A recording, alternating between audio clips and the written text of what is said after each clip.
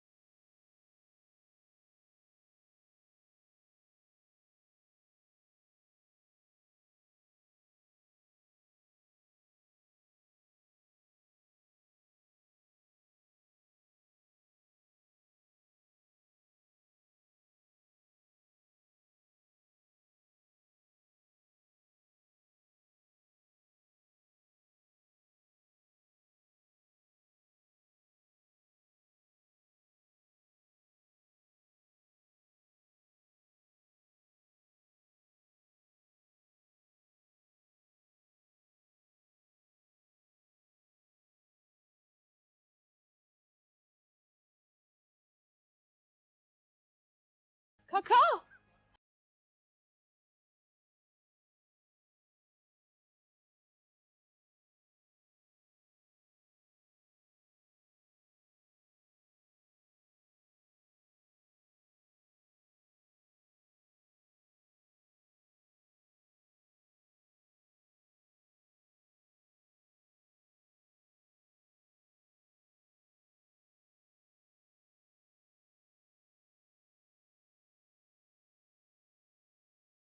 Kakao!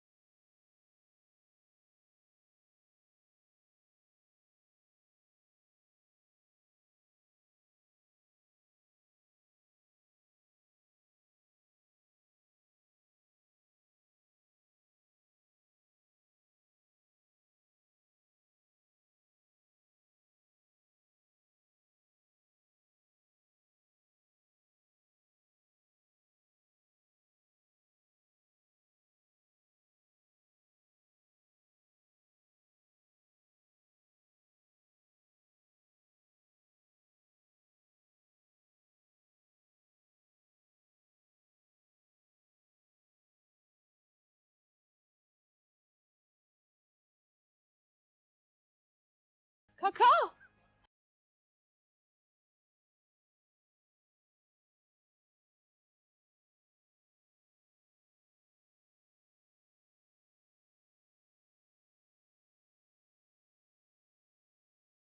Kakao!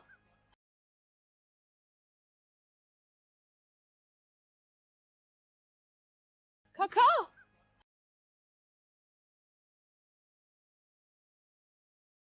Kakao! Kakao!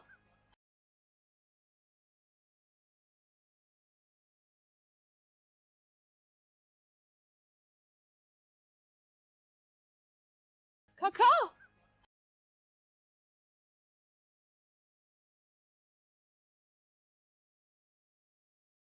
Okay. Jesus. Stop cawing at me. Kakao!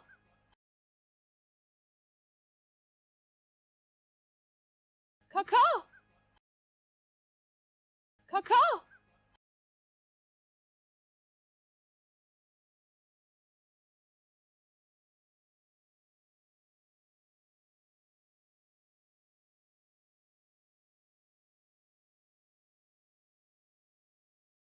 Kakao! Kakao!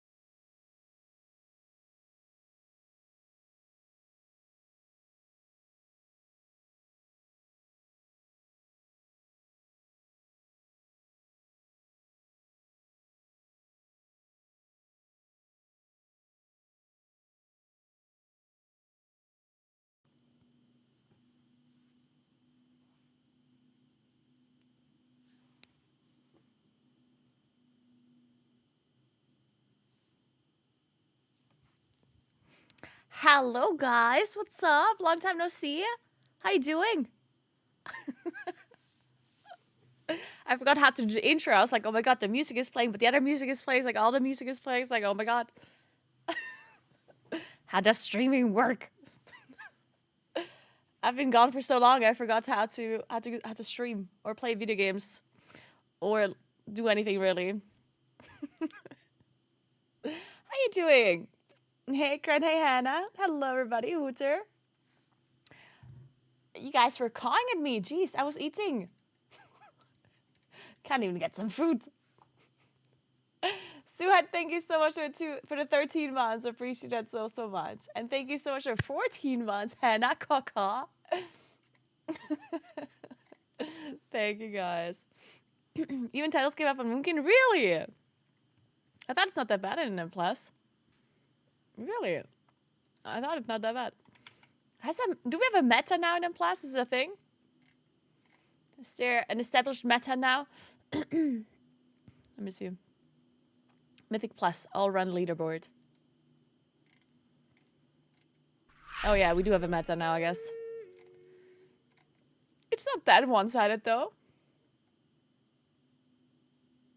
It's just because Kira's team is just like owning and they just play that comp, I guess. Hey Vanky, thank you so much for the 3 months. What's up? Yeah, it doesn't seem that super like one-sided. Seems like we can play everything a little. Ish. Arcane Mage, Frosty K, MM Hunter, Resto Shaman, Prod Warrior. Prod Pala, Resto Druid. Elemental Shaman. I even see a Havoc Demon. Dastro Warlock. Okay, interesting. Hey, Bambi, thank you so much for 16 months. What's up? Welcome back. Time trials in 14 days can't show the meta. Yeah, true. There's already time trials in 2 weeks. Jesus. All right, I'm going to give you like a super quick update on what's going on. And then we're going to start playing video games. We're going to play World of Warcraft. So, first of all, I'm back. I was on vacation for, I don't know, 9 days? Yeah, the last stream I did... the last time we did the Kavessa thing at Sarasa Druid. That was fun. I actually really enjoyed that. That was fun. So we did that on Monday. Then I immediately kind of left for vacation afterwards. We drove down to like the Marche, which are I have no idea how to pronounce it or how the word is in English. It's like a part in Italy. And it's like if you look at Italy, it's like on the right side. Middle right. So we went there, and then we cycled around a little bit. And it's at the end we stayed at the beach for a couple of days, and it was very pretty. I can show you some pictures. Maybe I can show you some pictures. Let me see. Oh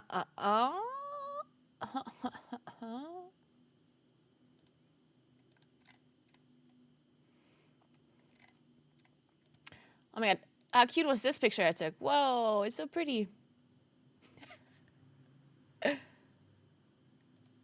Wait, let me just save these pictures so I can show you them.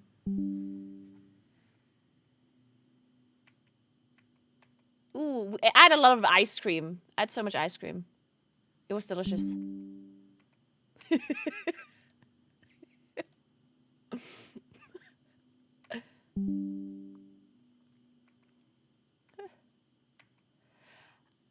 I convinced David and Yuli to get an axolotl tattoo. Oh my god, that was the best thing ever. I'll show you. wait, I need to show you this. He was so cute.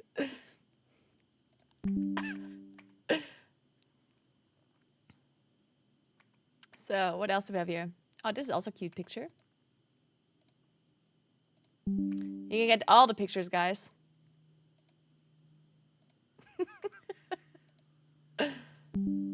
It was beautiful. Oh, that was so pretty too. Man, I should be a photographer. Like, you know, when like you take one pretty picture and it's like, I should be a photographer.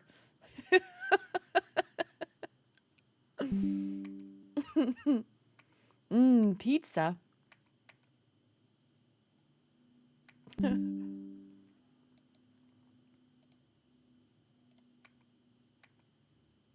Oh, this was also something.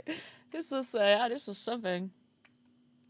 We cycled through a river because Kamut sent us to a place where there's a river apparently.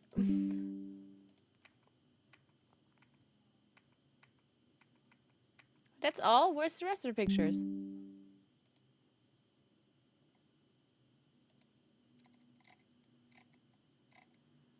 I got scammed. These weren't all pictures.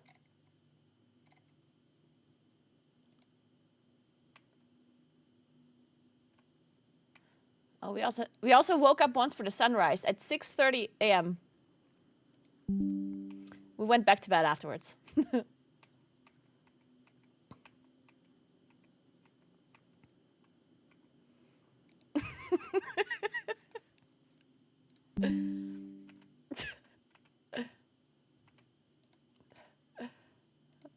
God, some of these pictures are so dumb.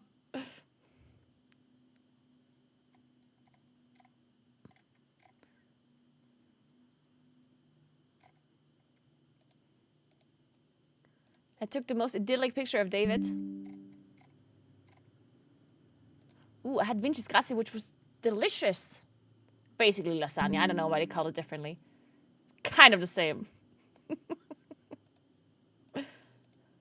I'm sure I've upset some Italians now.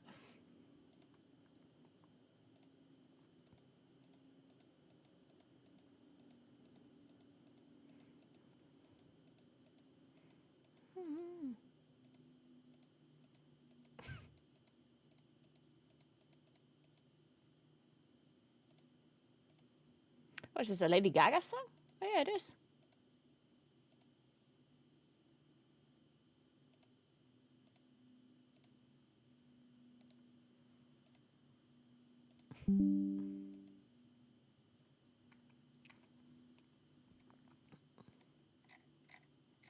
Okay, you guys ready for the pictures? Ooh, that also looks delicious. We had so much Aperol Spritz and so much wine. Their wine, honestly, I don't know. I wasn't convinced. 17 core. Thank you so much for 17 months, Faina. Thank you so much. How are you doing? Thank you.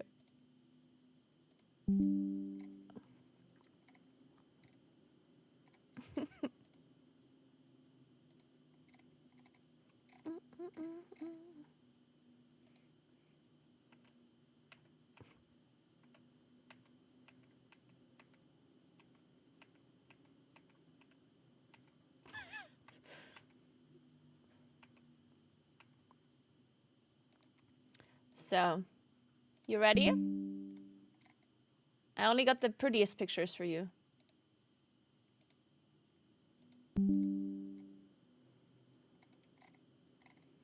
All right.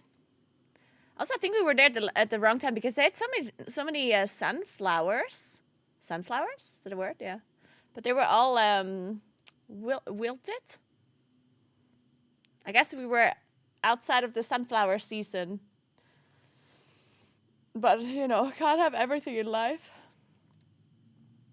We only saw the wilted sunflowers. Where did it download these pictures now? Where did they go?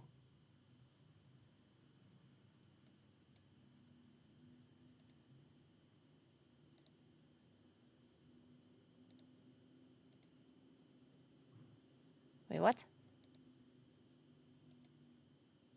Oh. It's documents. Yeah, of course. Of course, they're documents.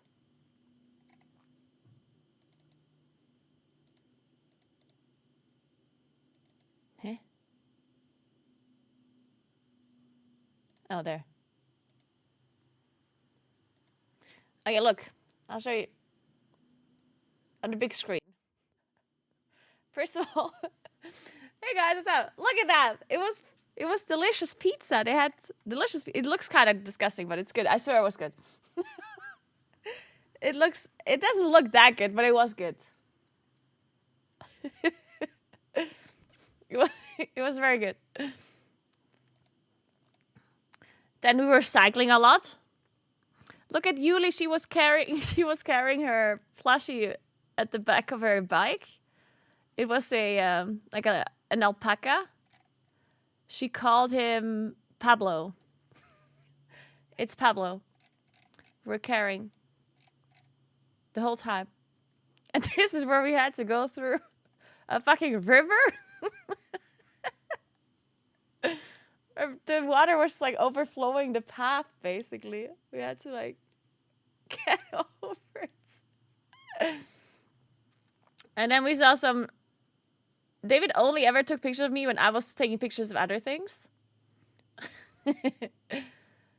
And this is like a cute little town. It was a Piñana or something like that. I don't know. Oh, this is when we reached the ocean for the first time, or like the sea. This was David just casually drinking a beer, looking slick.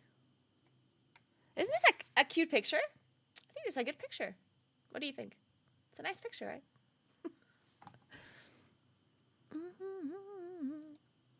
And then we had lots of wine, of course. And lots of cold cuts. Very good. And here's David and I after we finished a climb, and we were just like, congratulating each other for being able to do the climb. Like a very casual handshake, as you do. David's tall. David's pretty tall, yes. I swear I'm not that small. David is just really tall. This is Vince's grassi. This is some type of lasagna, which it's basically lasagna, but like they have some like subtle differences, and they call it Vince's grassi, which is, by the way, really funny. We learned something about this.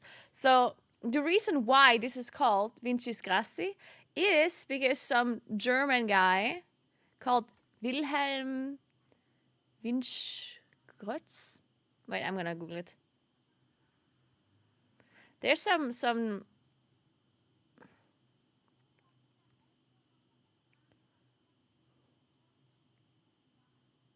So there's a general called Alfred von Windisch-Grätz who defeated the Napoleonic troops in the siege of Ancona in 1799. A lady from Ancona prepared this dish in his honor. The general appreciated the dish so much that the population decided to name it for him, or name it after him. And his name is Windisch-Grätz, which Italians don't know how to pronounce, right? So they just said Vince's grassi instead, which is actually kind of funny. That is pretty funny. Anyway, then look at another picture of David just casually looking like he's enjoying life. And that's the sunrise. It's pretty. Look at the sunrise. And that's me taking a picture and David just like, I'm not actually taking the picture of David, yeah? I'm taking a picture of this like tower thingy. Wait, I need to find the picture. This is me and Yuli. Look at us being all cute. This is us eating pizza again on a different occasion. This is a breakfast. Look how cute it was. Oh, and this was... Okay, so I found like a machine, like a vending machine. You know when you like put in like a coin and you turn it and then something comes out? I found a tattoo vending machine for axolotl tattoos. Literally only axolotl tattoos. And I have an axolotl tattoo here, right? So I was saying, you know what? I'm going to get 2 axolotl tattoos and I'm going to put one on David and one on Julie, which I, of course, had to convince them. Look, here's where I convinced them. I was like, guys, guys, I have something for you. David looks thrilled. Oh, this was a cute picture I took from like this was like a cafe nearby it had so many flowers. It looked so cute.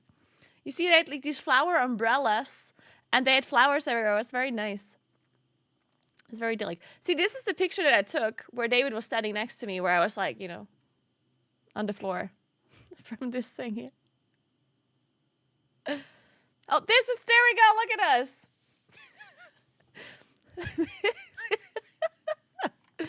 Look at their beautiful axolotl tattoos. Look at them. Aren't they the cutest? Right?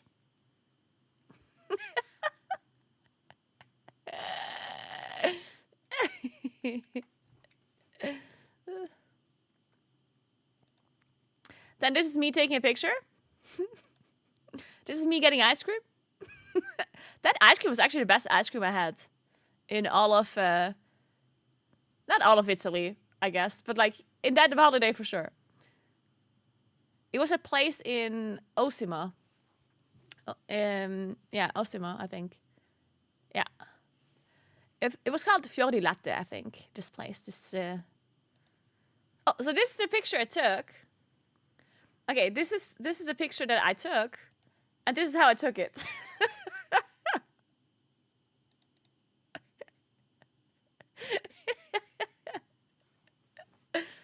Hey, Clavi, what's up? Isn't this a pretty picture? I like it.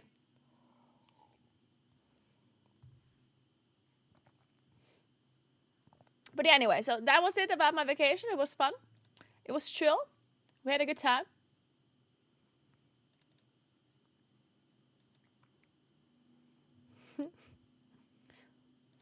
So.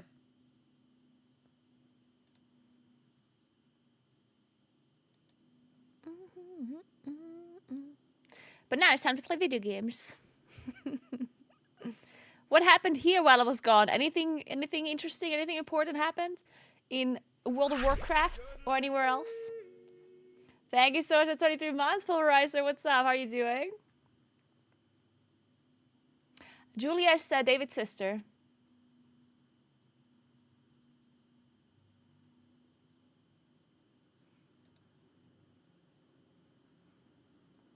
Thank you, Pulverizer. Almost 2 years. Fellowship open beta is out today. Yes, I wanted to play Fellowship as well. I think I'll play some Fellowship next week. I was actually asked by Hamish, because I met Hamish. In case you don't know, Hamish is like a developer from Fellowship. I played Fellowship already in the closed alpha when it was all under NDA. So I basically played the game with the developers last year in August. Yeah, so like a long time ago, I already played the game. And then I met Hamish, one of the developers, again at Gamescom. And he invited me to play the game again a couple of days ago, like a week ago. He wanted to play the game with me. But I was on holiday. So I was like, can't. I wish I could, though. But yeah, I wanted to play for sure. Since it's an open beta now, I definitely want to check it out again early next week, maybe. Maybe I play a little bit on Monday or Tuesday. Hamish is from Australia. I think he's Australian. If I'm... or from New Zealand. Oh, God. Oh, shit. I hope I didn't say it wrong now. Uh-oh. You shouldn't be mixing up Australia and New Zealand. Oh, no. Oh, no. Oh, I'm so sorry. He's New Zealand? Oh, shit. Yeah, I think New Zealand. Yeah, I think you're right. I think he's from New Zealand. Oh, God, I hope he didn't hear that. Don't tell him I said that.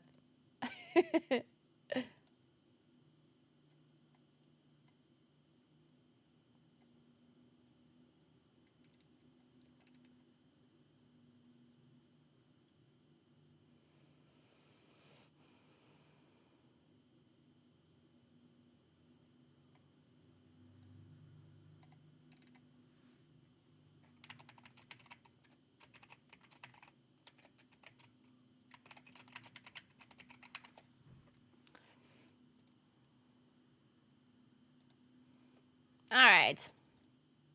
No, I'm still resto. Oh, no.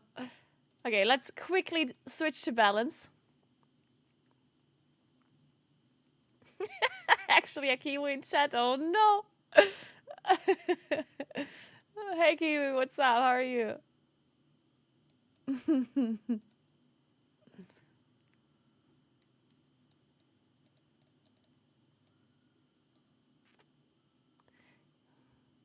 can't believe I'm getting advertisement. How do we report this person?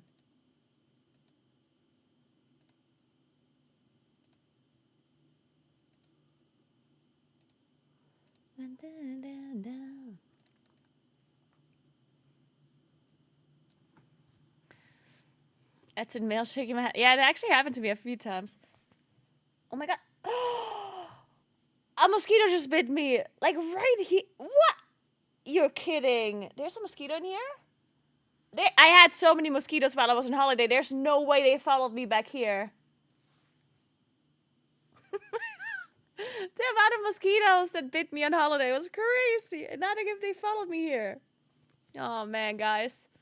I'm never gonna escape them. They just follow me forever. It feels bad. It feels bad. I started playing TFT again, because what else are you gonna do on the beach, right? So I'm not a TFT player.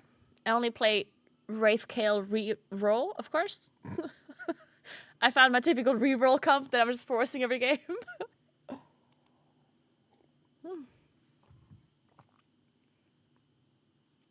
And then I watched some drama videos, because what else are you going to do on holiday, right? I watched some drama videos while playing TFT, which was like the pinnacle of content, while laying on the beach and getting tan or sunburned, whatever you want to call it.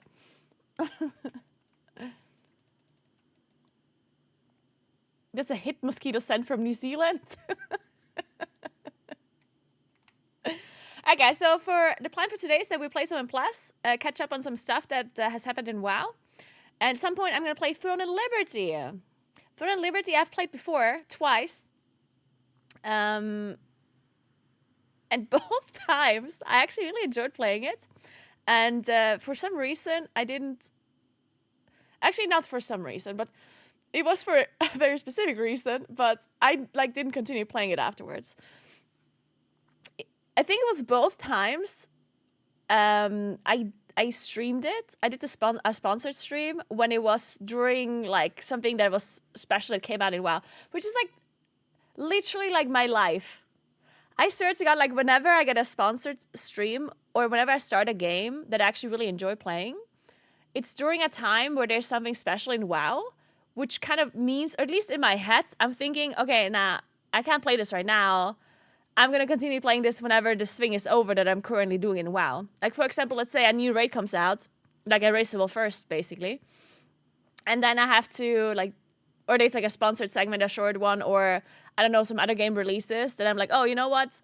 I'm going to try this out now. And if I enjoy it, I'll just play it after the race is over. Or after this, like, and plus moment is done. Or after this. It's like, and I always forget about it. And I always, like, don't continue the thing. So the last time I played Throne and Liberty was during a raceable first. It was in March. It was during what was the last race called? Not this last one, but the one before.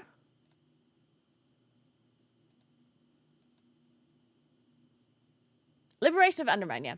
It was during Liberation of Undermine release. Yeah. I remember I played it and I actually did enjoy it. It was... I did have a good time. There was even some people that joined, like when I was streaming the game, Throne and Liberty, there were some people that joined that were like veteran players themselves. And it was really cool because I got a bunch of tips and stuff and it was very enjoyable. But the other problem that I always have with these games, with these like MMOs, is that I feel like if you only play for a short amount of time, you never have to, you never get to experience the game properly. Because like imagine only playing World of Warcraft for 4 hours. Like what are you going to see in 4 hours? Right? It's like, you can't even, like, I feel like you can't even form an opinion if you like the game or not properly, unless you, like, really dislike something about it. Like, if within 4 hours you really notice something that you dislike, that's, you know, obviously gonna be bad. But then you might not continue. But if during those 4 hours, like, what is it you're really supposed to see other than, like, of course you can get an idea of, combat a little bit. You can get the idea of like how everything looks, stuff like that for sure, of course. But you will never be able to tell how endgame is, like what the game is about, mainly, you know, stuff like that. So when I play Throne and Liberty, and I just didn't get to see what Endgame is about. I enjoyed the time that I played, but I couldn't really form a proper opinion about, you know, the stuff that I personally enjoy. So this time around, because I'm going to play today, and I'm also going to play tomorrow, this time around, I'm actually going to be max level. They boosted my character to max level, which means I can actually try Endgame a little bit, or at least, you know, see what it's like. Obviously, I'm not going to be good enough to play something that is like proper, but I'm excited.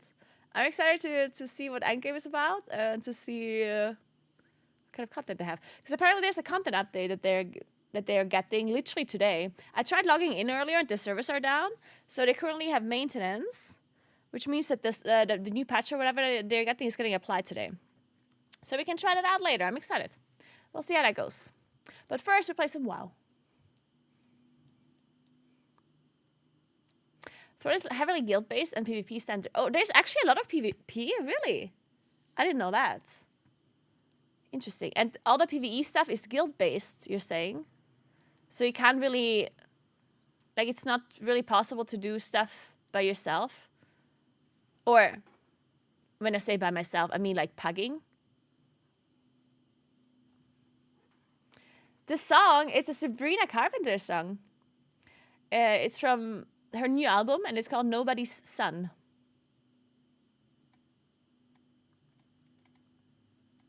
Good morning, Vicator. What's up?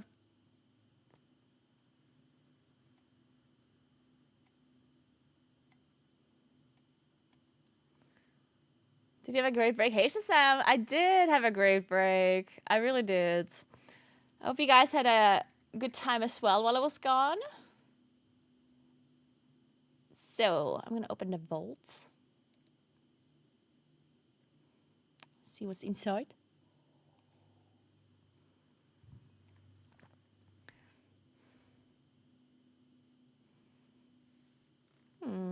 Okay.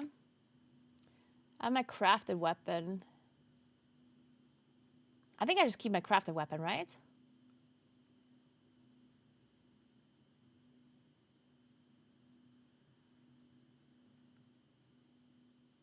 Technically, what I could do is have like a crafted main hand and then get an offhand, but not a staff. Like if I get an offhand, then maybe. Oh, shoulders actually really good because I have champ shoulders. Let's do it.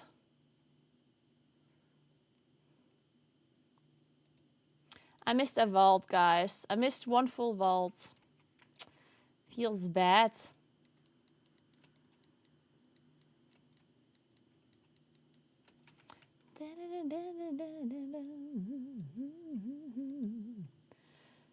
With boosted item level coming soon.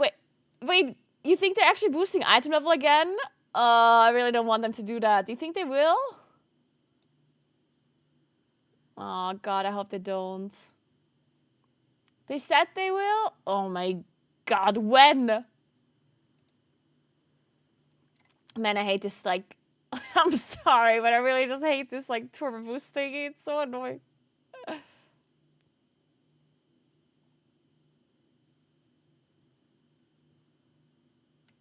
Wait, where did it go? There.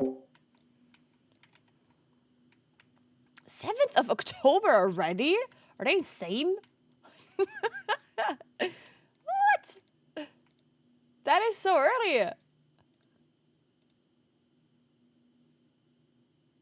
Holy shit. Oh, no. Should I just use all this? Oh, I can actually craft something new. Ah, fuck it. Ah, but shoulders are really bad value. Okay, I shouldn't be doing this, actually. Let's upgrade my helmet instead.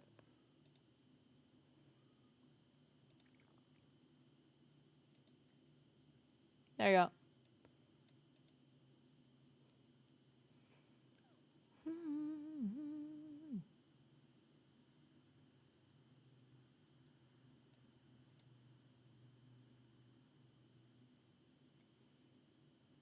All right. So.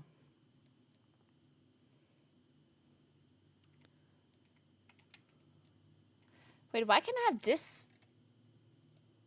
Oh, the shoulders have this like cute little thing in the back. That's kind of cute.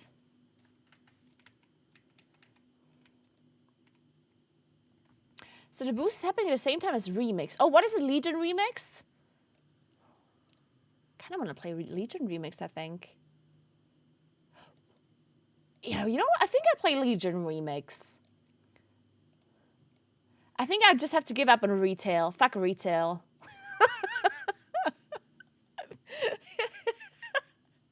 Maybe I play Legion remix. Actually, no, I can't do that.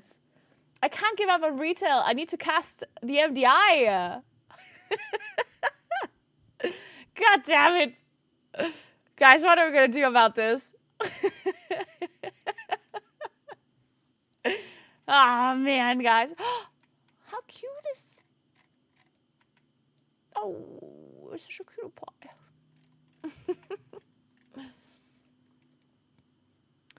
Okay, so I think what I'll do...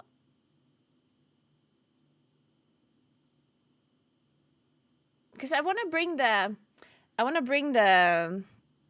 and plus boot camps back, because mainly because I just need to learn the dungeons, but also secondly because it's good content, and you guys probably want to learn something about the dungeons too, right? So it's like a win-win-win for everyone. So I think I'll do, because next week I'm gonna do an IRL trip, a really big IRL trip. I haven't figured out the details just yet. But it's probably going to be like 5 to 6 to 7 days or something of an IRL trip where I just continue going, like some sort of like cyclothon. It's not a subathon, it's like a cyclothon where I just like continue basically forever. Until we run out of time. Thank you so much for 5 subs, Cran. Thank you so much. I hope you have been doing well, Cran. Thank you so much. Welcome to Elon Morgan, Mr. Wizard, Be Funny Dude, Eclipson, and Simo. Thank you so much. Welcome, everybody. Until my legs fall off, yeah. Yeah, I'm gonna do like a last kind of cycling trip because it's getting really cold here now. Like it's actually like this week is like kind of warm, but it's getting really cold soon, which means that the cycling season is over, which means that I want to do one last like cycle trip. And that last trip should be like a special one because the last one for this season potentially for maybe like half a year or so. So I was thinking I'm going to do like a really long one or a potentially long one. It's going to be like a minimum amount of time that I'm cycling. And then you guys can basically add time. It's like a subathon where like each sub adds a certain amount of time. I haven't figured out the details just yet because I need to figure out if subs can add time or distance. And I don't know where to cycle. Like I was thinking it would be kind of cool if I could either... So I have 2 ideas. RRMX, what's up? Thank you so much for 2 months. I appreciate that. Thank you so much. Welcome back. So I have 2 potential ideas. Either the cyclothon is like the finale of the valley quest. So I basically try to cycle as many valleys as I can within this like time window to conclude like the valley quest within South Tyrol. Or I was thinking I just cycle to like a bigger destination and I just go until it's going, you know? So basically, like for example, I could try and reach the sea. So I start from here and then I cycle down towards the ocean, towards the sea. Not the ocean, the sea. And I'll just go until we run out of subs or we run out of time, basically. That's something I could also do. I'm not like I kind of like both ideas because concluding the valley quest I think is a good thing to have like a last conclusion to it. But then at the same time I also like the idea of just doing like an individual I think that is something different from the valley quest, like something that is just like a thing in itself that is easier to follow, right? Because if I try to cycle as many valleys as possible within like the time frame, it might be hard for people to follow what the fuck's going on, because I'm like going in and out of valleys and I'm all over the place, and then it might also be cold in some of these valleys already. But if I cycle to like the sea, that's like a simple thing. Like everyone understands what the fuck's going on, and I just cycle in a straight line basically. Or you run out of land, yeah. If chat adds 200 kilometers, you're gonna regret it. So if you get 40k subs, you will circle the earth. Exactly, Medina. No, I was thinking to set like a maximum amount too, because I mean, I obviously can't cycle forever, right? So I'm gonna set like some sort of maximum. I haven't really thought about what the maximum is. Like usually my trips are like 3 days, or approximately like 3 days. And I was thinking to maybe set the maximum at like a week, like to do like 7 days or so. Welcome back. Because that'd be already like a long trip. Like 7 days, that'd be really long already. But, and if we end up doing like 3 or 4 days, then that's also like a good trip, yeah? But I think maybe like 7 days would be the maximum, potentially something around that. Thank you so much, 8 months, Emily. Thank you so much. Welcome back. Thank you. But yeah, I'll still have to think about the details, and I'll let you know when I know more. I'm going to talk about it with the Naguura team and with David and see what we can come up with. And I don't know when to start either. I think next week, maybe like on Wednesday or Thursday or something. Have a nice stream. Thank you.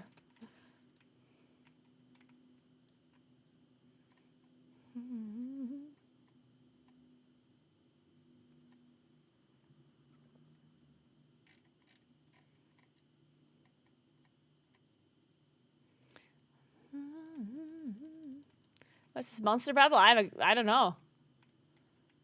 Good question. Are we doing anything for Kuros's 100th month?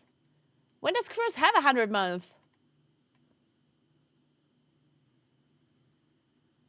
Oh, in 2 months.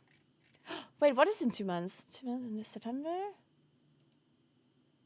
October, November. Yeah, what are we doing for Kuros's 100th?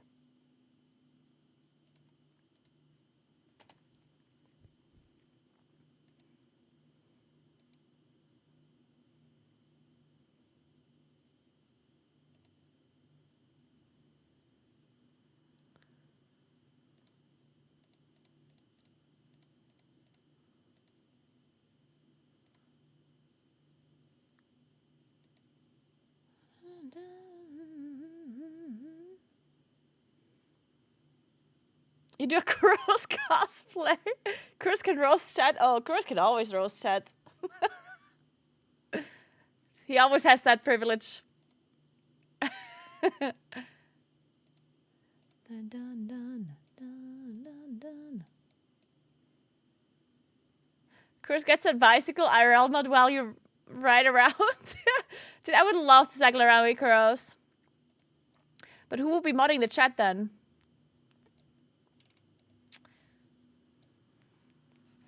Who's gonna do that then?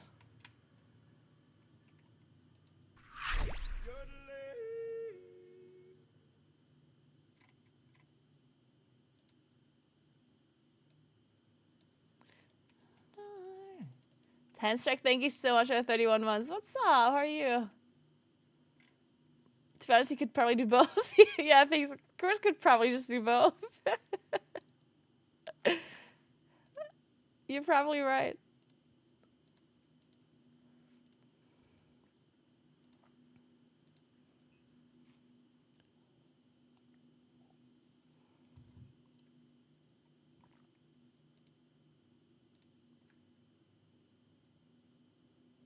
New hype train emotes coming to September. Okay.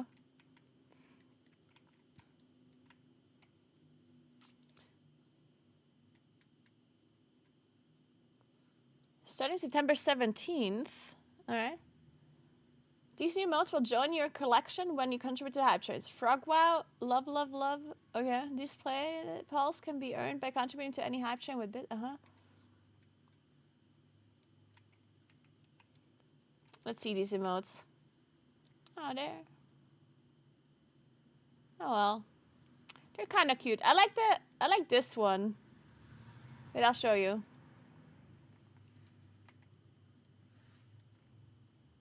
These are the new emotes. I think I like this one. The other ones, I don't know.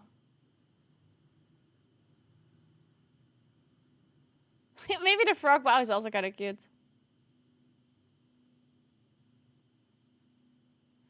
And I guess this love emote is kind of like the creepy love. Where it's like... it's like a super creeper love. That one's kind of cute too.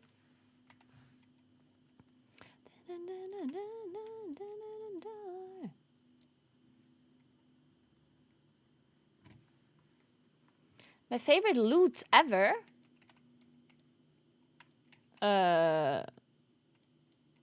You mean as like a specific item? I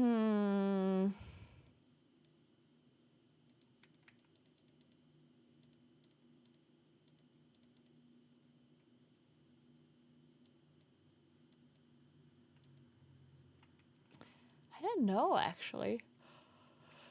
I don't think I have a favorite item. Do you guys have a favorite item?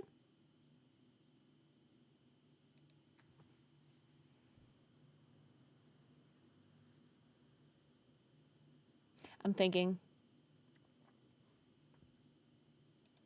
I mean, like certain legendaries and stuff, right? But I think they don't count. That's kind of like, eh. Man, it's so cold in here. I need to start walking. I'm gonna go on a walk. It's cold.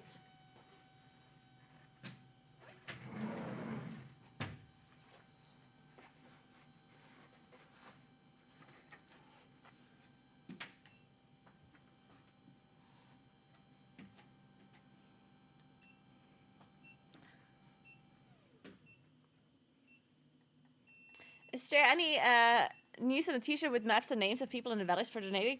No, there's no use yet because it's not over yet.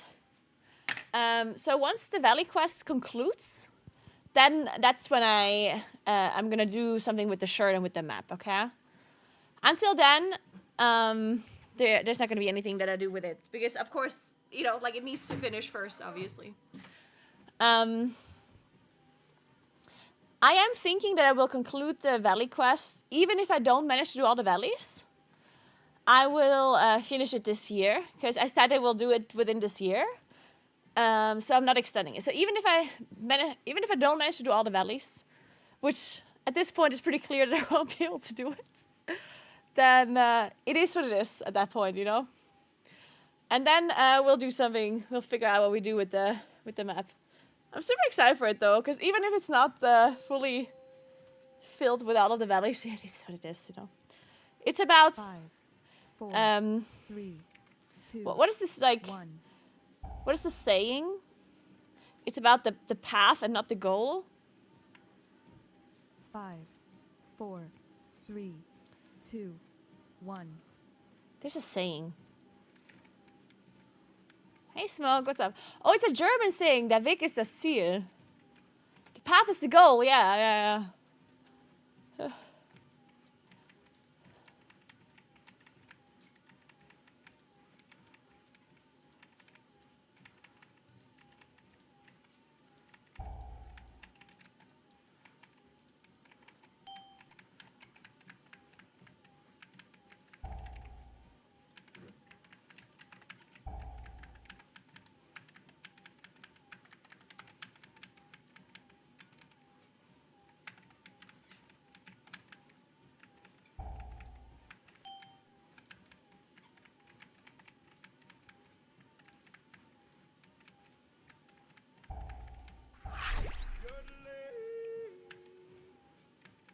Hey AdBlue, thanks for 56 months. What's up? How are you doing? Welcome back. Thank you. Hope you had a nice holiday. I did have a nice holiday. Thank you. Hey, Butterman. What's up? How are you? Oi. Colon 3. Oh, column 3 back. Whoa! Only Jesus. the strongest. Okay then. That was rude. It's the journey, not the destination. Yes. That sounds better than the path is the goal. It's about the journey, not the destination. Yeah, there you go. Hey, Solinari, what's up? Hey, Divergent.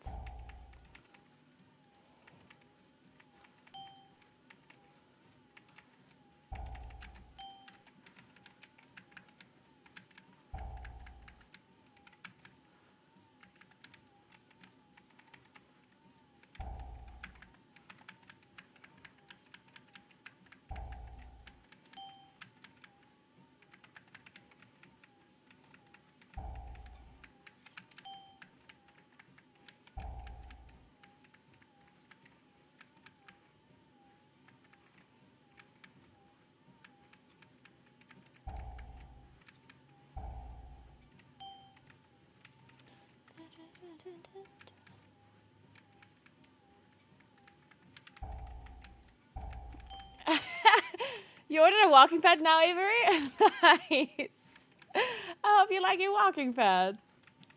You influenced me too much this year and you buy walking pads.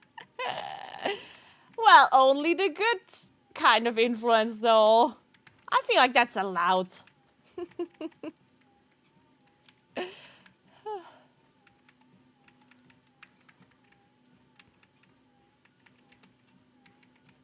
Any advice on how to be a balanced druid? Well, okay, well, if you need any specific advice, do let me know, but generally, literally just play.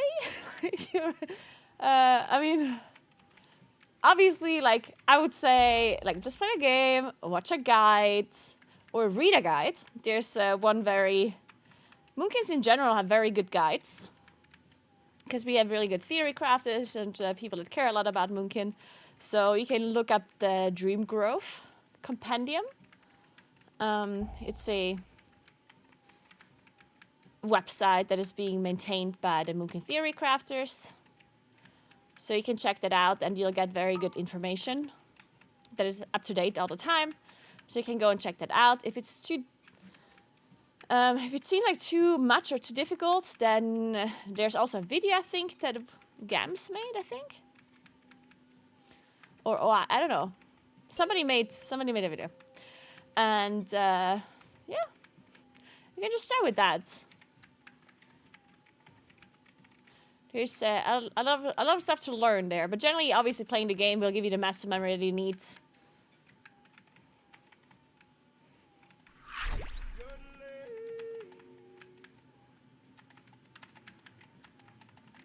Hey, Dodingen! Thank you so much for the 26 months and the tier 3. What's up? How are you?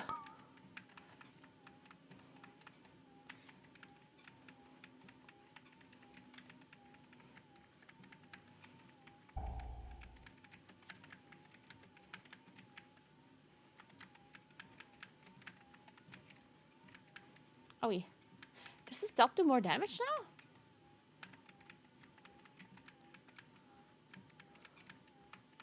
Yeah, actually, good point. Yeah, the one-button assistant can definitely help with initial, like, learning, for sure.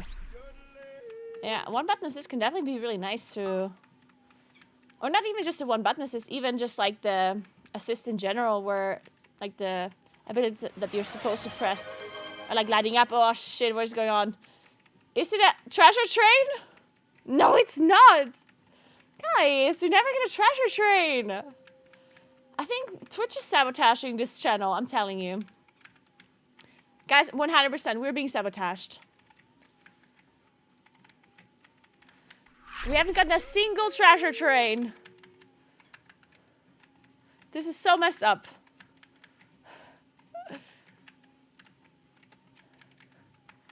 We should sign a petition. Arvia, thank you so much for 71 months. What's up? How are you doing? Thank you, thank you. How's life, Arvia?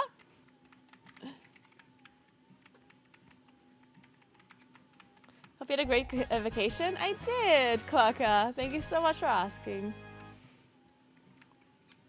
I hope you had a good time yourself. Even if it wasn't a vacation.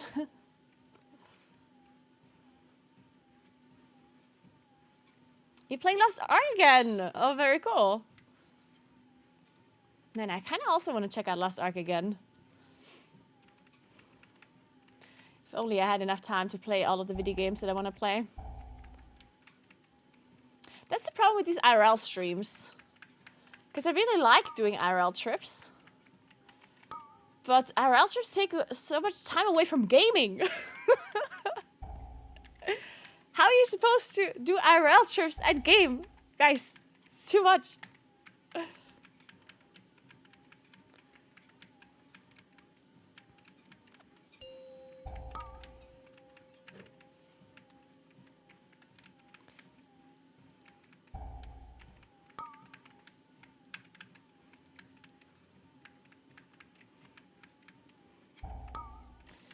I did think though that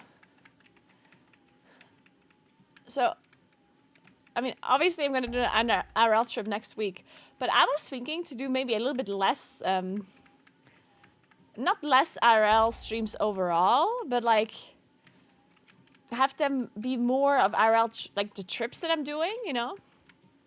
Instead of doing like individual IRL streams like I did before. Because lately I've been doing a lot of IRL like trips where I'm doing like a couple of days in a row of IRL streams where I'm like going somewhere doing a trip.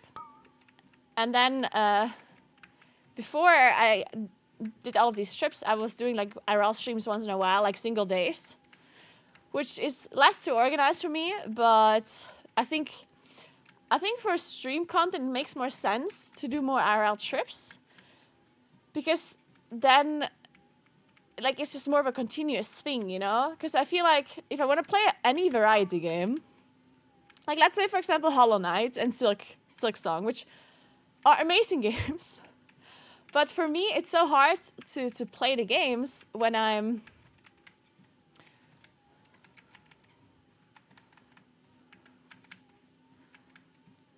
we can kill this, sorry. Yeah. For me it's really hard to play a variety game or any kind of game if I'm continuously interrupting the game with like IRL streams and other stuff, you know? Because like one day I'm playing Hollow Knight, and the next day I'm going on a 3-day IRL trip, and then I can play Hollow Knight again, and then I have to play World of Warcraft because I'm doing this or whatever. And then sometimes it might take me, I play Hollow Knight one day in a week, and then one day in the next week, and one day, you know, like it's just, I feel like I can't really pick up games properly if I do like in between kind of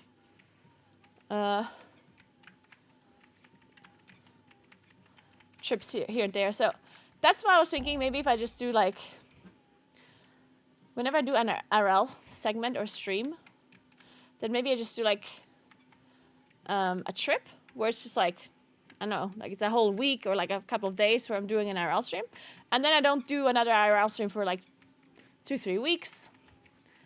So then during those 2-3 weeks, I can actually pick up a game that I want to try and actually properly play it, you know? Outside, of course, of my WoW streams that I will always do. You know what I mean? Because I've tried to do variety, but it's just too hard when I constantly have to interrupt my gaming. So now I think my new approach is just going to be IRL trips maybe once a month where I do like a longer trip.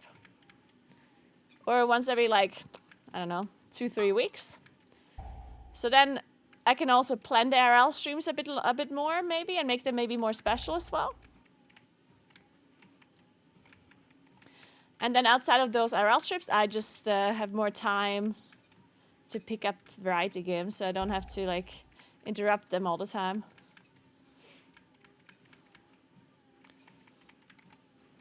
You get to plan your trips around internet cafes, yeah.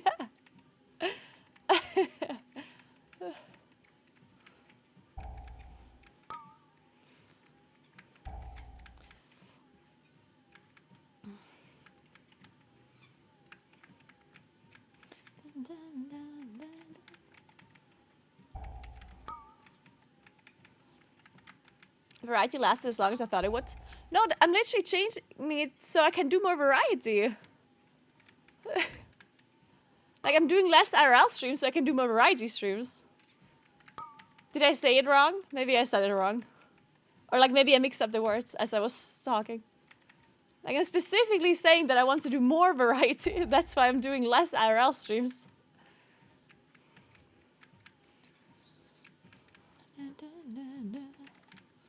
Hey, Vegin, what's up? How are you doing?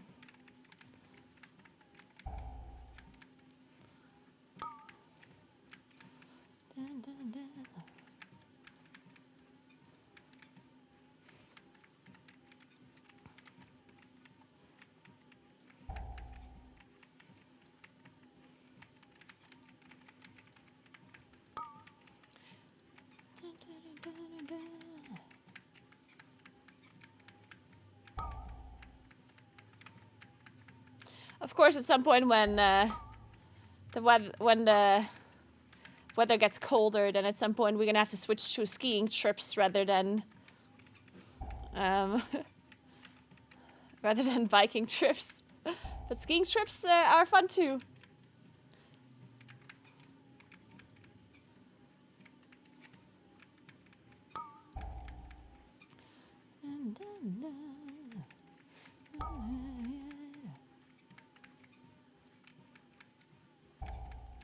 Who is this Carbine? Is this like another bot?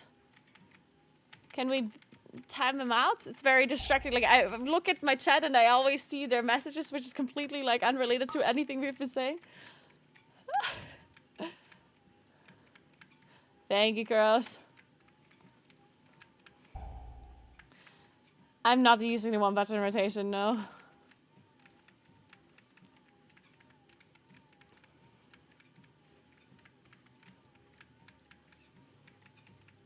Coco!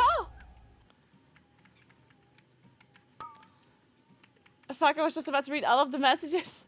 It was like complete, like, it's like random words. I don't really know, it was very strange. It didn't really make any sense to me, at least. Well, one of them was like, are these your summer glasses? They said. And then the other things were just like random words that didn't really make any sense. Do you prefer cycling or skiing? I mean, I do like both. And it's like, you can't really choose, right? Like, because whenever I can go skiing, I can't really go cycling as well. So I can't really choose. But if I would have to choose, I would choose cycling over skiing.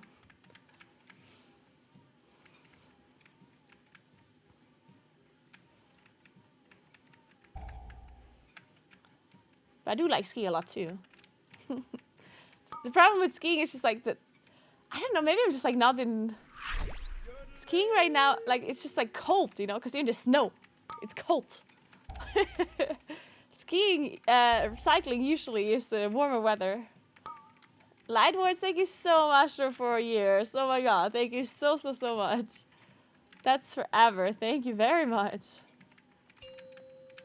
How are you doing? Thank you.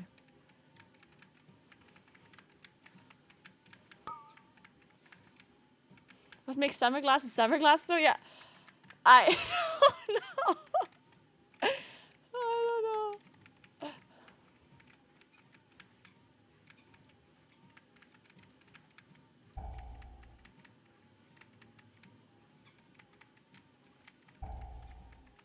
Oh, yeah. Your survival wasn't necessary.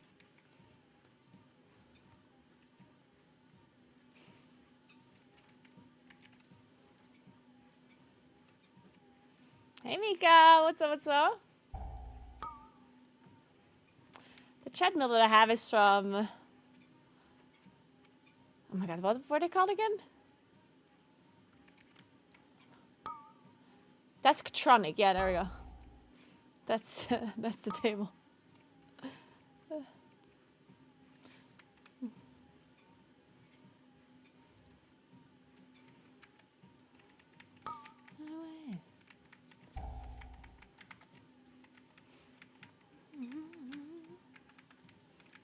I'm definitely looking forward to skiing as well again.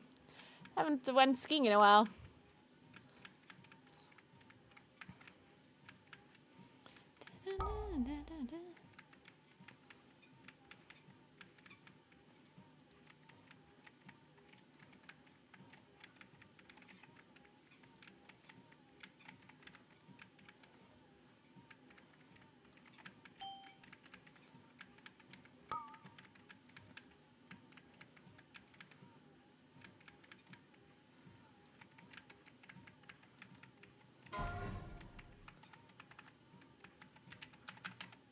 Oh my god.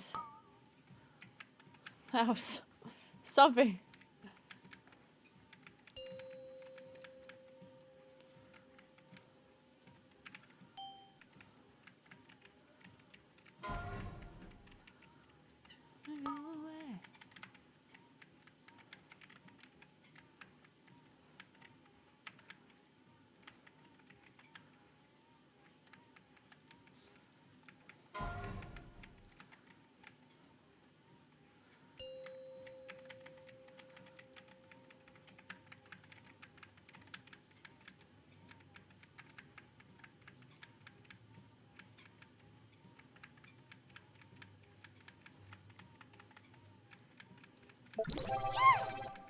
Hey Marco, thank you so much for the sub. Appreciate that. Welcome in, thank you. The song is called I Can Die Now by Ruel.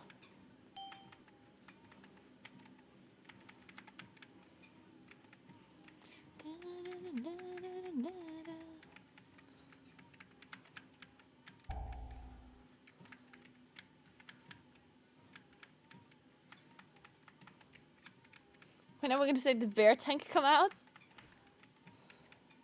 I mean, I've tanked a few times, yeah.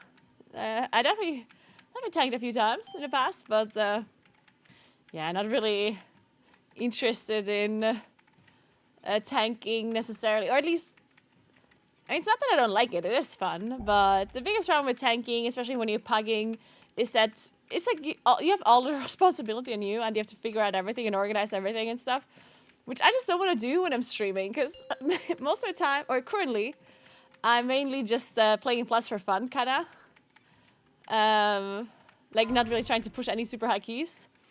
And at that point, you know, like, I don't want to be bothering with tanking. That's just, like, way too much effort.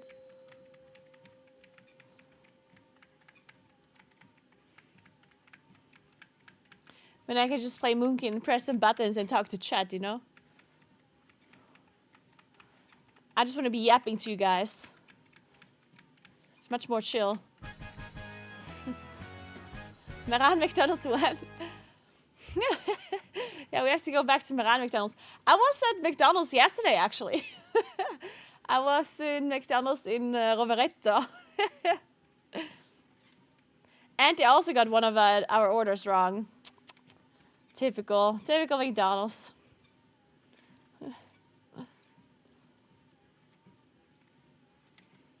And a big tasty bacon again.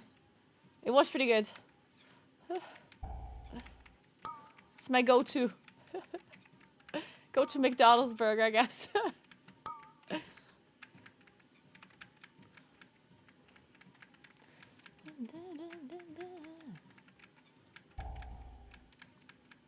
No, I didn't have a double big tasty bacon, just a normal big tasty bacon. Just a normal version.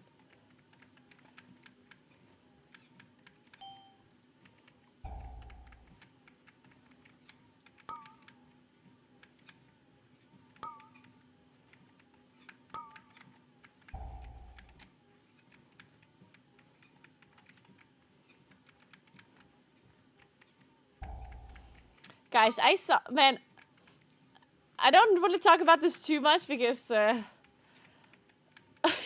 it's like, it's just like a drama thingy, honestly. It is like a little bit of a rabbit hole, but I want to talk about it a little bit because I watched like a bunch of videos about it and I just thought it was so crazy.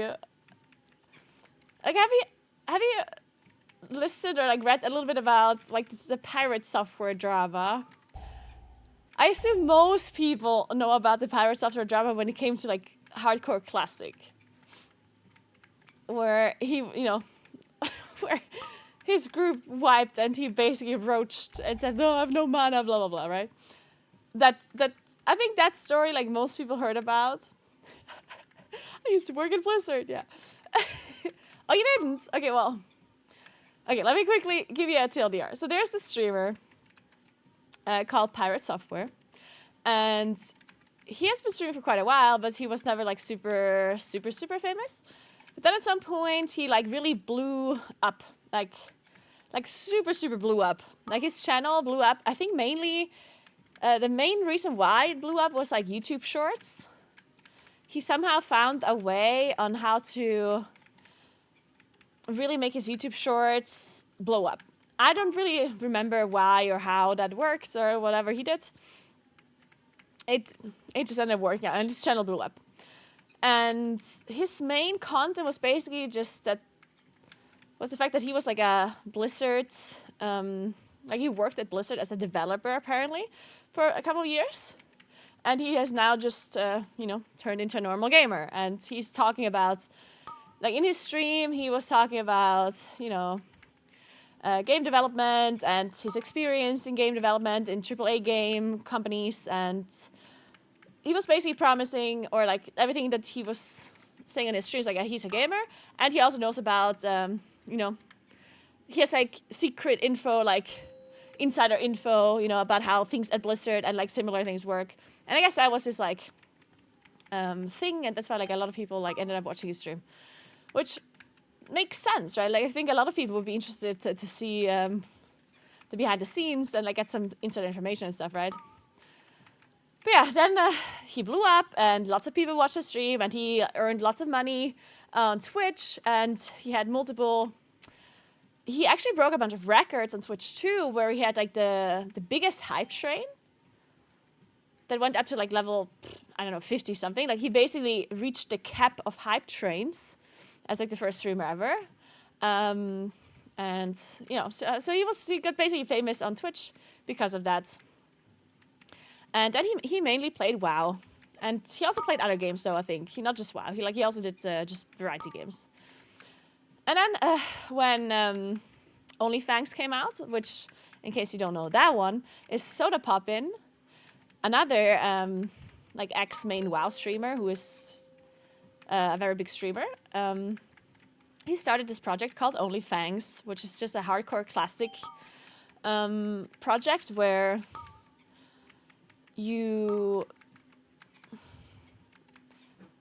Let me just explain the second version of it, because the first version... I'm going to wait for Russ.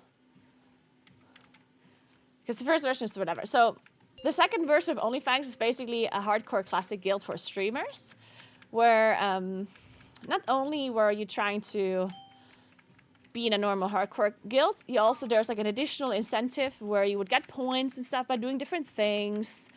You were not allowed to be traded anything. You were not allowed to be helped by your community. You were not allowed to use the auction house, stuff like that.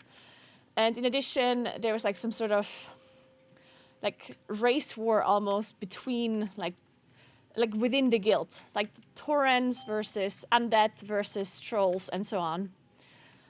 So anyway, Pirate Software was also in this guild, in this OnlyFans guild, which was a huge success, by the way. There's like loads and loads of streamers that were part of this, myself included. And it was a big deal, like it was a big project. And Pirate Software was doing a dungeon with a bunch of other players from the guild. And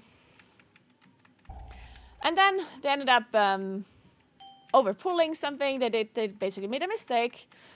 And the shot caller, or somebody in the group, called to retreat or called to run.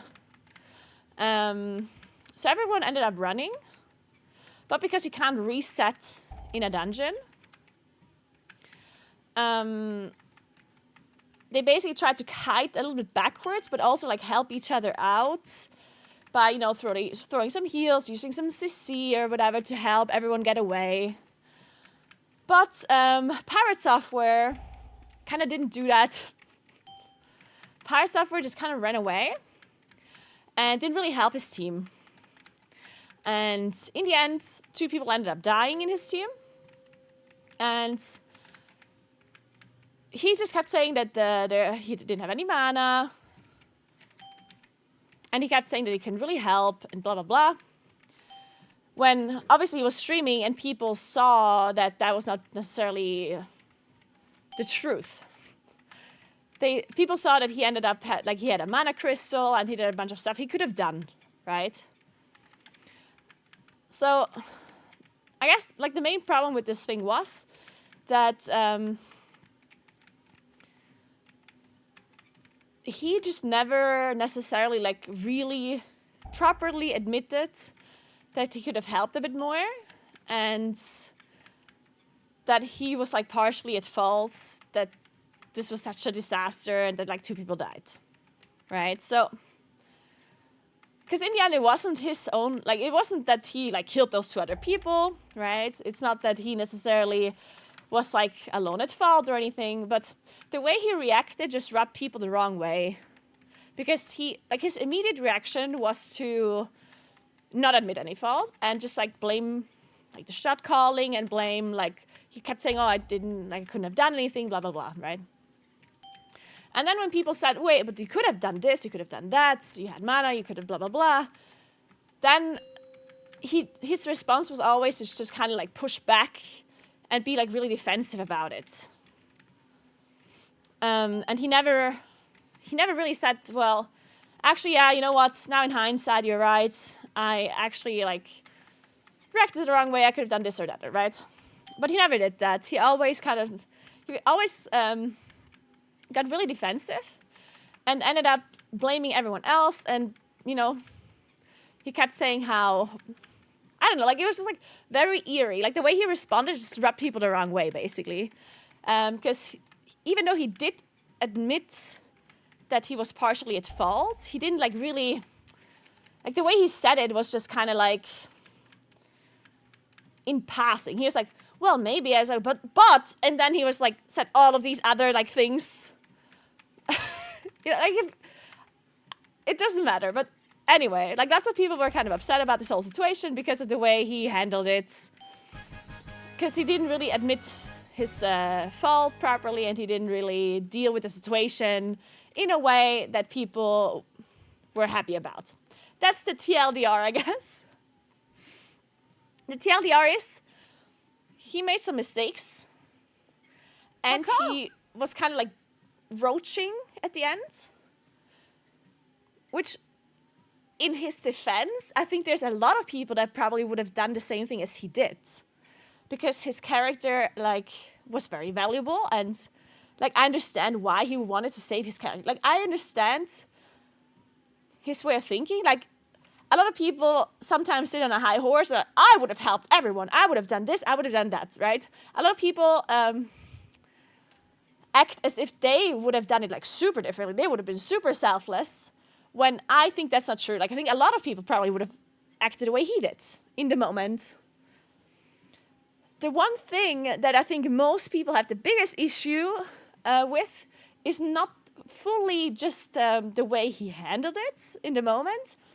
I think the main issue that people have with this whole situation is the way he reacted after. So instead of just saying, hey, you know what, in the moment I was actually just very worried, and yes, I might have been a little bit selfish, I wanted to save my character, and in the moment I reacted the wrong way. I see now I could have helped a bit more, blah, blah, blah, right? He could have just said a bunch of things. And he didn't say any of it. He basically didn't admit the fact that he was being, he's just being all very arrogant about it and very defensive and very, oh, I'm the victim in this situation kind of deal. And it's oh, you're all wrong. He was kind of very arrogant about this whole thing. And that's what people people were just upset about the whole thing, right? So anyway, then he got very hostile and he just kind of tripled down, quadrupled down, whatever. And he just kept going on and on and on and on about how this wasn't his fault and everyone is mad at him for no reason, blah, blah, blah. So anyway, so that situation at some point was kind of I guess, gone because he just like stopped playing Hardcore Classic, and yeah, he still had a community though, a big community that followed him and were still watching him and stuff. And he ended up playing other games and whatever, right? But then, at some point, he was like involved in more drama apparently. And one of the things that recently have happened after this whole WoW incident was there's this initiative that is called Stop Killing Games.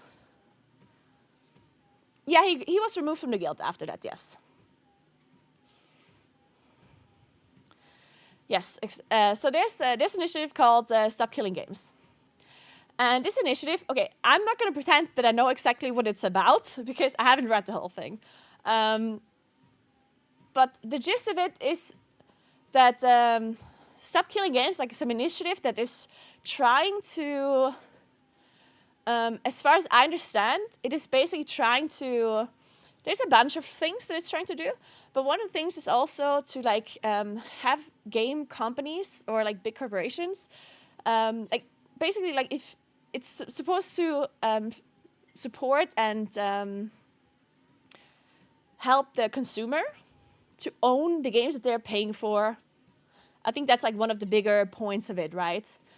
Because sometimes there's games nowadays that you pay for, that you buy a game, but then you don't actually physically like own the game, and the company can just say, you know what, you don't have access to the game anymore now. We stopped making it, you can't play it anymore, right? And I think this like initiative is supposed to like, with many other points, it's also to stop having companies be able to do that. They want you. The initiative is supposed to say, hey guys, if I pay for this game, then I should own this game, and they should not be allowed to take away the access, right? So anyway, it honestly doesn't really matter what this article is really about, or this whole initiative is about. What's the point of this is that Pirate Software was basically looking at this initiative on stream, and he called it shit. Like he just read through it and he was like, no, this is dog shit. This is all bad. This is horse shit. Like the person, and then he even like attacked the person that was kind of behind this whole initiative. And he said that they just sound like a car salesman, blah, blah, blah, right? So anyway, he was kind of like shit-talking this whole initiative, right? And apparently, he has like misunderstood some points of this initiative. And he was just like talking about it on stream. And then he said something like, not only am I not for this initiative, I'm also actively going to tell people to not sign it. So he basically made a video on YouTube even, I think, where he told people to not sign this initiative. So he was just like telling his community, don't sign this initiative. This is bad. Don't do it, right? He said, this is shit. And then there's like this back and forth between a bunch of other streamers and a bunch of other content creators where they were saying, hey, Pirate Software, like it's totally fine that you're against the initiative. But you misunderstood some of the points, which we want you to correct, because you basically told your community some things about this initiative that were not true. One of those people is Moist Critical, if you know him. Moist Critical is a pretty famous like YouTuber, streamer, gamer. The guy with the long hair, if you know him. So anyway, some of the these bigger streamers said to Charlie, yes. Some of these bigger streamers, bigger content creators told Pirate Software, hey dude, like it's okay if you're against the initiative, but could you please stop like spreading lies, or maybe not about lies, but they just said, hey, we think you misunderstood some of the points. Could you correct those points towards your community to make sure that the initiative is not being like misconstrued, right? And then Pirate Software went on and on and on about how whatever he did to this initiative didn't really impact it negatively. Like, he was basically just really defensive again about what has happened. Like, he talked about this whole situation again and what happened. But he never like addressed these points that he misconstrued, the ones that he didn't understand properly. And he never like admitted his like faults. He did apologize at some point to the maker of the initiative and said that he shouldn't have called him names, which is good, I guess. That is a good thing.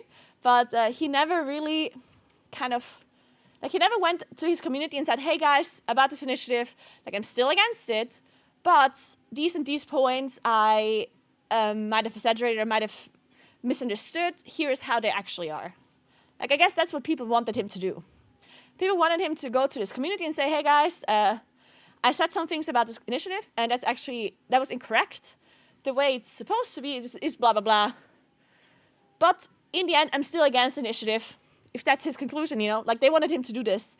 But he just, instead of understanding that, like, instead of going back on his words, he just kind of, like, kept talking about how people are against him and how whatever he did, I don't know, he was just like, I don't know, like, it's very, very strange and very, like, weird to listen to him because he sounds, that's the strangest thing about Pirate Software.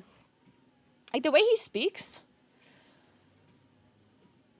like, clearly he's not stupid, right? Clearly you can tell he's not stupid. The way he speaks is very eloquent, and he knows how to pick his words, he knows how to talk. And sometimes it sounds like he's answering a question properly, and it sounds like whatever he's saying is making sense. But then when you, like, properly think about it, it is not. Like, sometimes he's just, like, answering a question by not answering the question. Or he's answering a question not directly, but he's just doing these, like, really weird... No, he's not confidently incorrect. It's almost...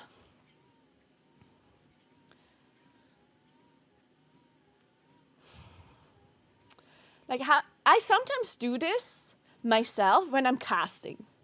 I'm gonna tell you exactly what it is. Okay, so when I'm casting the MDI, when I'm commentating, or when I'm on, like, you know, when you're in between games. So let's say you play, let's say there's two teams that play against each other. And as a commentator, you constantly have to talk about what the hell is going on. And you're two people, right? So you say something about what is going on, and then when you stop talking, the other person starts talking, and it goes back and forth, right? While the other person is talking, usually the caster that is commentating thinks about what to say already, or is, like, paying attention to what's going on. And then, so you can continue to talk immediately, right? And sometimes what happens is that you have a thought that you want to say, but the other caster or the host in between games is asking you a question that is pretty general, maybe, but not specifically about the point that you were trying to make.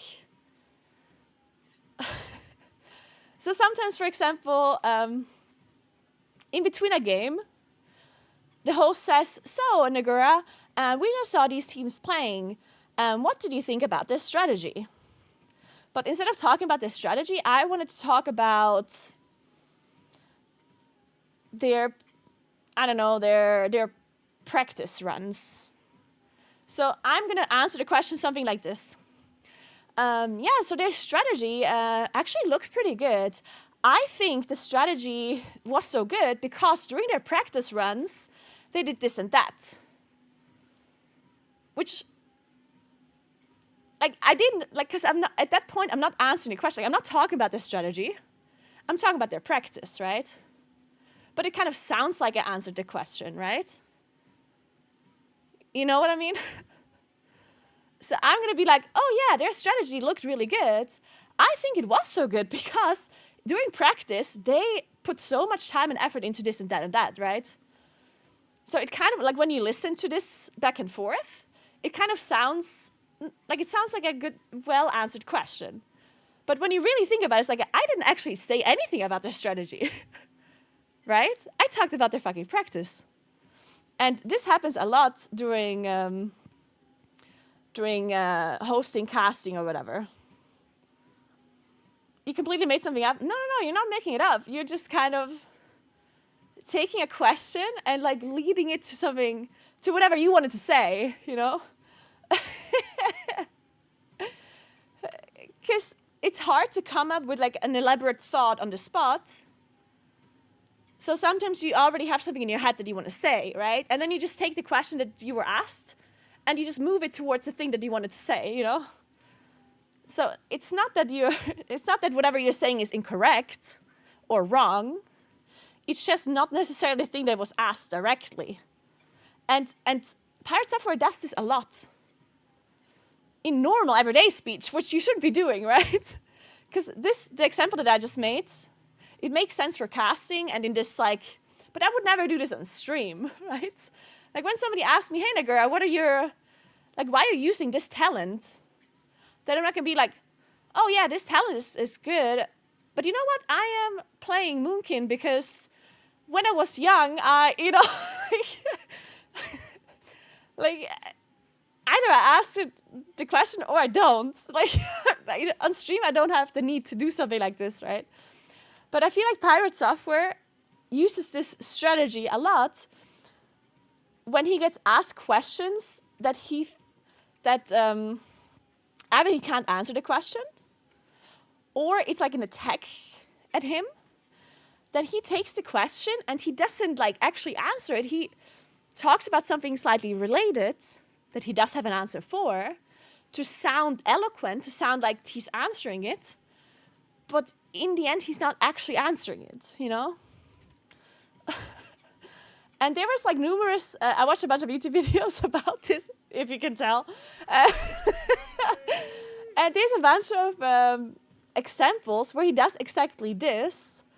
And it's so, like, it's really obvious when you like pay attention to it. But it's crazy how easy like it is for him to do this, and how obvious it is. It's actually kind of crazy. Did you see his conversation with Dr. K? No, I didn't see his whole conversation with Dr. K, because in case you guys don't know, Pirate Software was on an episode with Dr. K from BetterHelp, like a therapist. And the only like bits that I saw from the conversation was when Dr. K talked to him about his arrogance. And Pirate Software just kind of said, oh no, I'm not arrogant. Like a lot of people just think I'm arrogant. They're just saying it because they don't understand that what I'm saying is the truth or whatever. They're mistaking it with like saying the truth or whatever. And then Dr. K was like, yo, dude, that's like the definition of arrogance, what you just said. And he's like, oh, well, I don't see it this way. Say, okay, dudes, I guess you just, if you don't see it that way, then I guess you're not arrogant. But yeah, anyway, like, the main thing is that he just basically scammed a lot of people into liking him. It feels like to me, it just feels like this guy is just very smart at manipulating, maybe not manipulating it like fully, but he just really like made up this kind of fantasy world in his head about him and about his history. And he convinced people about it. Like, because for example, he said he worked for 7 years at Blizzard as a developer and as a hacker or whatever. And then people like really went into his past and really like looked into what he really did. And apparently it turns out that he was mainly just, like he was in QA, which is like, you know, that's not really any like super major role, right?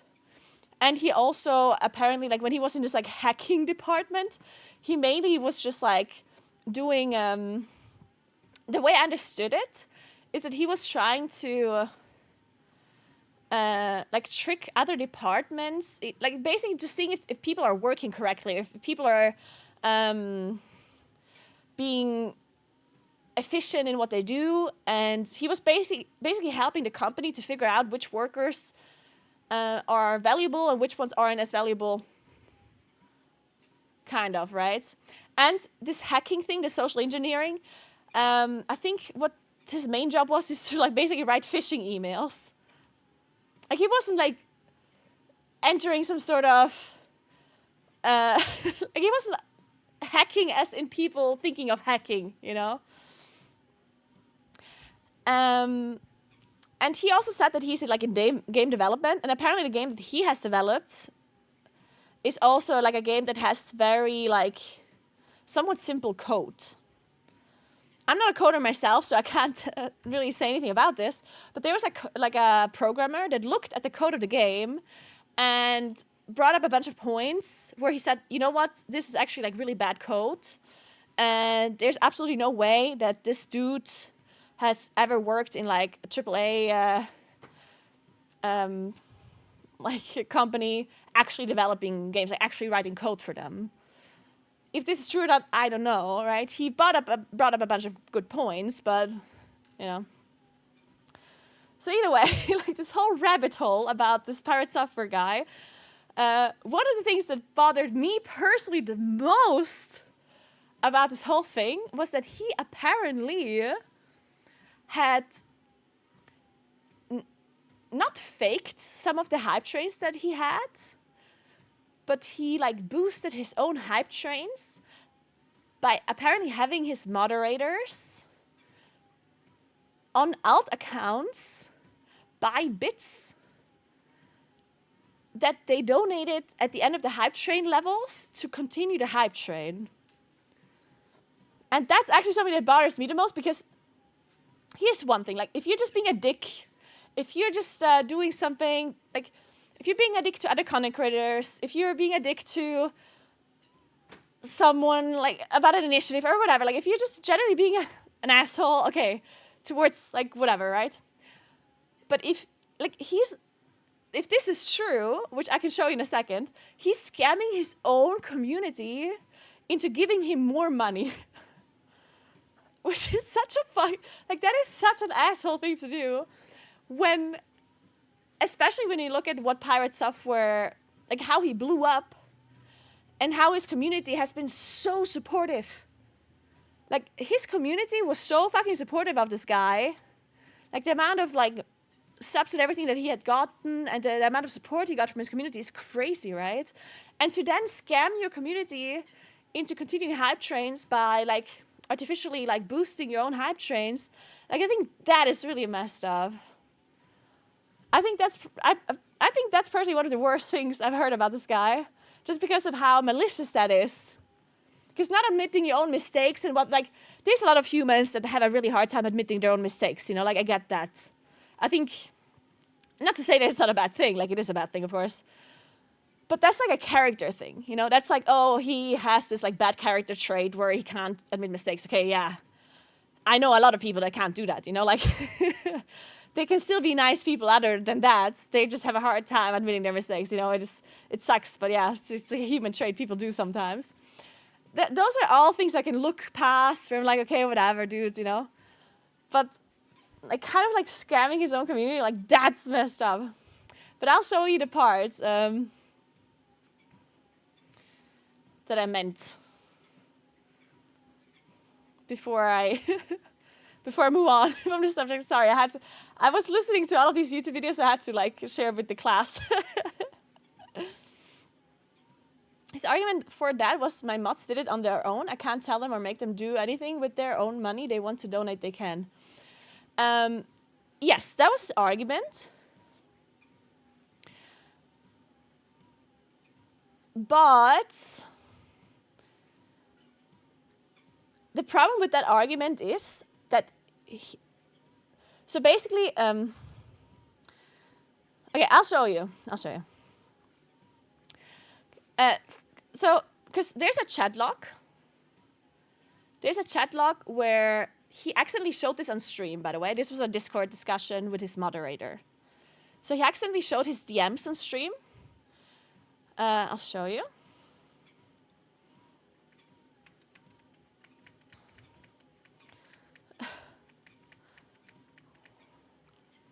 Let me find it.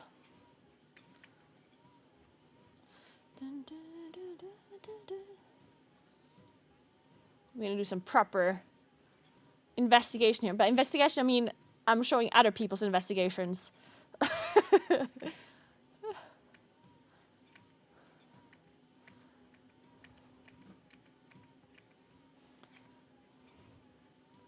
There. Okay, I'm looking at a video from Internet Anarchist. And this is the Discord conversation that Parrot Software is having with his mod. And he's basically saying, let me know if you do. Bits is going to be the best way to do it due to the return if you need to you save it. Bits rather than tier 3 subs. And then he says tier 3 subs might be better, don't know. Bits in 82% return when you buy them in bulk. Have you bought any yet? Then the mod says, I've done 100 tier 1s on my personal account, I guess. Ready to do 40 tier 3s on an alt. Can do bits instead, or both. And then he said, did 50k bits at 20 seconds left. And then Parrot Software says, okay, what is the alt account, question mark? And it says serendipitous bean. So here's where it gets interesting, because whenever he was accused of doing this, Parrot Software said, hey, Kronos is my moderator. If he wants to like buy bits and do this, then that's his thing. Like, I can't tell him what to do. That was his kind of response, right? But what ended up happening is that when he saw the bit donation, he... Okay, I need to tell you. I need to show you. There's his excuse. Or there's this thing where it says, Kronos used his own money to do this and asked if it was okay. He wasn't paid for this or told to do it either. He's a grown man, can spend his money in whatever way he chooses.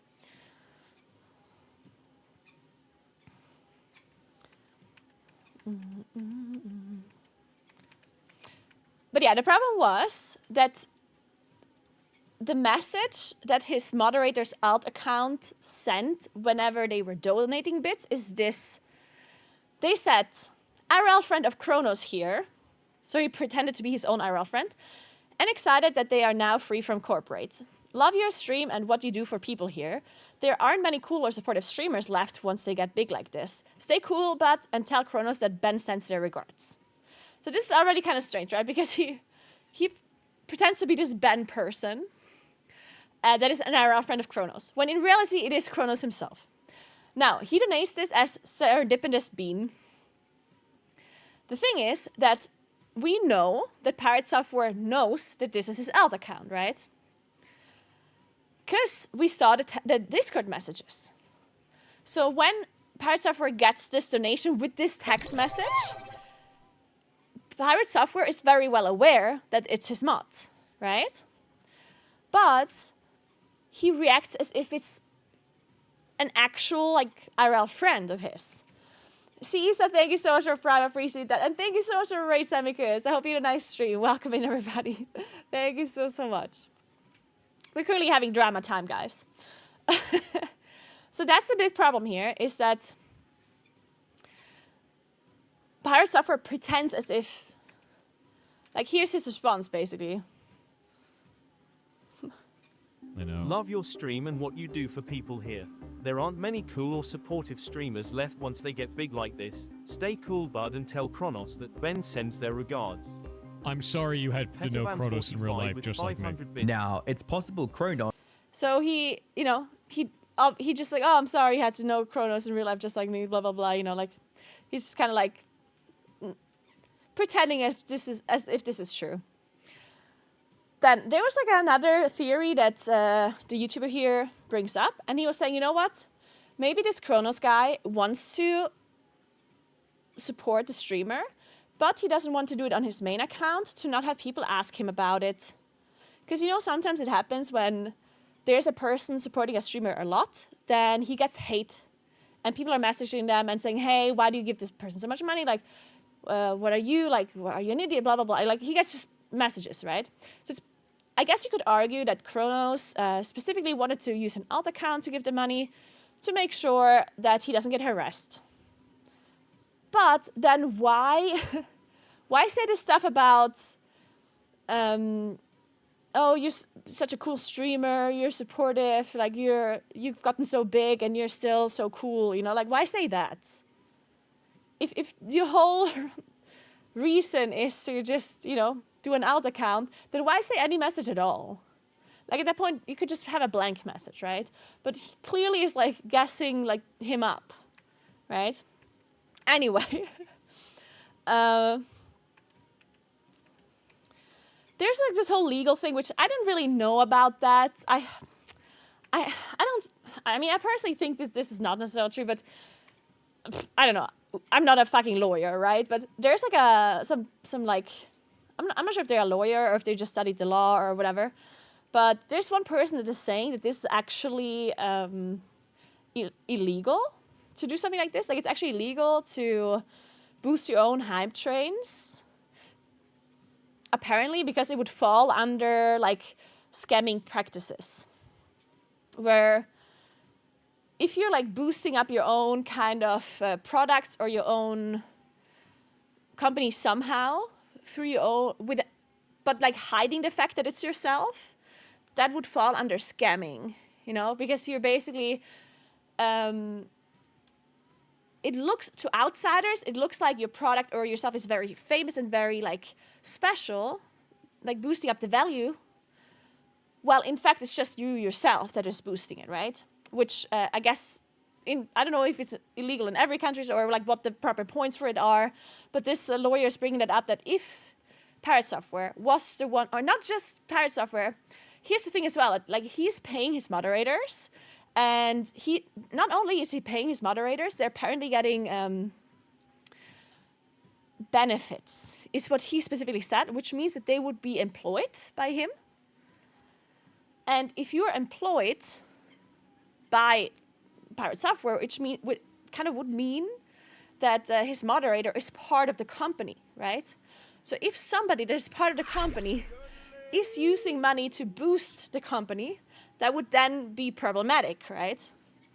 Because you're like pretending to be an outsider when you're actually part of the company, right?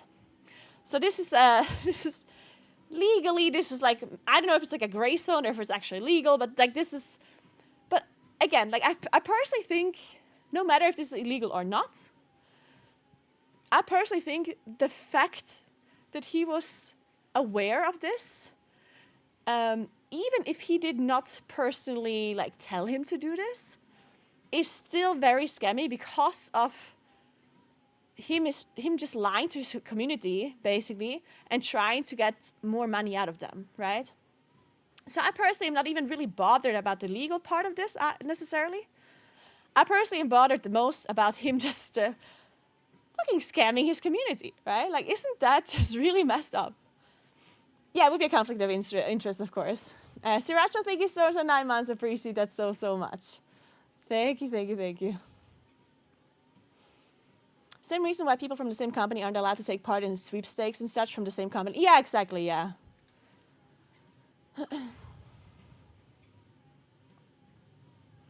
Lots of things are very scammy. It doesn't make it illegal. Yeah, like this, the part of it being illegal or not, I don't know, right? I am obviously not a lawyer. I don't know. And that would be, you know, if somebody wants to sue him over this, that's like a completely different thing. I personally still think that no matter if it's legal or not, I think that's like one of the scammiest things I've heard about this guy so far, where he's just boosting his own deceptive, if you like hype trains to get more money out of his viewers. Like I think that's just really messed up. Like that means like this guy literally just doesn't give a shit at all about his community, right? He's just like, fuck that. There's also some like interesting parts about the coding with Ma quanto dura Chupa Chups Incredible Chew? We need to watch advertisements first. Many countries have laws that states if intention is to scam, it's illegal. Yeah. The chatter asked, "Why do you set the alarms to 0?" Oh yeah, this is a good point as well. Which was, this is actually a point. You know, when I said earlier that he's like taking a question and he's not answering it directly, but he's still answering it. So in a way, to his audience, it looks like he's being smart and he's like answering something properly when in fact he did not answer the question. That's kind of what happened with his coding of his game.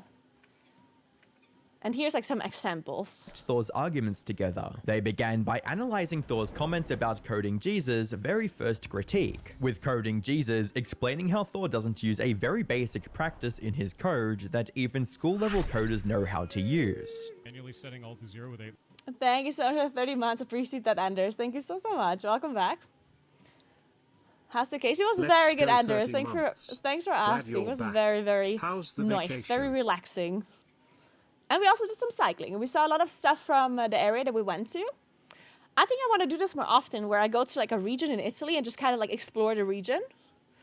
So you have time to figure out like the different parts of the region, their foods, their practices, their culture. I think it's very cool. I learned about a lot about the Marche. It was very nice. Lines, those were set to 0 because it was ending the alarms. By setting them to 0, you're actually setting the alarm to off. So what he's doing here is a classic example of deflection. He pretends the chatter asked, Yeah, so deflection, that's the word. why do you set the alarms to 0 instead of the question, which was, why don't you iterate over them in a for loop? A for loop is a very big... Okay, so I don't understand the coding part here, right? But he takes a question and answers as if he asked, oh, why do you set this to 0? But the actual question was, why don't you use a for loop? So to a person that understands coding, they will understand that he didn't answer the question properly, right? But to everyone else, that is like the majority of his viewer base probably does not understand what a for loop is and what setting it to 0 does or whatever, right? So he answers the question in a way that seems plausible to the majority of his viewers, where he is like the smart guy, but to the actual question wasn't that, and everyone that I guess understands coding, like they understand like, what? No, he asked, why don't you use a for loop, right? And he didn't answer that question. Basic coding construct. If you're iterating through a consecutive set of numbers, you definitely want to use that. It's the perfect scenario for a for loop. While also pointing out how he deflects from the real question whenever he doesn't know the answer. But he pretends that he didn't understand the question, and then tries to answer something else. And in case you're not familiar with programming, a commenter summed up Thor's flawed approach perfectly, stating, he is literally doing the equivalent of writing 2 plus 2 plus 2 plus 2 plus 2 plus 2 instead of writing 2 times 25. But that was just the tip of the iceberg, because while someone might argue that he simply misunderstood the criticism instead of purposefully deflecting it, that doesn't explain why he kept doing the same thing over and over again. Sprite Spark is not a magic number. It's a direct reference to an asset file called Sprite Spark. This is how GameMaker allows you to link sprites and other assets. When you want to use a sprite, sound, or other object, you call it by name. This is disingenuous at best and an obfuscation tactic at worst, because as you can see here, there's a lot of numbers here. It's very obvious when I'm talking about a magic number, I'm talking about things like 1, 0, 15, 270, 360. I'm not talking about what my mouse just happens to be highlighting, which is SPR Spark. Almost as if it's a core part. Yeah, so again, he was like taking a part of whatever the programmer said, the programmer that dissected his code. He had a part where he was like talking like about numbers and whatever. And he answered a question about like what was highlighted, which was highlighted randomly. Which a person that is Pirate Software knows that. Like he's obviously aware that the question wasn't about the highlighted part. It was about everything else. Because you can tell by the context and the things that he was saying, right? But again, he's like deflecting and just saying, oh, well, you're an idiot. That highlighted part is about that, you know? Because a person that is not part of, there's not a coder, there's not a programmer, to them, he will seem smart again. It's like, oh, wait, so he is, wait, what, really? Okay, you know? He's like very... of the he's, tactic like, he uses to sound more knowledgeable than he actually is. He has this repeating theme where somebody gives him a question, and then he pivots to something that somebody didn't even ask or address to try to get out of that question. Something that becomes abruptly clear when he does address criticism directly and ends up being objectively wrong about everything he's saying. Data types are not defined in GameMaker. You cannot define a Boolean. You can use 0, 1, or true, false at will. It doesn't do anything. None of this matters in this language. The Boolean and the data types. Okay. So I'd like to interpret this in two ways, because what he could have been saying here when he says data types are not defined. Okay, you get the point though, right? So he basically is just doing this thing where he's deflecting a lot, and he just like, never admits faults and blah, blah, blah. And yeah, that's like the whole gist of this. I think it just lately like got attention again, because honestly, I haven't heard about this guy ever since this whole World of Warcraft drama, ever since the OnlyFans drama. And back then when the OnlyFans drama happened, I honestly had a little bit of, I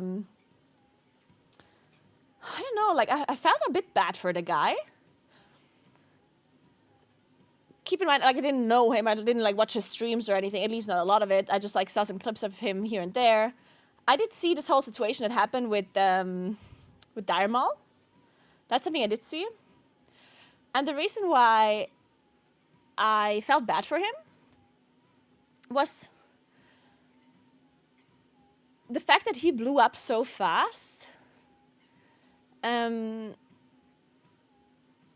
And then that situation happened. Like I felt like there's, like to me, it felt like a very, very human reaction to not immediately admit faults, especially when you're not really used to getting so much hate so fast. So basically like when I basically put myself in his shoes, I was thinking, you know what? Like imagine you're him and you're just like, like some normal streamer, and you have like not a lot of viewers, and then all of a sudden you blow up completely and you have like thousands of viewers.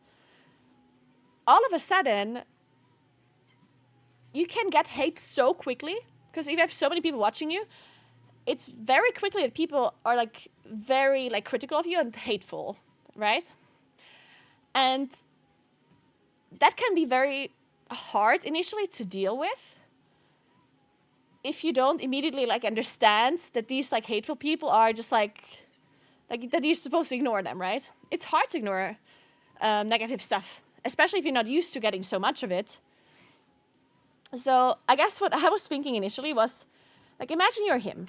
You are in this like diamond situation with these other people, and imagine you make a mistake, but other people also make mistakes in the group, okay? But you're the first person to be attacked in your mind, right? Because his chat probably immediately called him out as soon as this was happening, right? And since he was the biggest streamer by quite a bit in this group, he probably also got the most hate, and other people from other streamers came in and also hated on him, right? So I guess when I tried to put myself in his shoes to try to understand his reaction, I was thinking, you know what? I can see how it must be really hard as a person to get attacked so quickly on a mistake that you made, that you're aware of yourself. Because in this situation, I'm thinking that he knows he made a mistake, right? But he also thinks that other people also made mistakes, right?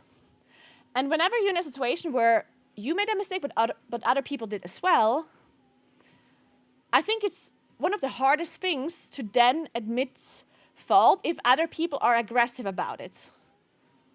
Like if other people say, hey, sorry, I made like a mistake. I see other people made mistakes too. You also could have done something else, I guess, right? Then it's like easier to like say, you know what, yeah, you're right, I also made a mistake. But if you make a mistake and other people in your group also make mistakes, and then the first thing you see is that people immediately attack you and only you, and like kind of like be a super fucking rude about it, as Twitch chat people are, right? Then I guess his immediate like reaction in his mind was to get defensive and be like, no, fuck that. I'm not going to take the fault for this because blah, blah, blah, blah, blah, blah, blah. Yeah, and there's like probably a million reasons in his head that came up why this was not exclusively his fault, right? And that's why I personally felt bad for him initially, because I do understand that situation and how hard that must be. Right? Especially if you're not used to it. Like if you're not gradually become a big streamer. Because he blew up out of nowhere, right? So I definitely felt bad for him initially. But at some point, it became a little bit ridiculous. Like his immediate reaction being defensive, okay, right? Like that's what I understood personally, and that's why I kind of felt bad for him. And then he definitely got a lot of hate. Like, he was a big streamer at that point, and he got a lot of like actual hate. And some people are completely unhinged, right? He probably got death threats. Like, he probably got like the amount of shit he had gotten for this incident was probably insane, right? Like, I can't even imagine the negativity that he has gotten from this, right?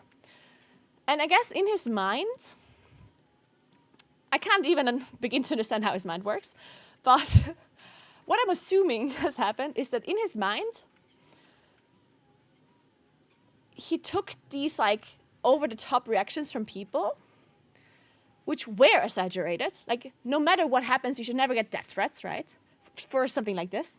So obviously the death threats that he has gotten were over the top and were wrong. But he took these like exaggerated reactions from people that were too much, and he just kind of applied them to the whole argument, you know? He was like saying, oh no, like everyone is like wrong on this one. Obviously I'm not supposed to get death threats, which no one else is saying he should, right? People that told him that he should apologize or that were against pirate software in this argument, they didn't say that it was right for him to get death threats. They said, hey dude, you should admit your fault. That's all we want. And then he kept, like in his mind, he has these like kind of, I don't know what the fuck's going on, but he has such a hard time admitting to himself that he was in the wrong at some point, that he does mental gymnastics and he just switches it around and he's the victim in all of this and he should just never admit fault. And admitting fault, I guess, is just so hard for him, like so fucking hard, that he just can't do it. So yeah, initially I was pitying him a little bit because I'm assuming it is, you know, difficult to be in a situation like this. But then at some point I also didn't feel any pity for him anymore, because at some point I was like, come on, dude, like, it can't be that hard to just not be like this.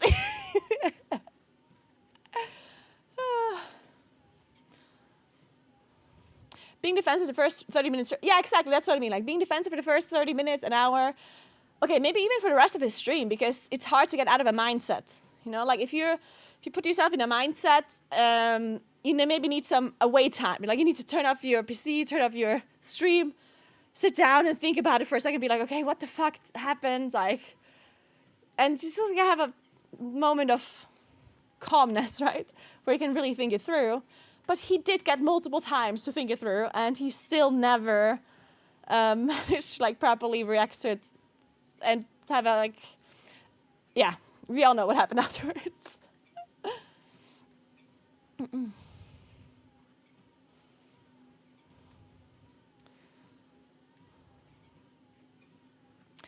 Oh, is he the first, second generation Blizzard employee even? Did you know he works at Blizzard, by the way?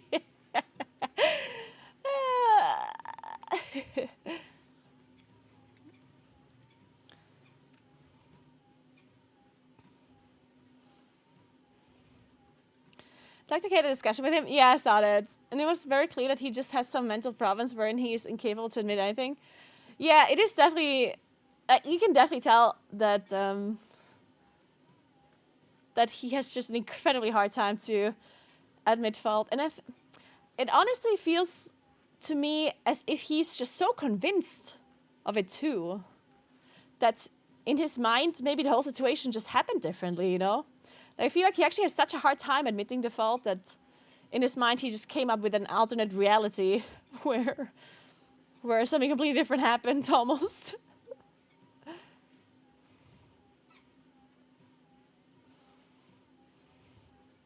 Honestly, I would do the same thing. If the leader says run, run, run in such disorienting fashion, I wouldn't think twice. I would just run as far as I can, especially if I play with someone I don't know. Yeah, see, that's not even the problem again. Like, I personally don't think whatever he did in this dungeon was the problem. And that's almost the funny part. Because to me, whatever he did in this game and whatever, like there's so many things.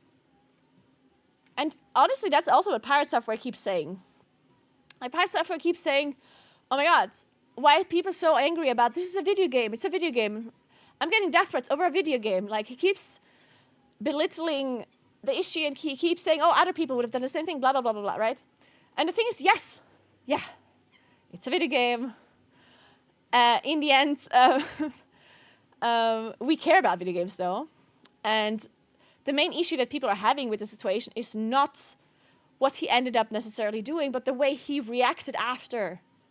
And the way that he just at no point was being like gracious and like just like a nice human being about it. Like at no point since the incident did he ever like just talk about it in like a nice human way. Like I guess that's all that people wanted. For him to be like, hey guys, you know what? I had some time to think about all of this, and the way I reacted in a moment was honestly not good. I was like very heated because I saw some of the negative comments in my chat, and it made me really defensive initially. And now that I had some time to think about it, I can see how blah, blah, blah. Literally just needed some. But the problem was that every single time he talks about what happens, even if he does apologize, which he does sometimes, he follows it up with just like attacks at others or turning himself into the victim. Like he cannot write one sentence that is just about him apologizing. Period. Every single apology that he has made is like, so I'm getting death threats. My chat is being attacked. My moderators are being attacked. Oh, by the way, I guess I was at fault a little bit, but other people were also at fault and they did this and blah, blah, blah. So he packages his like, oh, I was at fault into this kind of text where clearly you can see that to him, it's not about the fault, it's about all of these other things, He can literally, like, all people wanted is that he was just being nice for once. And just admits that whatever how he reacted was just bad. But he just can't do it. You know why? Because his viewers mostly agree with him. As long as there's one person agreeing with him, he continues with his mindset. That's narcissism in pure form.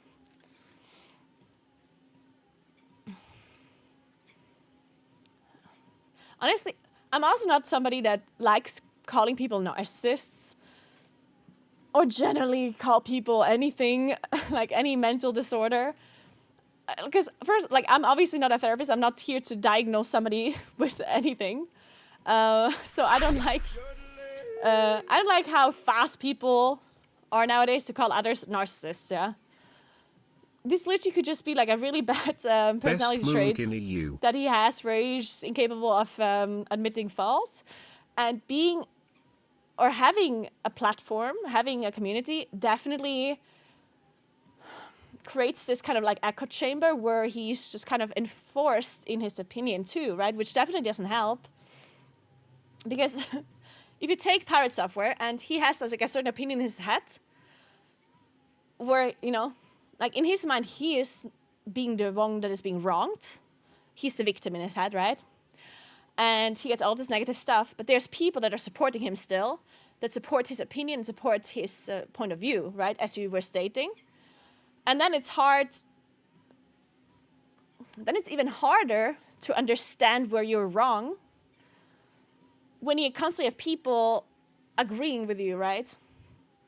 It's this infamous confirmation bias, right? Where you have a certain opinion, but you're not really sure about it. Like, you're not 100% sure about your opinion. But if there's a bunch of other people that also share your opinion, well, then it's so much easier for you to believe that your opinion is the correct one, right? And obviously somebody like Pirate Software has loads of people that still agree with him. So of course, it's much easier for him to stay in this mindset instead of admitting that he was wrong. Which obviously doesn't help his situation, I guess. Didn't he also constantly threaten to sue people at some point? I mean, at some point he said that he still has contacts at Blizzard and that he's going to send the names of the other streamers to Blizzard that were like talking against him or something, which was, I mean, that was just like, that was just like really dumb. Like, 'cause, I mean, that's just, I don't know what to say about that one. That's just incredibly like, yeah. I think again, this goes back to where he's like blaming, like I really do think he's like doing mental gymnastics, because at one point he even made like a Twitter post about how another person's community was so toxic because they keep coming into stream and harassing him and his community, which is really funny because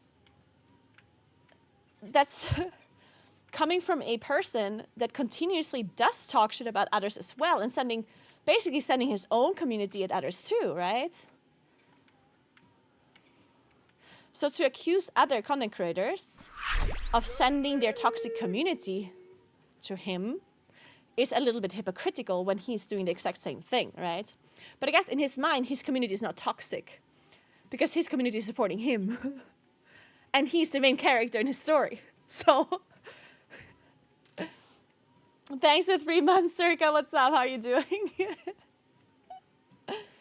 Yeah, it's all very interesting for sure. And I guess in his mind as well, like, you know, when he was sending the names of these content creators to Blizzard, I think he also sometimes takes what someone's community does as something that the streamer does. Which obviously doesn't really make sense. Because let's say somebody of you guys, not to say that you aren't the best community in the world and you would never do anything mean, right? You guys are the saints. And the Bird Gang would never, ever, ever be mean. Okay, I'm exaggerating, obviously. But to be completely honest, I do think that the majority of my community actually is not some, like, I don't think that any of you would be, like, super toxic and, like, go into other streamers and, like, I don't know, be super toxic to them or whatever, right? I think I have a pretty mature audience that is pretty reasonable and pretty nice. But whatever. Let's just say that one of you, or some of you, for whatever reason, feel like that another streamer attacked me in some way. And you go there and you defend me and you're like going over the top and you like, I don't know. You're doing something like really dumb or like over the top, yeah? If that person or that other content creator would extend that behavior to me and like report me for what some people of my community did, that wouldn't make any sense, right? Like you can't report me to Blizzard because some people that watched my stream ended up being mean to you, right? And I think in his head, in Pirate Software's head, he thought this way. Like every single time that people were toxic towards him, like over the top toxic, then he kind of extended that severity to the content creators, which that's just not how that works, you know?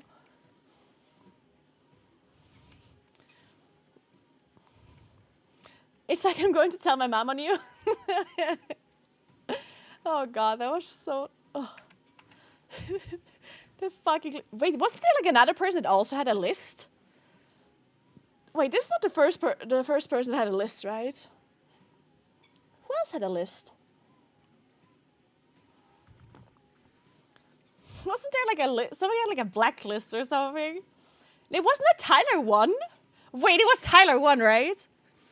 didn't Tyler One have like a blacklist of players when he was still toxic in League of Legends? You know, Tyler One was like really famous in League initially because he was like super toxic and was running it down. The int list. Yeah. I think Tyler One literally had an int list where if he would meet those people in his team or non-enemy team, then he would grief. I think he had like an int list or something. Or I don't know. I think it was Tyler One. I might be wrong though.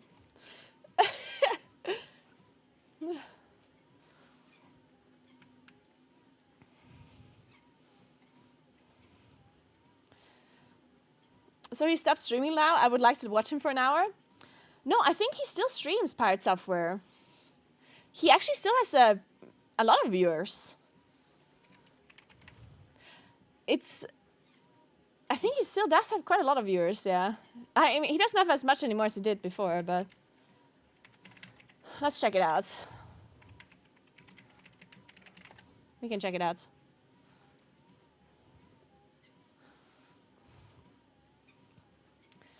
Yeah, so in the last 7 days, he had an average of 2,700 viewers. Like, that's still, like, he's still a big streamer, yeah?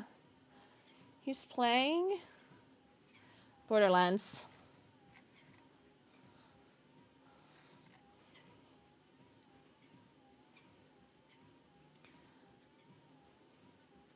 Yeah, I mean, you can still see he has a lot of viewers. These are his followers. His followers are definitely going down quite a lot. Like, he keeps bleeding followers. And you can see his follower account here. On Monday, you get minus 1,300 followers, 1,300, 1,600. Like, he definitely is losing followers, but he still has a lot of viewers. Yeah, but it goes, I mean, I guess if you go from 365 days... You can definitely see that the line is going down, right? Like, these are the viewers. These are viewers from the last year. You see it's definitely going down. But yeah, it's not, like, super drastically.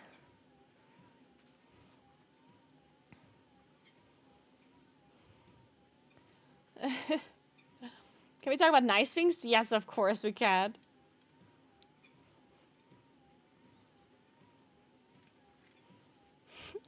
I don't know, there was something about this drama, like, I kinda wanted to talk about it. I don't know why. It was a very interesting drama to me.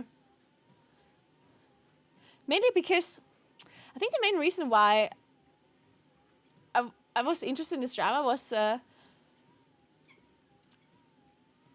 because it was crazy how quickly he fooled everybody until people, like, you know what it almost feels like? It feels like, you know when you're, like, super in love with somebody? Like, or is that the word? You know, like, when you meet somebody for the first time or whatever, and you're, like, super intrigued by them. Maybe I don't mean in love. Like, you're super intrigued by them. It's like, oh my God, what a, like, nice person. And you're like, it's like, oh my God, like, this is, like, an amazing person, right? And then you maybe end up knowing them a bit better, and you're just like, yeah, infatuated by them. And you're like, oh my God, like, how cool. And then you're just in this initial phase where you get to know each other, you know? And you're just like, over the top, like, you're just like, it's like, oh my God, is this person even real? Like, they're amazing. And then you're in this phase where you're like, wow. And then when you get to know them better, you slowly but surely realize that they are maybe not as nice as you initially thought. Or, like, maybe it's not that they're not as nice as you thought. Maybe you just, over time, realize that some of the stuff that they're doing is just, like, smokes and mirrors, you know? You know, like, it's the same thing. It's, like, a very charming person that you meet in real life that is very confident. Like, if you meet, like, a very confident person, they just know how to talk. They just walk into a room and they're like, oh, my God, like, they're so interesting, you know? And I guess once you know them better, you realize, oh, well, most of the things they're saying is just made up or is exaggerated or, you know. And I guess it's kind of how this whole Pirate Software situation is, like, in my mind, where it's like initially this guy comes out of nowhere and he just, like, sweeps everyone. It's like, oh my God, he's, like, the coolest streamer ever and the coolest person. And then slowly but surely people are just like, wait a second. Like, I see a pattern here. The good thing about stuff like this, though, in the streaming or the content creator space, in my opinion, is that these people do eventually get like exposed in a sense. Obviously, there will always be people that get watched that, in my opinion, shouldn't be having a platform. There's a bunch of content creators where I'm thinking like, yeah, maybe this person should not have any followers or people that are like listening to them.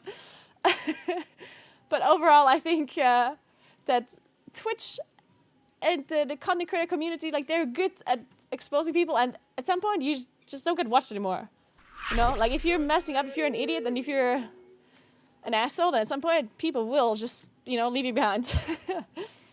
Thank you so much for 21 months, Penry. I appreciate Naguura, that. holy Thank you so smokes, who is much. back? How are you doing? How are you doing?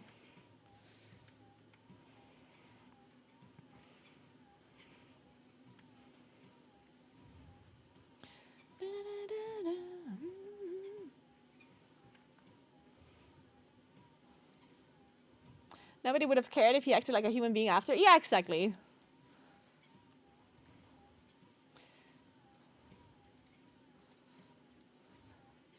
And then the other question is, would he have gotten as famous as he is if he would, you know, if he would be able to act like a human being? You know what I'm trying to say? Like, maybe he got to the point, maybe he got so famous because of the way he is and because of his, like, kind of like over the top and like pretending to be so smart.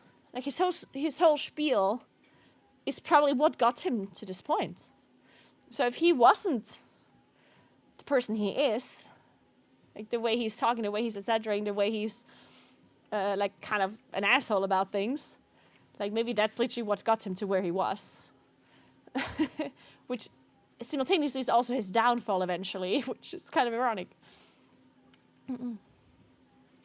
Okay, what dungeon are we doing now, guys?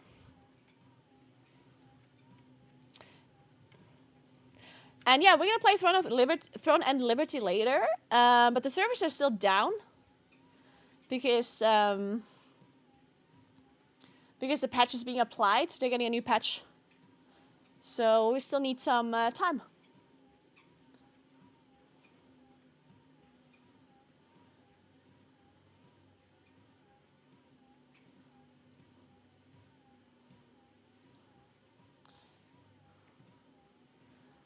Or are they still down? No, it's not a new game. Throne and Liberty is like that's been out for a while. I don't know how long actually. But I did play it before. I played it twice before. The last time I played it in March. And I didn't manage to get super far, but this time around I'm actually going to be able to play max level, which I'm excited for. I did like it the last time I played it. It was really fun. But in such a short amount of time, I didn't really like manage to really like see what the end game is all about in that game.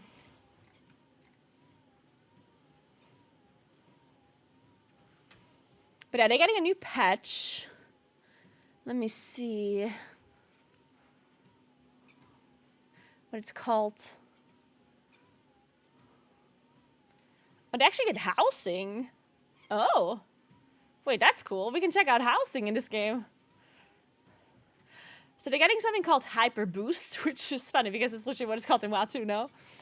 Then there's something called Orb, Tier 3 gear. So I guess just like a new, you know, tiers that literally kind of like Hyper Boost. And there's new achievements and stuff. Yeah, so basically it's like, I guess like a mid-season, like a new season type deal. And there's new servers as well that they get.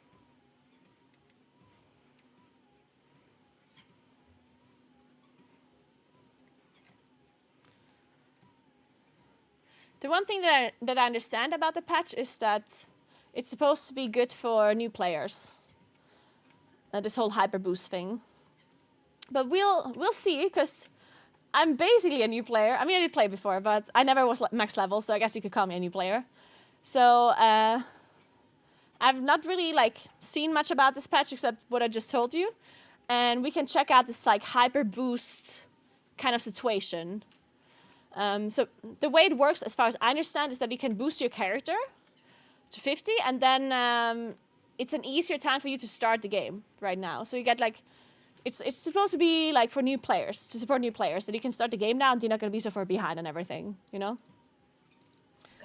So I want to check that out and see if that is true or not. I'm probably going to play in like, maybe at 4, in like 1.5 hours. Maybe I do like 2 more dungeons or something. And yap a little bit more. We need to yap more. Caca! Caca indeed, caca indeed.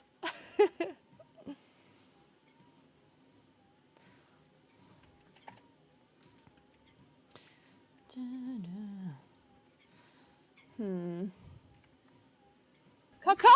Caca!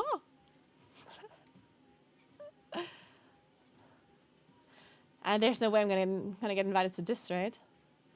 I was 14 would be nice already. Alright, 14 too. Hey Naivit, thanks for 10 months.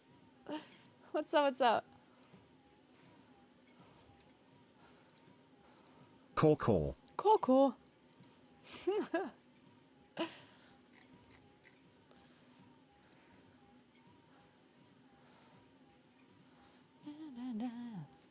Let's get rid of floodgates and ecodome.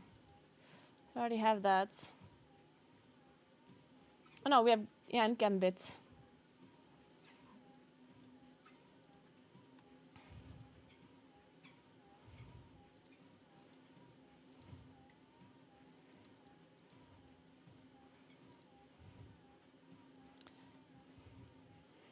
I get declined all the time in Group Finder. I only have 3k score. And I guess my item level is also not super high. 709. I don't know what most people's item level is around now, to be completely honest with you.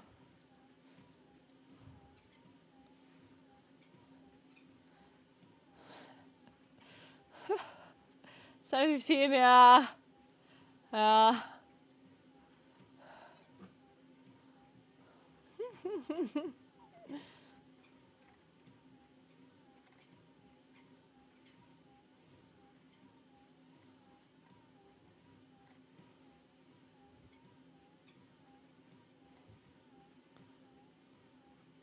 Really had some, I mean, there's a bunch of people that, but I think that's mainly, like sometimes there's people that continue to be famous, even though in some people's opinions they're like the worst people ever. But I think that's just like, I think it's mainly like a political thing sometimes, where there's people that like might really agree with you, really disagree with what you're thinking. And then you're thinking, oh my God, how could these people like have so many followers, so many people that like watch them and stuff? But I think that's just like a opinion thing, where you're right, like where they just like really disagree with you, and in your mind it's like, what? How could anyone watch this? But as long as it's just like an opinion and it's not anything like. I think the one thing that people are really bothered by when it comes to content creators is when people are assholes. In the end, if you think about it, people always have different opinions, right? People will always disagree on stuff. And there will always be someone that agrees with someone else's opinion. So you will always have like people backing you up on something. As long as you're just not being a fucking asshole. There's something that gets you cancelled on the internet, and it's either being an asshole in some way, or just having like some human trait that people are just like not agreeing with. Like not admitting fault, for example, that's something that people really don't like. If you did something wrong and you're not admitting it, then whew, oh boy.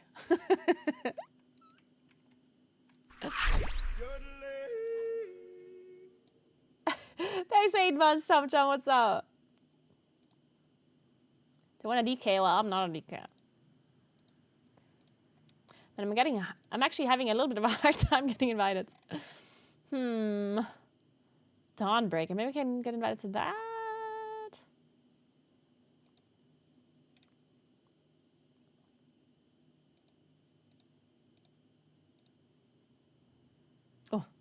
Nice.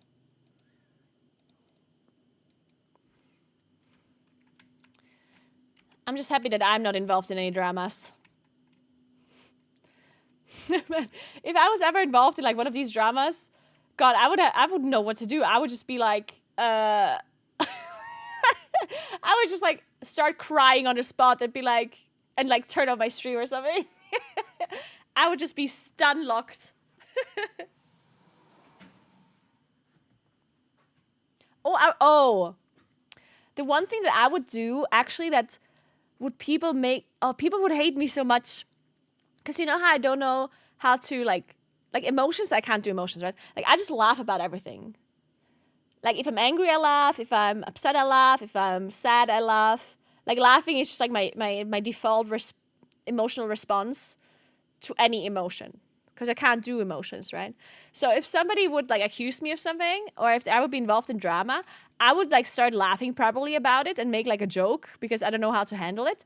And that would obviously come across as like very like people would hate that. Like imagine like another streamer would like accuse me of something and I'm like, ha ha ha. It's like, look at this bitch, she's laughing about it. Like, no, I just don't know how to handle this. I'm just laughing. Oh God, it would be horrible. Let me go to SMS. Oh God. So.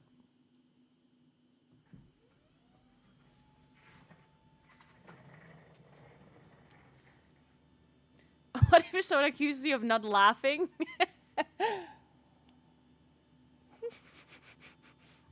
Oh my God, my best friend is like that. My car was breaking down and she was laughing. I'll probably be laughing too, yeah.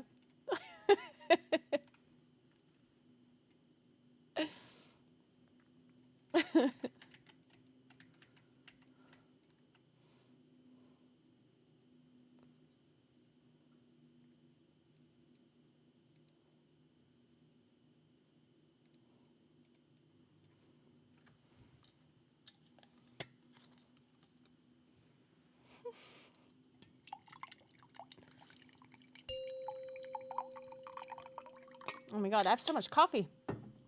5, 4, 3, 2, 1. Don't get me wrong, that's a good thing. 5, 4, 3, 2, 1.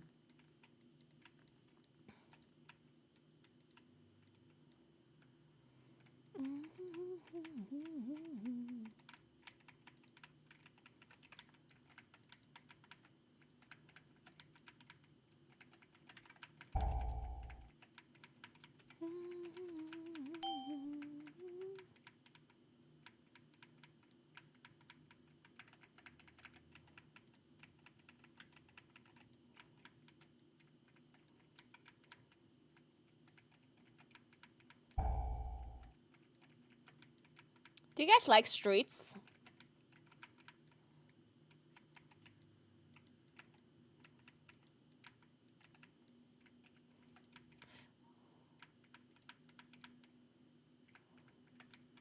I'll give it another chance.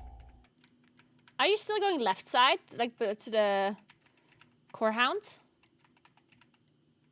I prefer Gambit. Yeah, me too.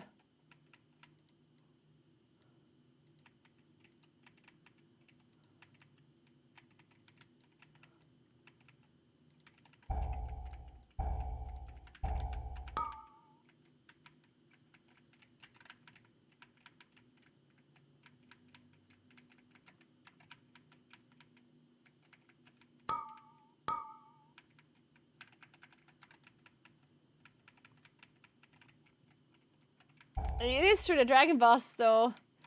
The Dragon Boss in Gambit feels so hard now. It's crazy. Those are the worst kind of bosses. The bosses that seem so simple, but yet so hard.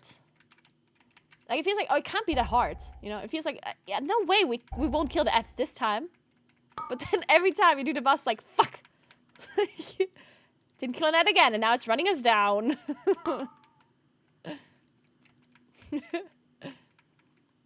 Yeah, 100%. I also agree that Streets just has too many bosses.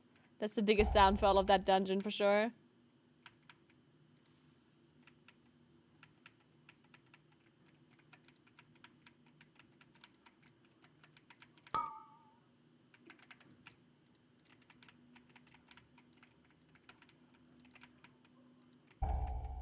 Oh my god, this song is like way too sad. I said skip. Hello?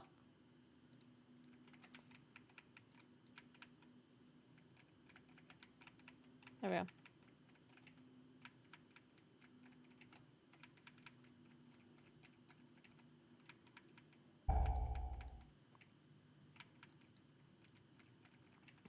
This is all sad.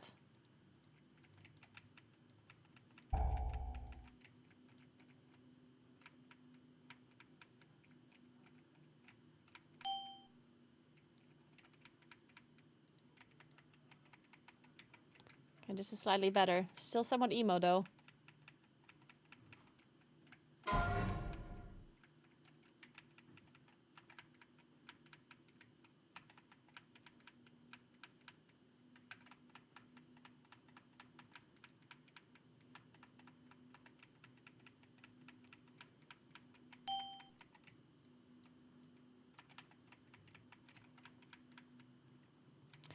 Using one button rotation and clowning on top tier DPS classic. Coming into someone's Twitch stream and not understanding what's going on and typing a message without knowing anything. Classic. I'm not using one button rotation.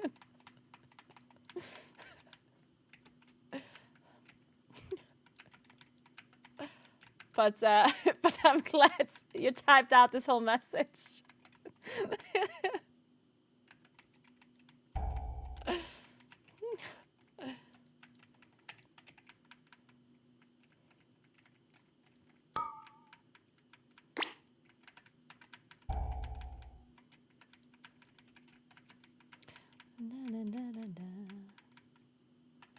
Also, what does clowning on top DPS even mean? If you're top DPS, why are you a clown then? Like, what does it mean?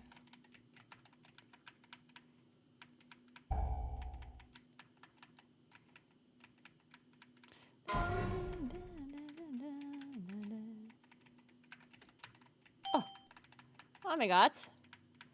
I got spell warded. Ah! Holy! Where's our DK? Oh. I think our DK didn't realize that I was spell warded. Walked all the way to where I was, and then the frontal happened, and he tried to like line of sight it, I think. Which ended up not actually working.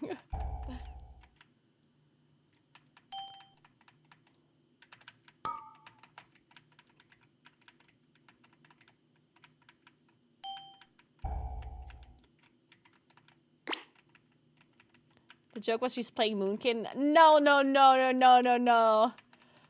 We just talked about pirate software never admitting his mistakes. You gotta do better than this one, come on. Don't go back on it now. He said one button rotation. He didn't mean Moonkin. Yeah. That was not the joke. That was not the joke. No, no, no, no, no.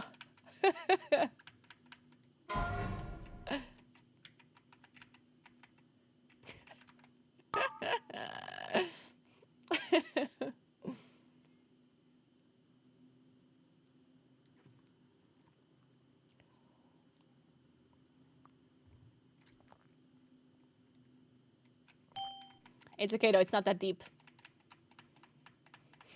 I'm not mad at you, it's fine. I was just joking.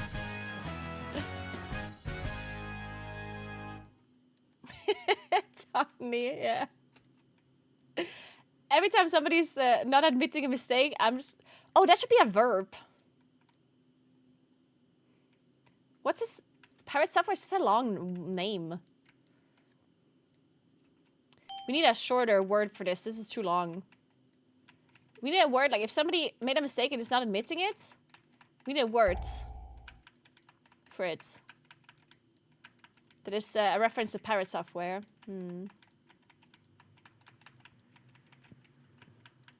Or is that already a thing? I wouldn't be surprised if it's already a thing. P-softing? Thor is his real name, true. That is a badass name, by the way, though.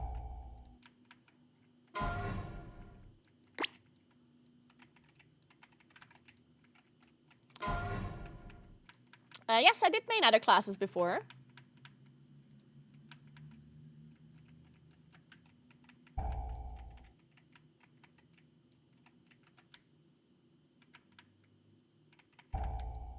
But I almost always play Druid.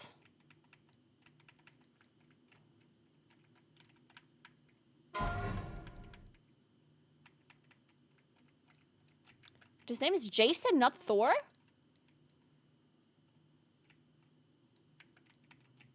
Wait, now I'm confused. Oh, yeah.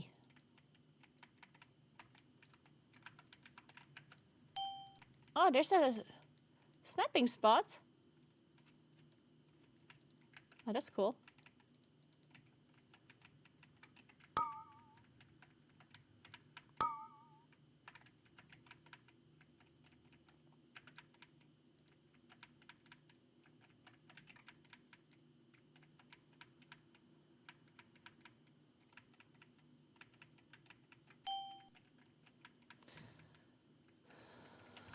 He gave himself the name Thor?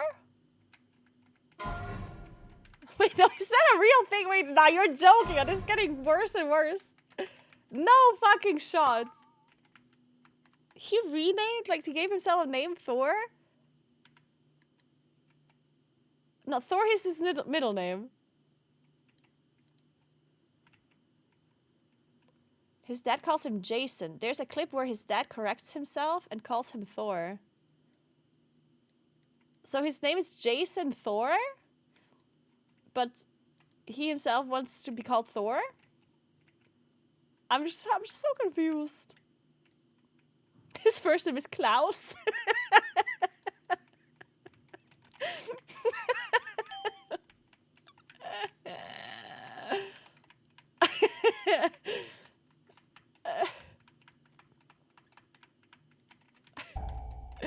Man, I have a feeling that you guys are making shit up at this point. I don't know why.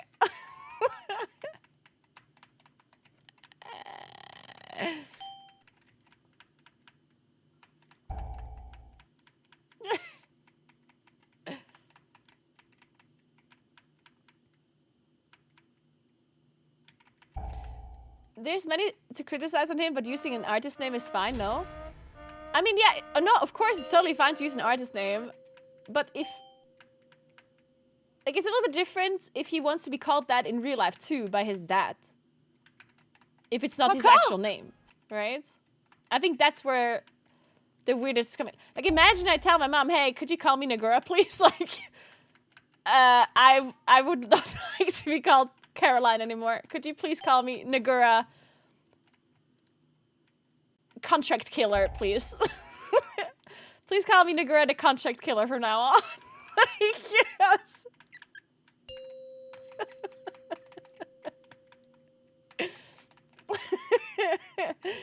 Oh my god. I'm crying. That could be a sub goal for my next Naguura Fest. I could call my mom. Be like, hey mom, I've come to the decision that I would like to be called Naguura from now on. I'm not doing that, by the way. That's not happening. Aren't you Italian? I'm an Italian citizen, yes. Why are you asking?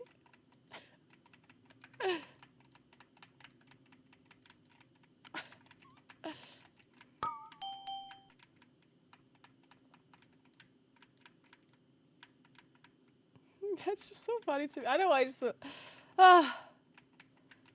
I think I'm good.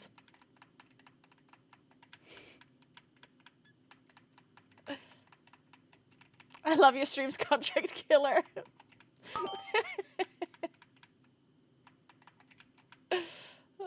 Actually can't tell if you're laughing because it's funny or if it's just literally any other emotion now.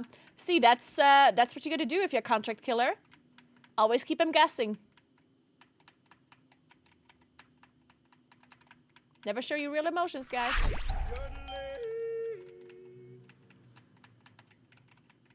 Oh my god, Anonymous, thank you so much for 10 soft gifts. What the hell? Thank you so much. What the hell? How did you deserve that one? Thank you very much. Thank you so much. Welcome to Dunes the Black Wind, Voigt MG, Rockwell, Macaisalan, Joseph, Thunder, Hammett, Seedle, The Palm Show, and Grandpa. Thank you very much. Welcome in, everybody. Hey, Sirkin, what's up? How are you? That's true, Sirkin. This is... You know what? I tend to agree with you on that one. Man, I had to do some really bad stuff. Holy... Wait, why am I not walking through this? I don't know why I'm waiting behind this bubble.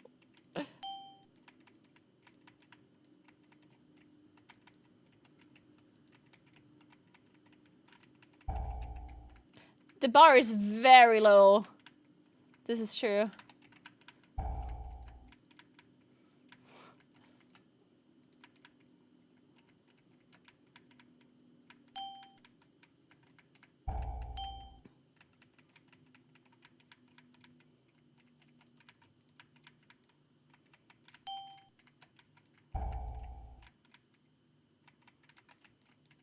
I do think that Johnny turned me into like a worse content creator. Because of the things that he made me do on these like Naguura fests. They were so embarrassing that I tend to like be less embarrassed now about like my bar is like getting like my bar is being set lower and lower and lower for like embarrassing things that I do. Because initially I barely did anything embarrassing, right? Because I was like, fuck that, like, you know, what the fuck? Like I was embarrassed by things that normal people are embarrassed by. But then Johnny convinced me to do so many like so embarrassing things that eventually I wasn't so embarrassed by the things that were less embarrassing, which is still embarrassing to other people, you know what I mean? So now I became a worse content creator because I'm just like doing shitty things. Like these TikTok, oh my god. Speaking of this kind of stuff, like David on holiday saw like a literal like child hold a phone cover without the phone in it, yeah? Like he saw a child hold a phone cover without the phone in it and and did a TikTok dance into the phone cover. Like she was holding an empty phone cover without the phone in it and did a TikTok dance. We're so fucking doomed, guys. We're so doomed. Like, holy shit. Humankind is doomed. But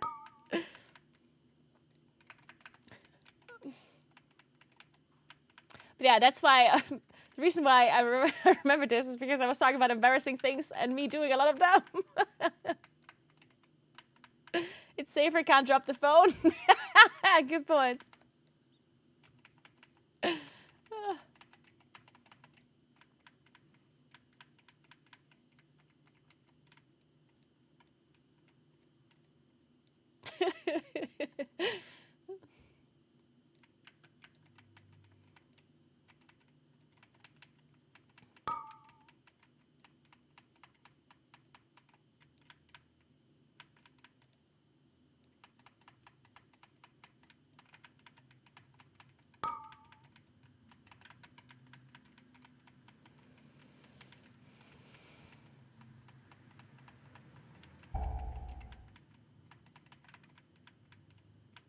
I ordered a new iPhone, by the way, guys.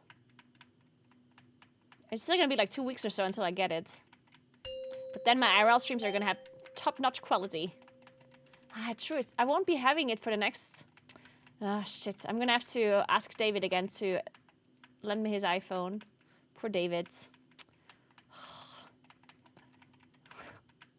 One last time before I get the new iPhone.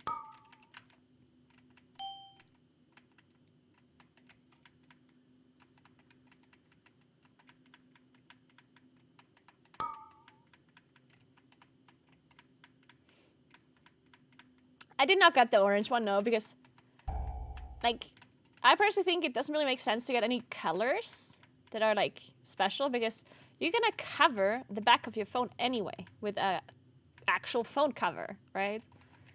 And I don't like, let's say you want a purple phone cover, but your phone's orange.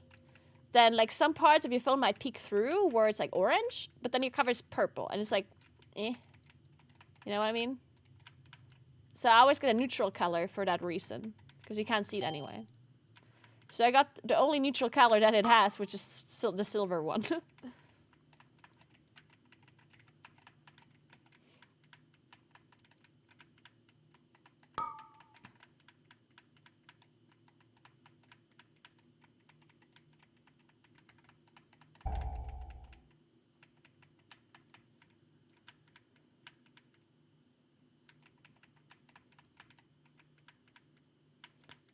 Sure, mechanics, GG, well played. I mean, I'm a damage dealer. What do you mean, mechanics? That's it. It's a healer's job.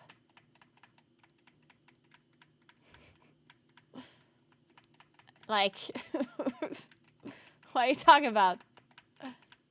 Who do you think is killing the boss, huh?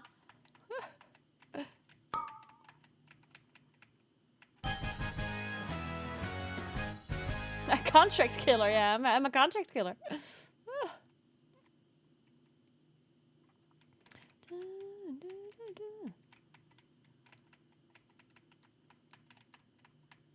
No, but seriously, like, people, like, on the mail boss, people in my chat always call me out for not doing mechanics. I don't understand why.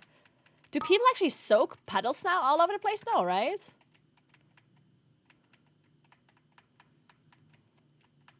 Like, I think sometimes people are baited by the puddles because they think, oh, it's a puddle, I have to soak it.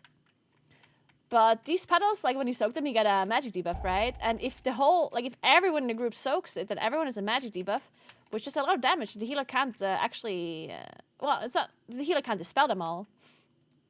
Unless you have a priest, I guess, with the master spell, but if you don't have a priest that can master spell all of the debuffs, then sometimes it's better to just not soak them, because you don't need all of the room on the male boss.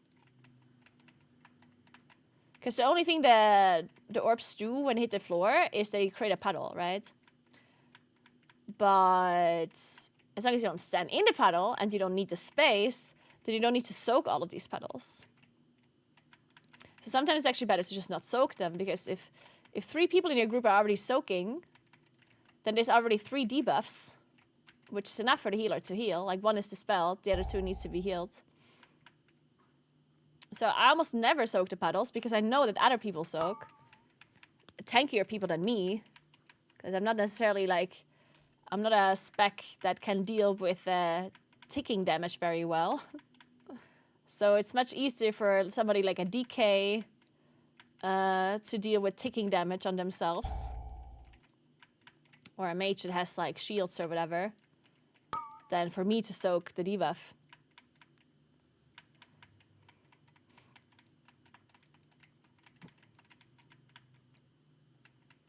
Usually you're just being a burden than what you're helping.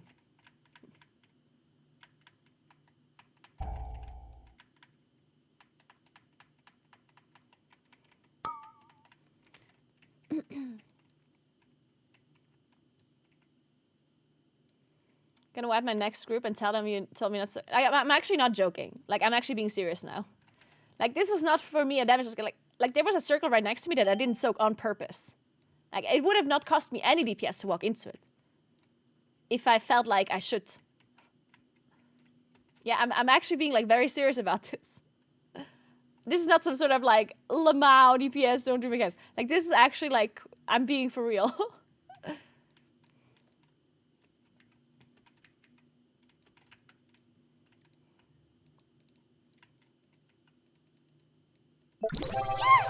Hey, Water Lily, thank you so much for the sub. I appreciate that. Thank you very, very much.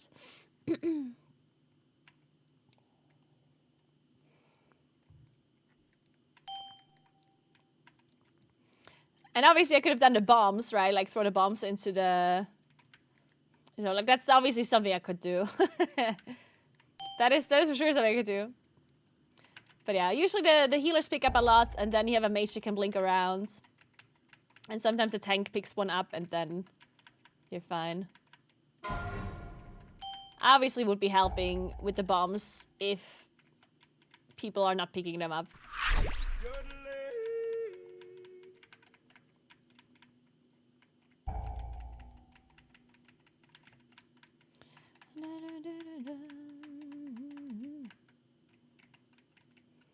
Carol Lobster could mean anything. True. Very true, very true. She didn't say Coco at the end. She might not be serious.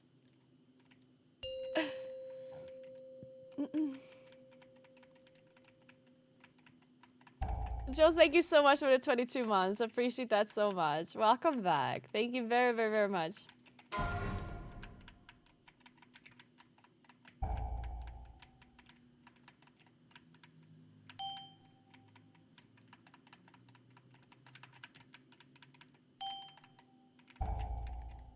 Oh, that was unfortunate.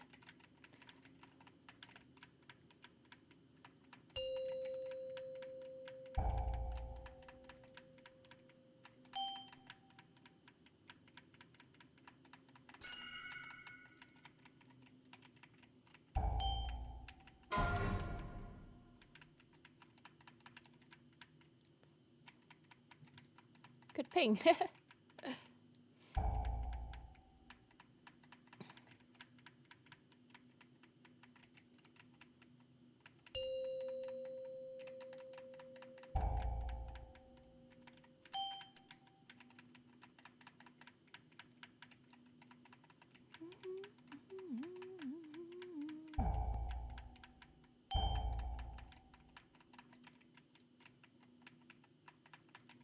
Hey, Bible, what's up? I missed you all. Fine, I missed you guys a little bit too. Just a little though.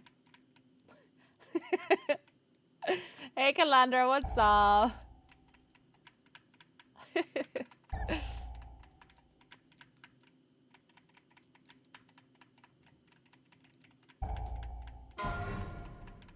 Don't get too excited about it, okay? Especially me, especially you. There's a Discord message that says you didn't. That was a good message. That was funny. I am sometimes funny. Rarely. But it happens sometimes.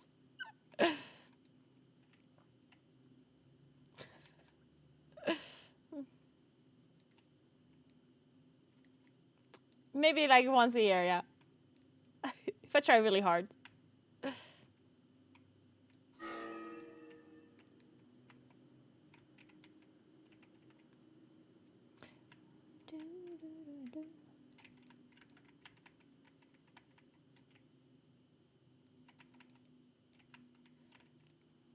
Is there like a special spot or something here?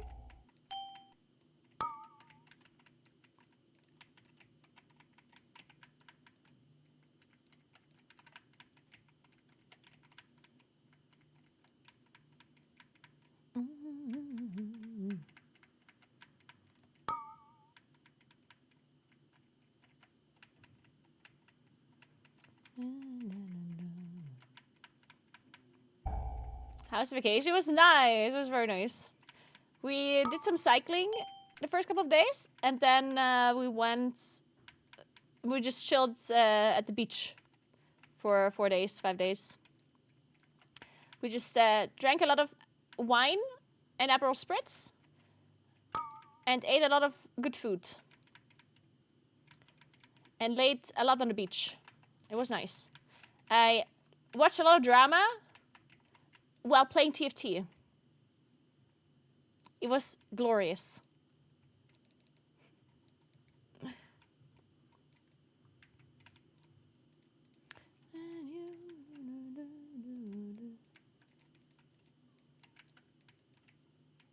Sounds terrible.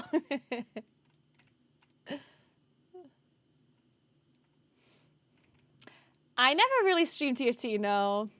I'm also like when I play TFT, I mainly just play it on my phone, and I just play it as a...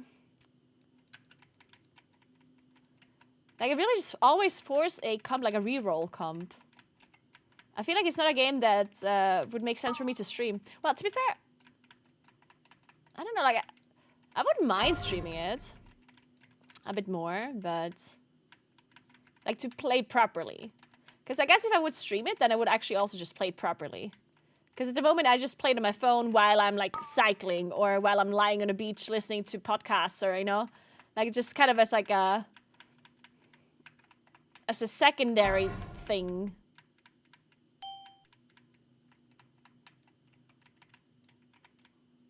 Can we do the circle here? Are we gonna die? Is this gonna work? Oh, yeah, it does work. Where the fuck's the boss? Oh, wait, I have to rest the healer.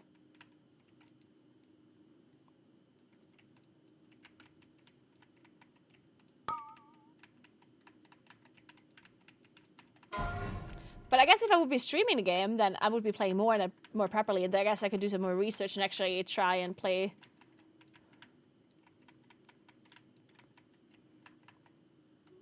proper comps and stuff. Yeah, while cycling like on like an indoor bike, not outdoors. That'd be interesting though. Maybe we should try and actually play TFT while on an outdoor bike. That might be a bit dangerous, actually. Consider it. Potentially. Maybe I should be doing that.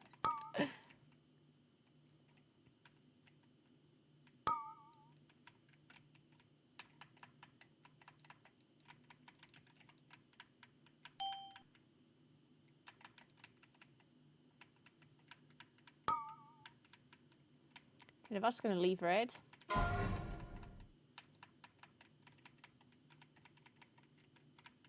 No? Thought the bus was leaving.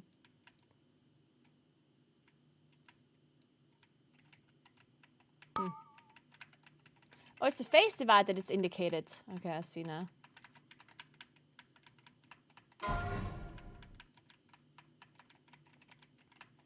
get it, I get it. TFT is alien to me, but I'll judge you for playing bad as your Twitch chatter. I wouldn't expect anything less. In fact, I'd be upset if you wouldn't be judging me.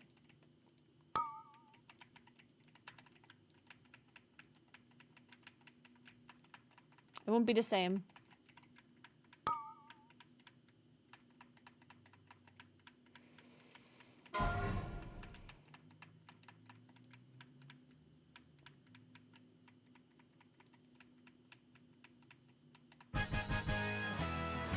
Brazilian Keystone 13, let's go.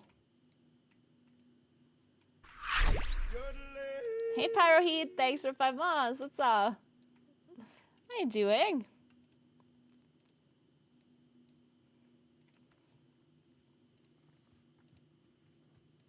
Oh, avoidance gloves.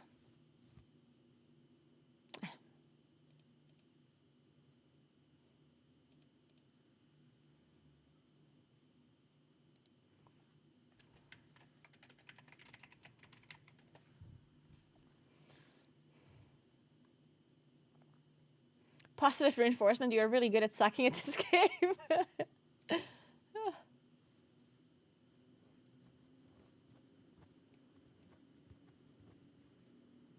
Alright, let's find one more key.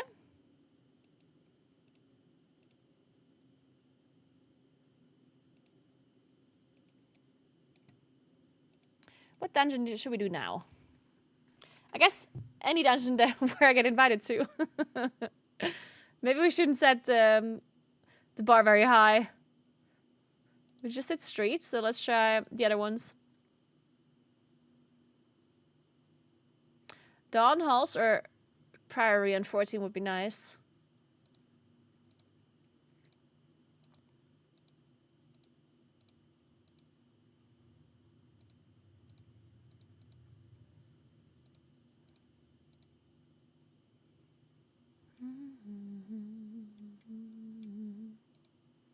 Ah, that was my key.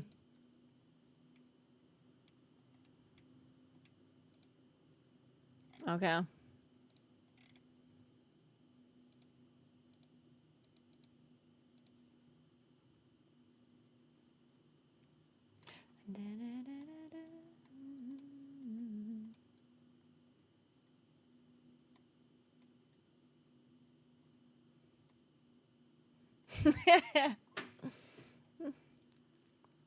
If you do a challenger attempt, that would just take too long.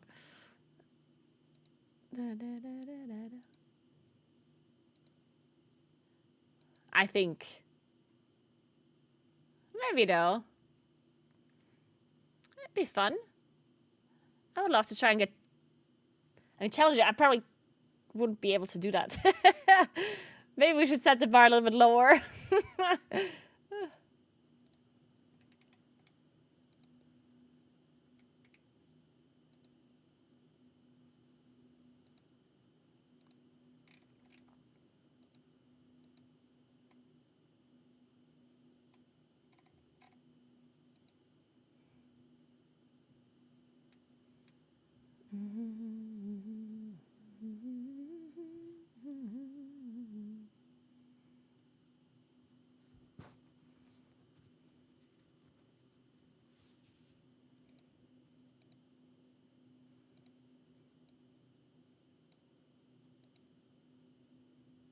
I'm gonna remove this for now. I kind of don't want to do Arakara either. Even though I need it. But Arakara, I don't know about it. It's not my thing.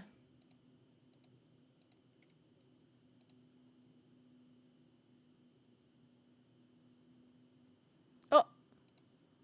We got invited, guys. Oh my god. This is incredible.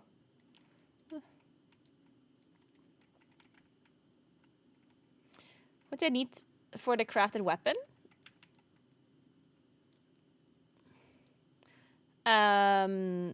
First of all, well, it depends which weapon you want to craft. But if you want to know what material you need, you just need to go to the public order person and you can just select the item and then it will tell you what you need.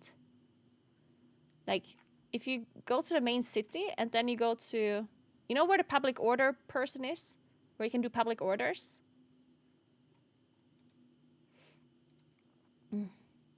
Yeah, if you just go there and then you look up the weapon that you need, then it will tell you what the ingredients are, or like the things that you need together.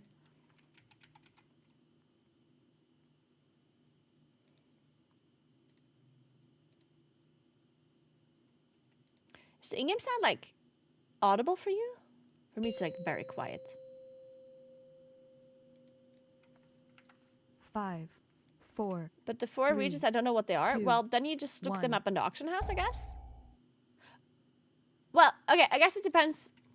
So if you don't know what a region is that you 5, need and you can't find it at an auction house, 3, then 2, you just 1. like literally just Google the ingredient. Like then usually you get a Wowhead article and it tells you more info about it. Like sometimes it might be a spark, for example, and then it will tell you how you get the sparks and so on.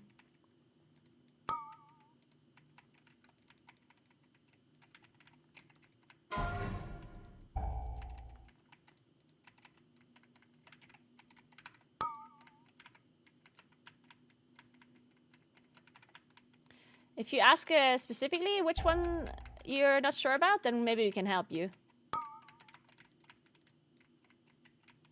Yeah, usually just Googling the ingredient will give you an article, and that one will then tell you where you get it from.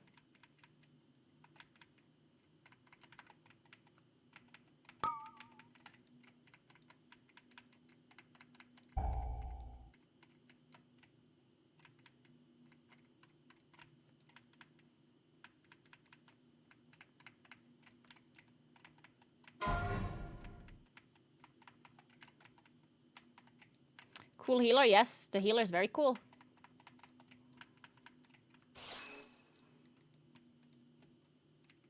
Hey, where did this gargoyle go? Gargoyle? Oh my god, that's a hard sentence to say. Where did this gargoyle go? Did they remove it? It's gone. Is it like bubbles? They removed it. Good. That one was an annoying one. Hashtag save bubbles. Justice for bubbles.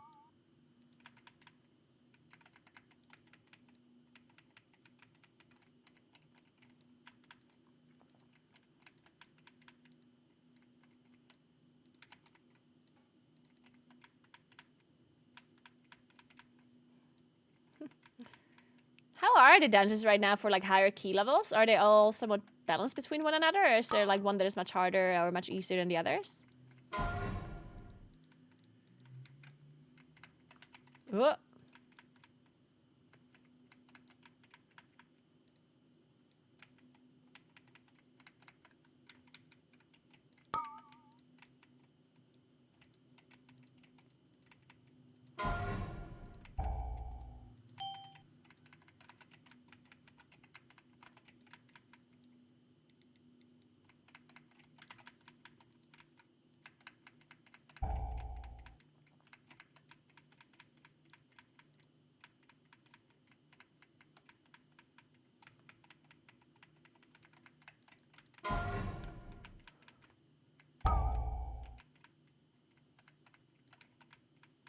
Flaggate is hard. Harder than the others.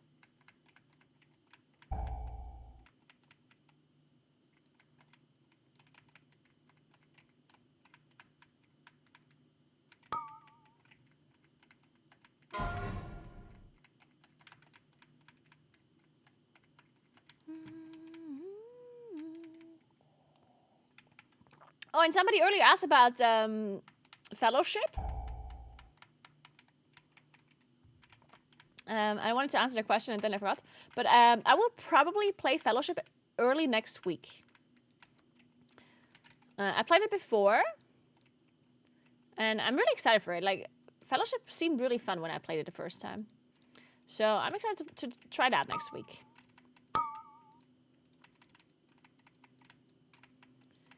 But today and tomorrow I'm going to play some Throne and Liberty. Because they're getting a new patch. And they get housing. I'm gonna check their housing out. See what that's about.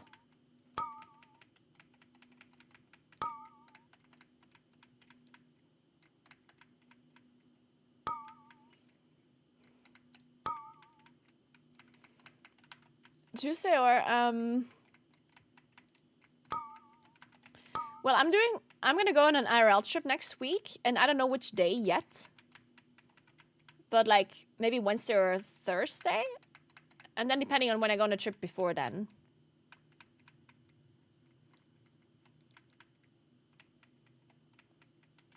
I did also want to do like a community day or a community... Yeah, I wanted to do a bird gang raid or something. Or maybe any other like community day where other people can participate that are not WoW players. But that one's going to be hard. I don't know what to do. You know what I could do? So Fellowship is open beta, right?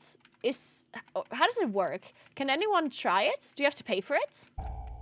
Or how does it work? Or can anyone just try it for free?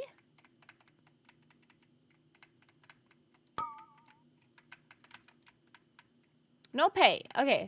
Then I guess I could do a community day in Fellowship, maybe. I could just play with you guys. I could just do some Fellowship runs. With viewers, maybe. What do you think about that? Because then anyone can join, and it's not region locked. Because the problem with WoW raids is always that it's region locked, so any NA players can't really join. Which always sucks a bit.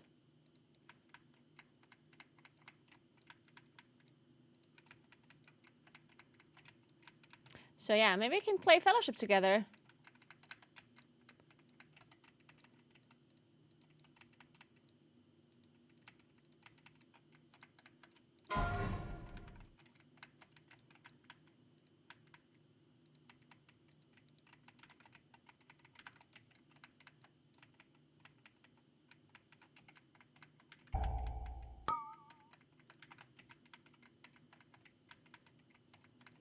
Maybe we could do...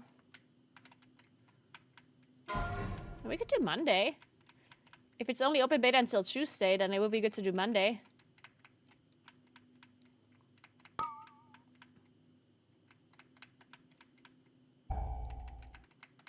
Because then Tuesday you never know with time zones and stuff.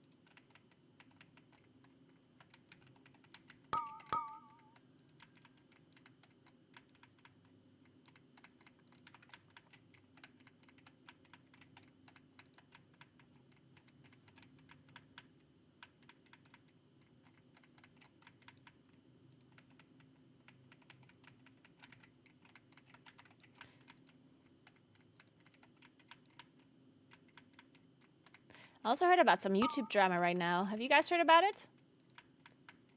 That currently, like, people get a lot less views on their YouTube videos than before. And there's some conspiracy going on. And I think what everyone came to the conclusion about now is that apparently ad blockers, the way ad blockers work for YouTube has somehow like changed. And that people that use ad blockers now for YouTube don't get counted as a proper view anymore. So nothing actually changed with like the algorithm or something with YouTube, but people that have watched videos with ad blockers on apparently don't properly get counted as a view anymore. And therefore everyone's, or not everyone's, but like YouTubers that have a lot of people that watch from their PC have much lower numbers since like August.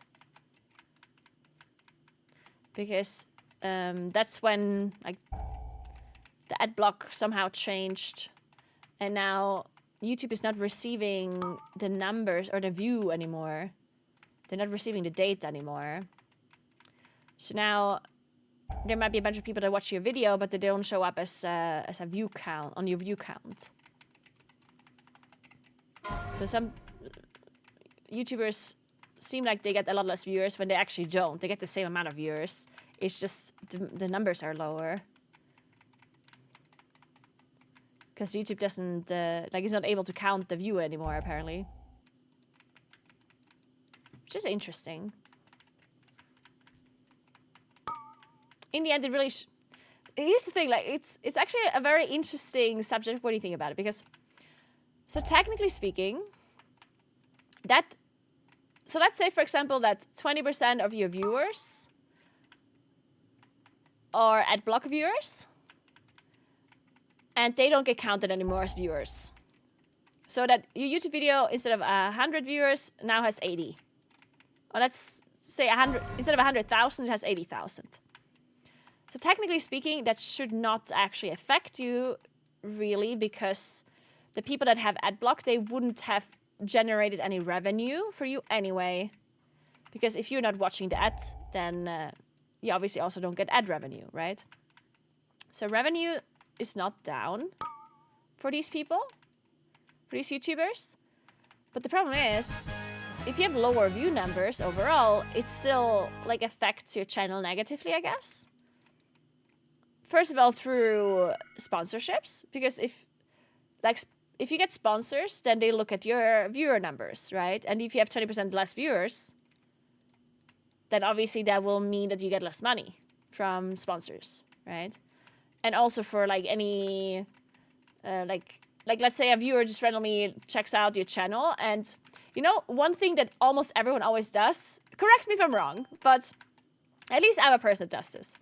Like if I go to a YouTube video, if I go to a YouTube channel that is kind of like new to me, then one of the first things I will do if I'm interested in their content overall is I will go to their videos and then click on the filter popular.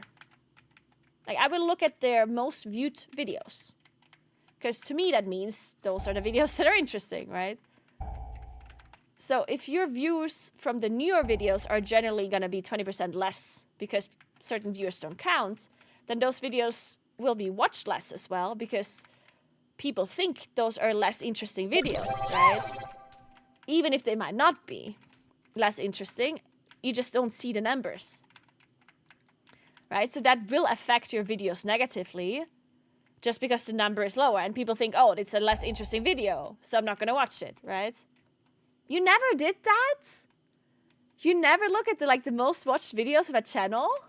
Seriously? Wait, okay, actually, wait. I thought everyone does this. You don't do this? Do you not click on the most viewed videos? Wait, is that actually not a thing?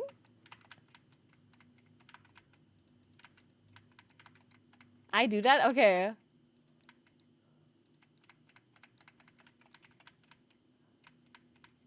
You never do that, really? Well, there's a bunch of people that never did that. I thought like everyone does that. I always do that. Okay. Most people don't do that? Really? So what? So if you're interested in a... So let's say you find a YouTuber randomly and you like their content. Then how do you decide what video you want to watch next? If they have hundreds of videos, do you look through every title and every thumbnail or whatever? Because I mean, it depends on the content creator, right? If it's a YouTuber that does very specific videos and you're only interested in very specific content, then I obviously also don't look at the view count, right? Then I look at what I want to see. But I mean, that's obvious, right? If there's a YouTuber that makes videos about the universe and about gardening, but I'm only interested in the universe videos, then of course I will look at which ones are about the universe, right? But that's a different story. If I'm generally interested in all of the videos that a content creator makes, then I usually sort them under most views. Because I'm okay, that's probably the most interesting video. It doesn't necessarily mean that I then also watch it. Because I will sort them by most viewed. And then I will still look at the title in addition, right? I won't watch the video that has the most views just because it has the most views. I will also, I will just sort them after the most views. And then I will look what they are, right? What they're about.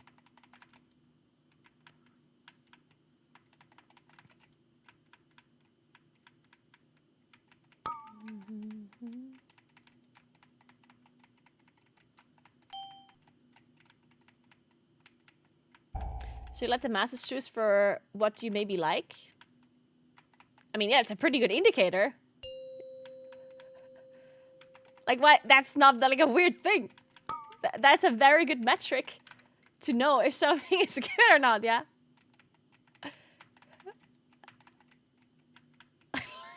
Of course.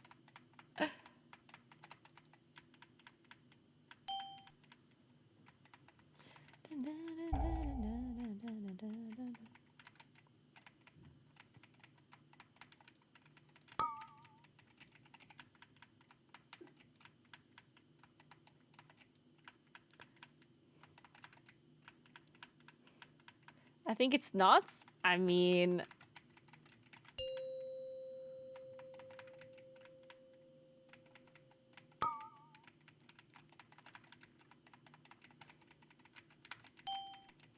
Okay, well, I mean, this just depends on context, yeah? Obviously something...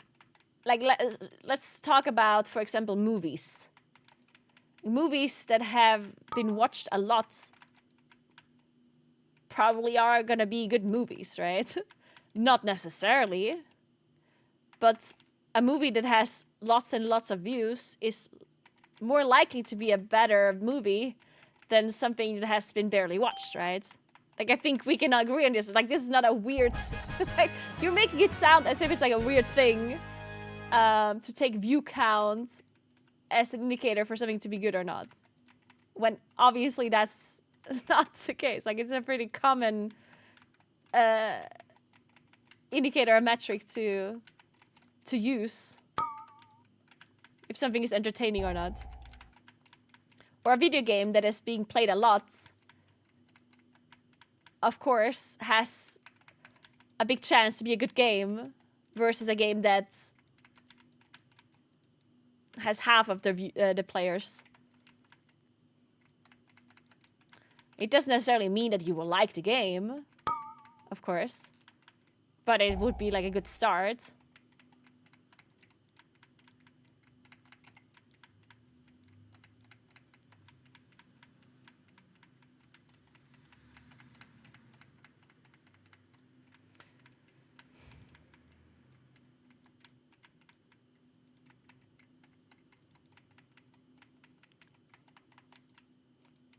Popular doesn't mean good. I know niche movies that are super good. Okay, I feel like this is like a dumb discussion now because now we're just arguing for the sake of arguing.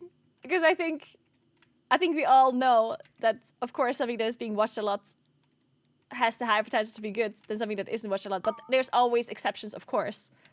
Sometimes there are good movies or good games or good videos or whatever that are not watched a lot because, I don't know, they didn't get as much marketing, or they're from like a niche company, like an indie game company, or they're like from a small studio, whatever. Like, that's always a possibility, right? And sometimes movies that are watched a lot can also be bad simultaneously because, I don't know, it was, maybe the opposite was true.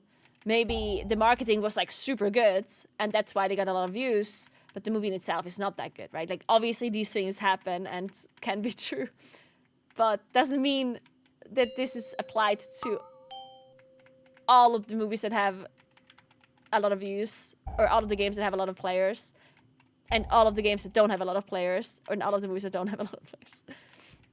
Like, not every movie that has, or not every game that has a lot of players is good, but also not every game that has less players is bad. But it's a good indicator to start with, right? I think we can agree on this one. But I'm actually kind of flashed that people aren't sorting by view count. I do also agree, like somebody said earlier, that sometimes if you go to a YouTuber's channel and they sort by view count, sometimes the videos that are in the top are all like really old videos. Because sometimes it's like a old YouTube channel that has been around for years and years and years, and like maybe they were maybe the highest views was like, I don't know, 6 years ago. So all of their highest view count videos are 6 years old. That is definitely something that that I do consider. And usually what I do then, when I sort by view count, which I always do, or most of the time I do it, not always, but like many times, then I will sort by the most view count, and then I will scroll through and look at the release. Like, let's say the highest view count is 5 years ago, and then it's 4 years ago, 5 years, 5 years, 5 years. Then I will scroll until I find the most recent video with the most views. You know what I mean? So I will try to find the video that is maybe depending on what the fuck it is that I'm looking at. But sometimes I will say, okay, you know what? I want to find the highest view count video that is within from the last year or from the last 6 months. You know what I mean? So I might scroll through like 10 videos from 5 years ago, and then I find one that is from the last 6 months. And then I'll watch that one.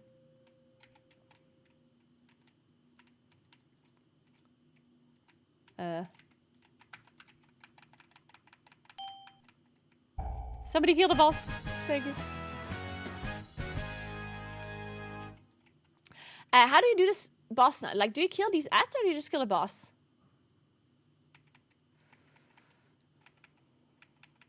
Okay, we are killing the ads a bit, I guess.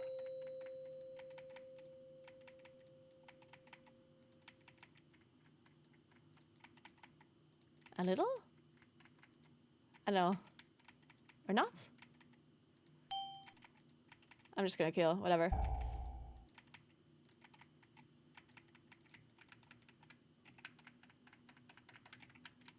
I'm gonna go on a boss and just starfall the rest.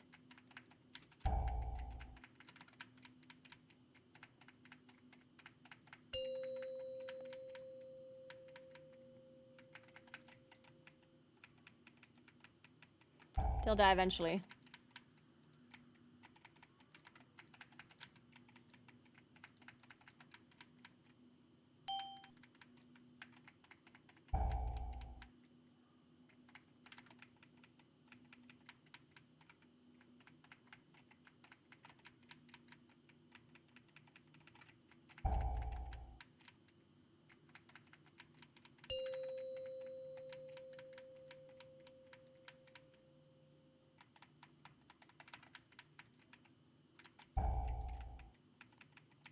Ah.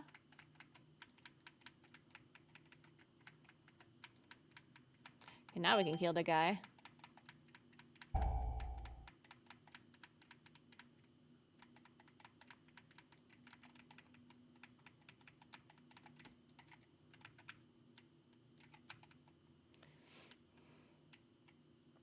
We can out DPS the healing now. Yeah, it just seems like a waste to me to not multi. I mean, I don't know how people do it, but to me, like, I guess as a druid or as a moonkin in particular, it seems like yes, I could sit there and only star search, but like, I feel like it's a waste to not starfall and dot the ads, because then, of course, the boss will heal less, and I think the damage that I lose for dotting and starfalling is less than what we would gain on the boss. You know what I mean? I'm not sure if that is true or not. That's like a math thing, I guess. But that's what it seems like to me, at least. Now, of course, if you're like a class that is really bad at spread out AoE, then that will be a different story.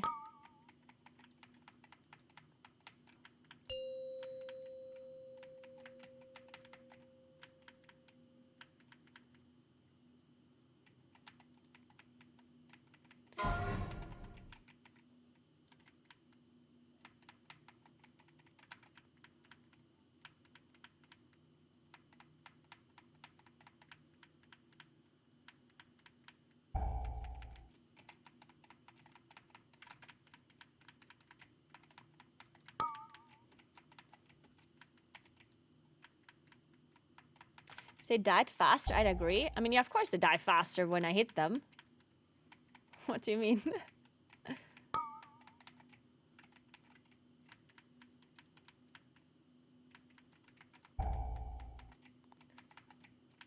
But it's just padding. It seems right since they stayed healthy. Wait, what do you mean? I'm not sure what you mean. Holy fuck, that almost one-shots me. Jesus.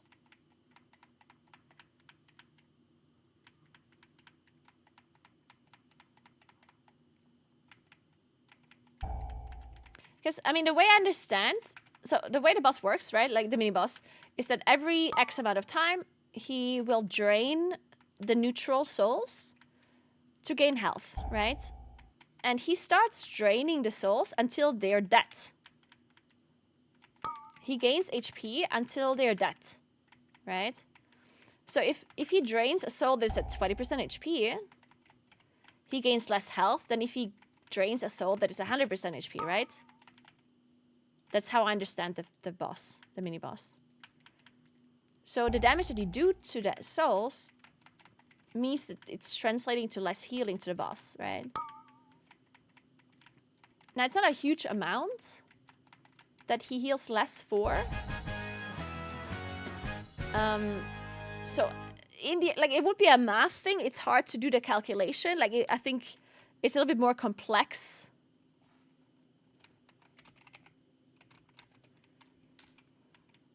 Like, you could do the calculation and be like, okay, how much damage do I lose on single target to be able to hit the ads, and how much less health does the boss get from having to, you know, like, it's actually like a pretty complex mathematical equation that we would have to figure out.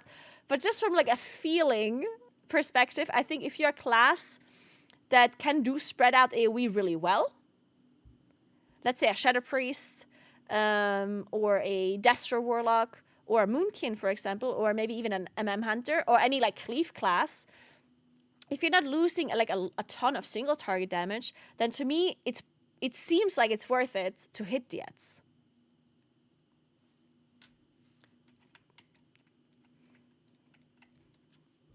If it's true or not, I don't know. Like, I'm not going to sit here and do the math, right? But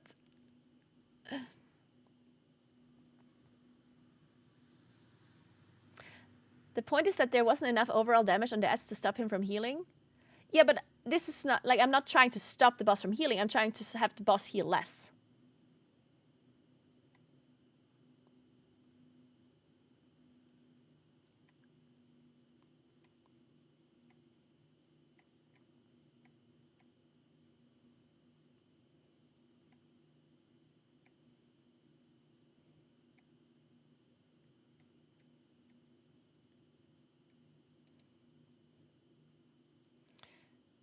But yeah, I don't know. I guess I guess it's hard to tell.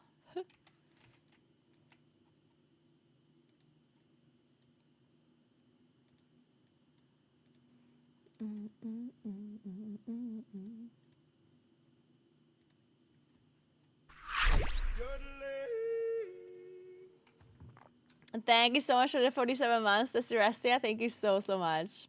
Welcome back. How are you doing?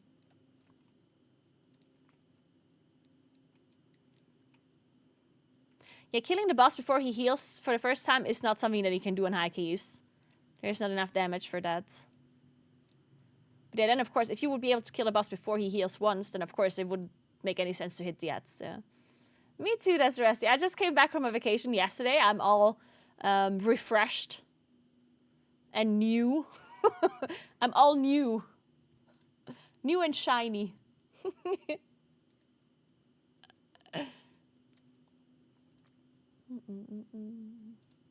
Alright guys, so I think we're gonna go and check out Throne and Liberty. Let's give it a look.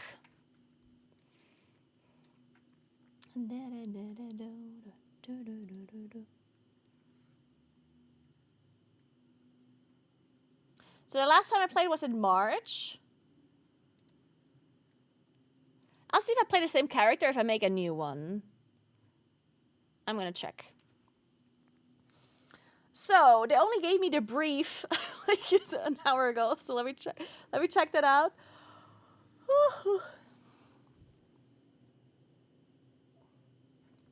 Okay. I did also want to give a quick shout out to Throne and Liberty for sponsoring this segment or partnering with me for this one. They actually are very nice, like the Throne and Liberty team, because I already did a sponsored segment before and I stayed in touch with them because I had a good time last time. So I was thinking, you know what? If you ever do anything again, let me know.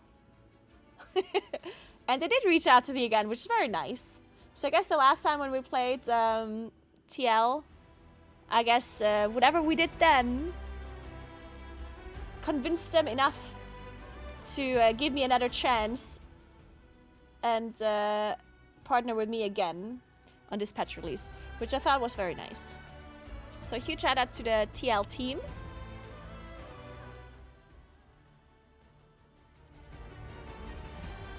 Let me see how I do this so you can actually see what the hell I'm doing.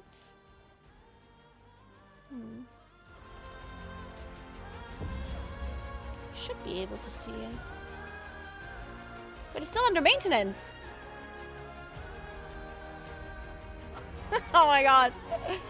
How much longer?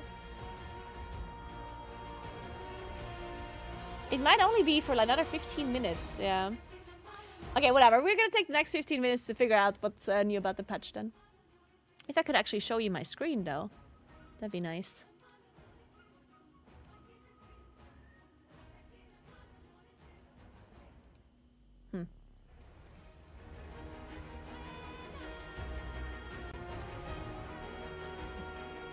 strange. Whatever. Maybe the screen actually works once I'm in game, potentially.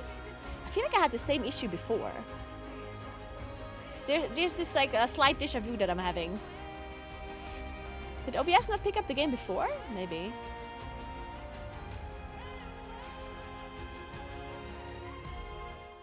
Alright, well. Since we have to wait 15 minutes anyway for the maintenance, let's take a quick look on what's new. Maybe there's a video.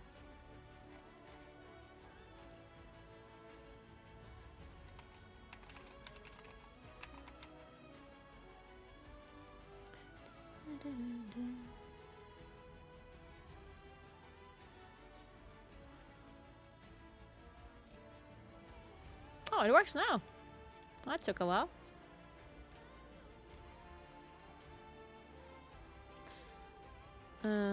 Let's see.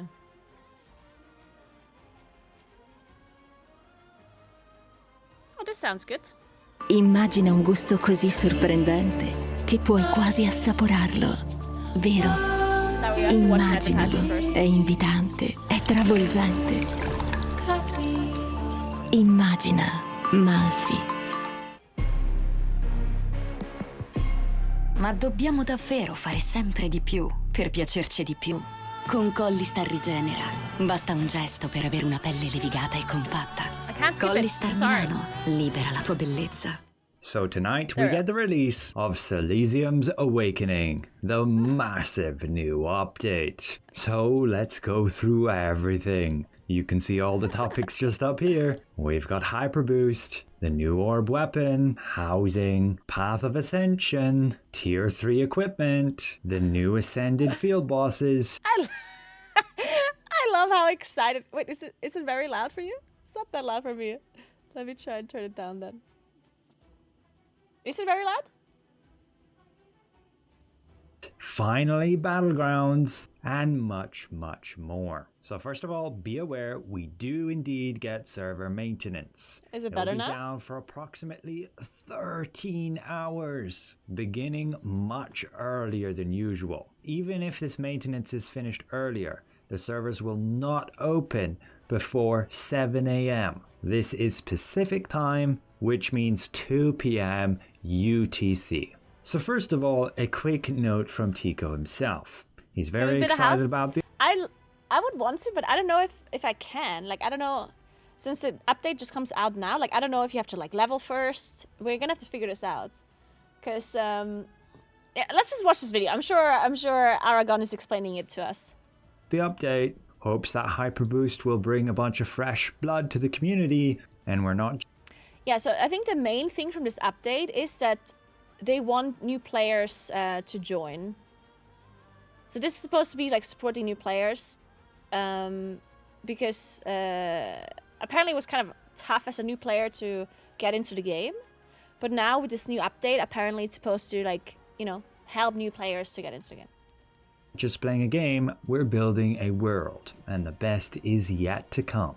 So, having a look at Hyper Boost. This will increase the pace of progression, allowing you to quickly grow over 6,000 combat power. Hyper Boost is available on all servers, however there are brand new servers being added. They have posted them all just here. Keep in mind you can only have 2 characters per region, but it allows you to experience the game as somewhat of a fresh start, with again increased progression rates. These servers will be isolated for about 2 to 3 months, meaning queue matchmaking, the auction house will all be separate until they merge 2 to 3 months later. Then we have a look at what they say about the new orb weapon. I have already tested it out a bunch on the Korean server just here. It seems pretty interesting with its abilities. I'm not sure about the damage side of things. It's hard for me to test here with this high server delay, as all the attacks are then really slow, no matter my attack speed. However, the healing abilities and the damage mitigation effects it has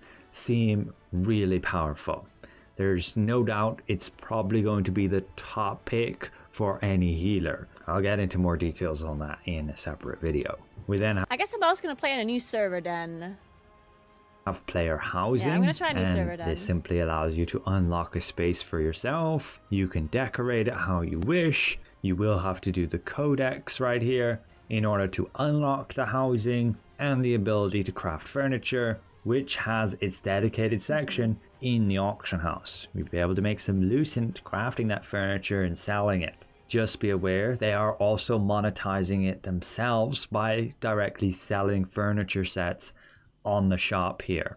And they have come out with a new battle pass dedicated towards the housing system, allowing you to get a ton of materials, with the star shop having a ton of different ones too. And again, nothing is functional here. It's definitely not a must-have to do. It's purely for the vanity of it. It does come with a bit of a rework to the gathering system, where you have the skills logging, mining, fur gathering, and foraging. Checking here, you can see all these different skills before, and the now they levels added you one. may That's have in them. interesting. You can get new contracts for those lives, Really? Like- different mining, fur gathering, and Oh foraging. no, overhaul. Gatherings is an overhaul. With the addition of housing, furniture, and new crafting material, the gatherings has received an update. Gathering skills have been added. Oh, but these have been added. Logging, mining, fur gathering, and foraging. So I guess there was other gathering professions, just not, and these ones have been added in addition. Okay. Checking here, you can see all these different skills and the levels you may have in them. You can get new contracts for those live skills, and then we'll have a look at Path of Ascension. This simply allows you to reach 6,000 combat power efficiently. Path of Ascension. Path of Ascension consists of character progression missions that can be completed sequentially to earn rewards. By completing the Adventure Codex, Leveling Log, and Ascension missions, characters can reach 6k combat power. That's gonna be obtained when others. By completing the Adventure Codex, Leveling Log, and Ascension missions. You can see that Path of Ascension, and it simply allows you to complete stages, obtaining all these different rewards. And I've already obtained these chests right here, and they give you max level 12 free gear for everything. You will choose 2 weapons here, a full set of armor, and a full set of accessories, bar the earrings, which you will later get the earrings right here, along with some traits. And on from there, it's runes, masteries, a few other upgrade materials, along with each of these like another, like, stages kind of when like they're catch-up cleared, system getting then? like Solent and Morphs and even Amatoys. So really a great help for newer players to Okay, that's cool. I like that a lot. That's very interesting. Also, one of the things I like a lot is that this is like a very... Like, as a new player, especially when you play an MMO or any like MMO-like games, I think it's very overwhelming, right? Like, you go into the game and it's like, what is going on? Like, there's a million things, right? So especially if you start like mid-game, the fact that you have something to like, some easy-ish kind of thing to go towards that gives you like all of your like catch-up gear, I think that is very nice. In fact, I think even WoW should do something like this. Now that I see it here, that's a very good idea. Like, I really, really like this. Like, imagine you're a new WoW player and you could just follow like a... In this case, it's called Path of Ascension, right? But you could call it whatever the fuck you want. And then you just go through the steps and you just like... If you do this, you get all of your upgraded gear to like this max level. If you do this, you get a weapon. If you do, you know, like, I think that's really cool. Because then you can just, you have like something to follow. Because when you start as a new player in an MMO, like, you just don't know what to do. There's so many things you can be doing. But as a new player, you just don't know where to start. Right? So I think this is really nice. progress quickly. Then with Path of the Stars, this is to help beginners, helping you to choose what weapons to go for. Man, I really need YouTube Premium, huh?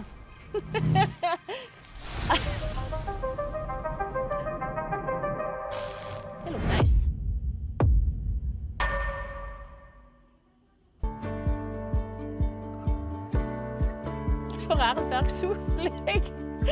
Giving recommendations of different skill sets Guys, to use. maybe I moved too You far can out see of when you open your character sheet, you have this ability to click Path of the Stars, and it gives you a bit of a guide. I'm sure it will be translated properly for us in global. But for example, I can select here all recommended, click accept, and it will highlight different abilities I can use and what even stats I should go for. For some reason, it seems to only suggest healer as orb wand with no real way to push for damage dealer. But of course, you're still open to complete customization yourself directly via the skills page here. So just a great feature to help handhold newer players until they get their own footing and can figure out these things for themselves. The leveling log did get a bit of an update with that leveling pass, simplifying growth missions. We can view that here. Quite a bit I haven't completed, and I can still go back and claim a bunch of extra rewards like this. But yeah, just more free stuff, and you can buy the leveling log pass. It's now just 255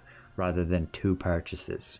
There will be a new player buff. Like if you haven't even played the game for 30 days, you will get this too. That's me. 100% silent gain, 100% XP gain from killing monsters, plus 50 boss crit, plus 50 boss heavy, etc. But then we have a look what they say about the tier 3 equipment. I've already gone through weapons and armor. I've yet to go through accessories, but needless to say, it's just a bit of stat boost from what we've had before. You will just get it to plus 12, has the usual trading, but they have reworked blessings a bit.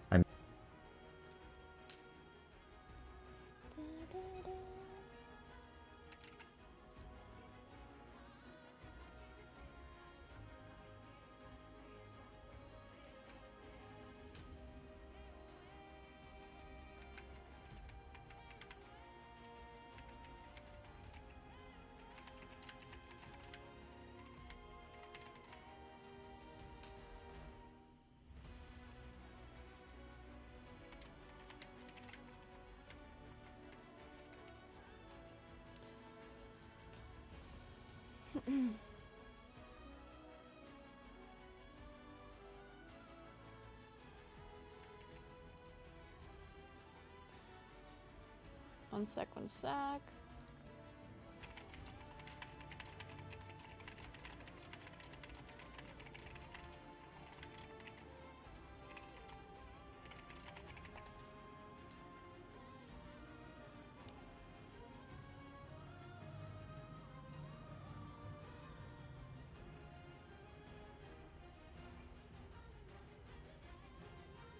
So I may cover that in its separate video, but they have drastically increased the price of blessings, meaning blessing stacking is not nearly rewarded as it was in previous expansions. Yeah, I played a little bit as well, and I did like it when I played it. I liked it when I played it the first time and when I played it in March as well.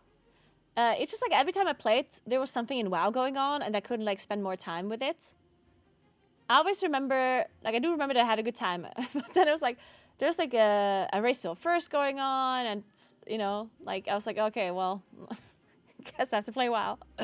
They've made slight adjustments to the trade system. Like, every time I played. Again, those blessing point adjustments. I never managed to reach endgame or anything though. You will be able to use tier 2 equipment to attempt to upgrade tier 3 traits, and there is the new trait resonance. You won't access through equipment enchanting the trait system.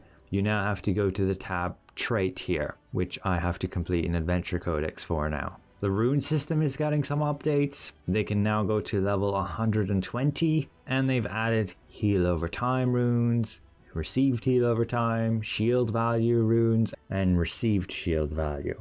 They are also adding rune fragments.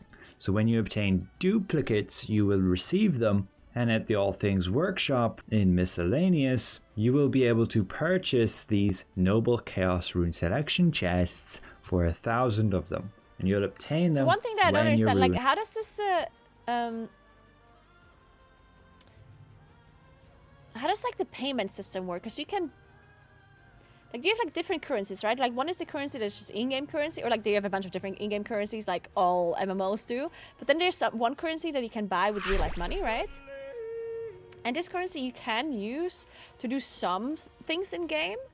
Like some of the stuff is just cosmetic, just like in any other game. But then there's some stuff you can also do with the currency that actually, that's like, pay to progress, right? Solvent and Lucent. Solvents. So there's some stuff you can buy to like progress, to get things a little bit quicker, right?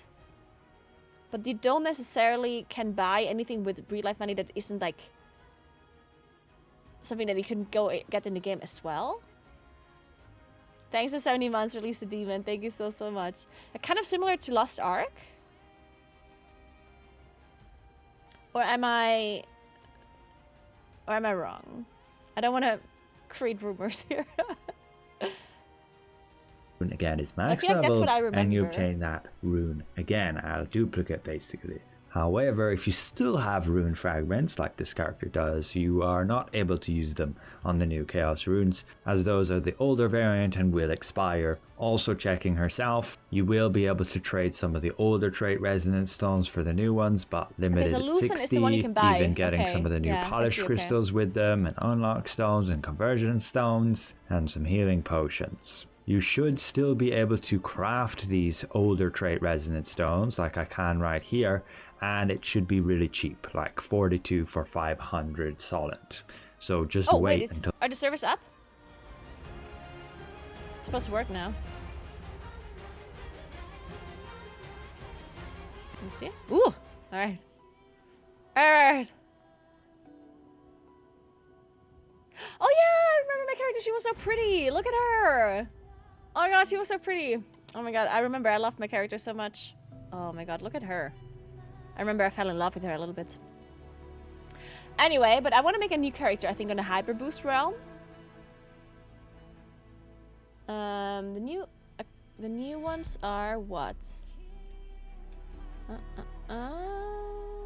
New game? Is that what I press? New Hyper Boost. Yeah, let's play here. Character creation locked. Wait, character creation locked? What does that mean?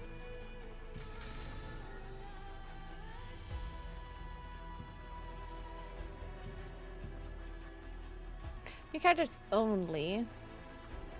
Enhanced progression.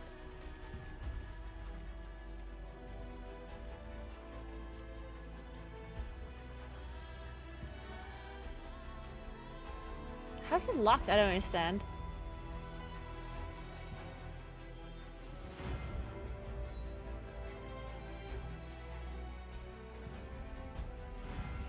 It's called Solvent, not Solvent. Oh, okay. So I shouldn't be... So don't click on... I should be clicking on new game, right? Yeah, new game. That makes the... It's like a new character, no? I cannot select this.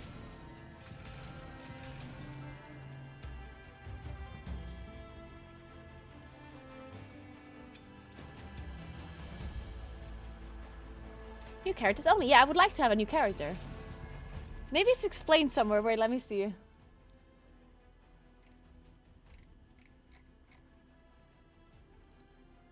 Hyper boost information.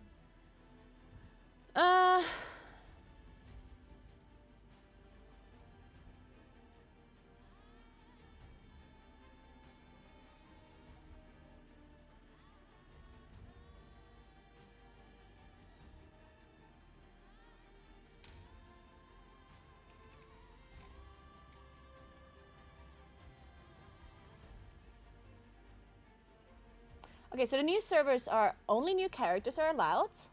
Fresh start for everyone. Cosmetics and loose, which by the way, I really like this. I like the fact that they make new servers where like everyone has to start from fresh. I like that. Then cosmetic and loosen remain account bound, but all gameplay progression starts fresh. Ideally, if you're new, returning, or don't already have a group of friends or teammates, designed so everyone starts on equal footing with new communities forming together.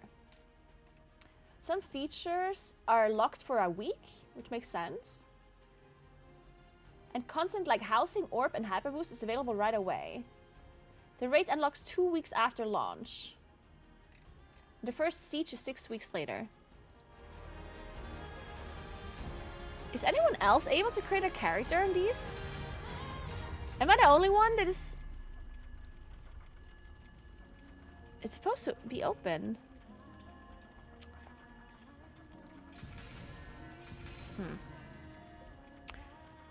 Yeah, there's something not working, I guess. Let's You can't create a character either? Okay, so I guess they are having an issue then. I guess the servers have had a problem then, maybe. This magical star of destruction was shattered into pieces all across the world. Okay, okay. Well, then I'll And just those who were continue born playing with on this my fragment were called character the until then. In 1192, during an age of conflict, the Archean commander Khazar sought to I'm gonna use the rewatch this power to of make the sure I star remember fragments everything. as a tool of war. Khazar sent the witch Calanthea to the remote island where Starborn were hiding. I remember this. I remember this. With the Starborn.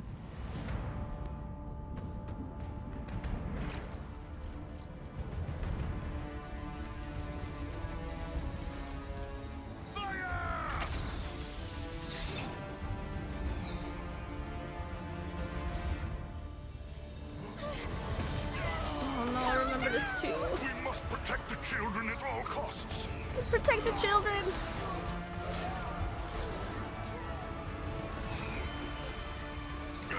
Oh yeah! Oh, that was so sad.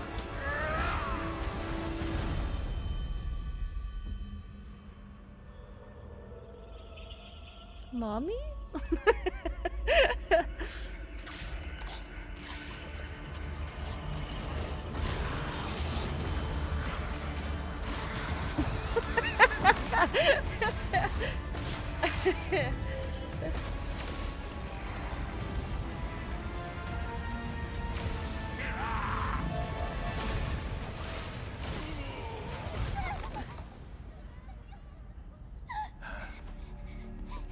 Oh no.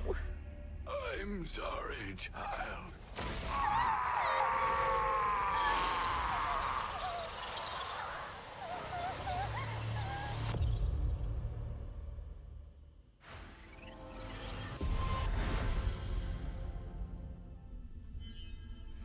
Alright, yeah, I guess it is character creation.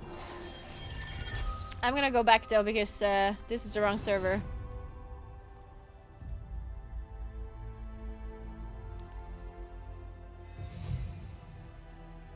We're not going through character creation again. God damn it, I want to play new servers! Oh man! Okay, let's play her though. Like, look how pretty she is. Jesus Christ. Look at this lady. Once the new servers are available, we can play there. But until then, we are gonna continue this this beautiful lady here. That was close. I can't believe the ghastly tales were true. All right, we're back. All right. So let's have notice boards. So let's have awakening. Discover every new feature. Oh, that's just like the blue post, I guess, that they have.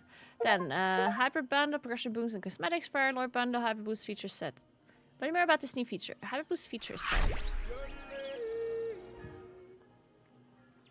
Kirastas.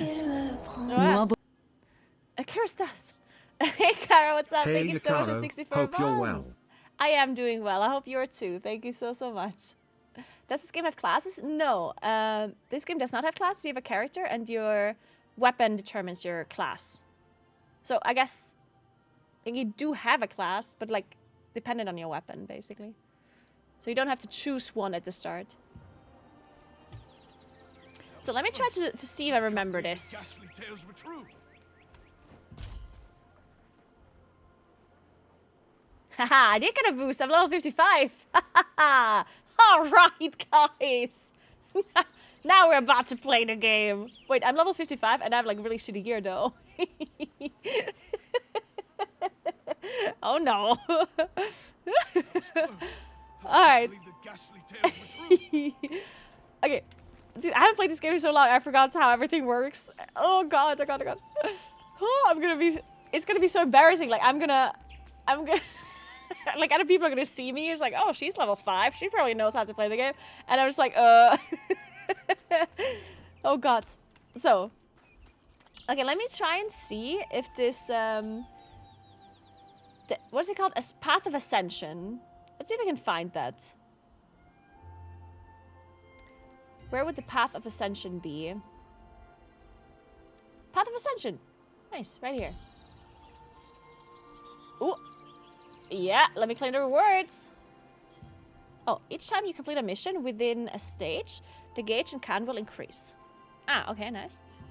Once you complete all missions in a stage and fill the gauge, you will receive the clear reward.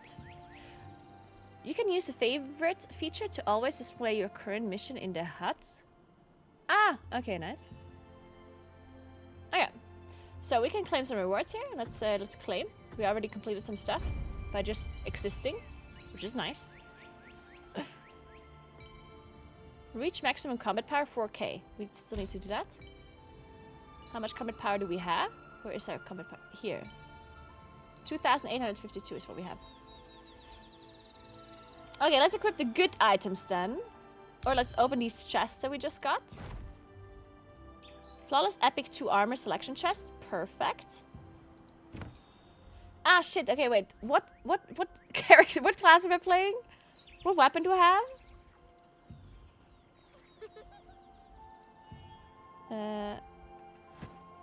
I have a bow and a staff. Which means... Character info. So I have the Vanguard staff.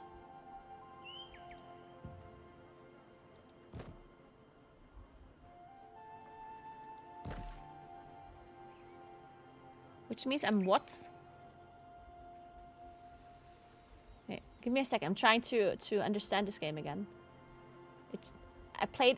I know it seemed like a person that I've never played this game, but I did play this game before.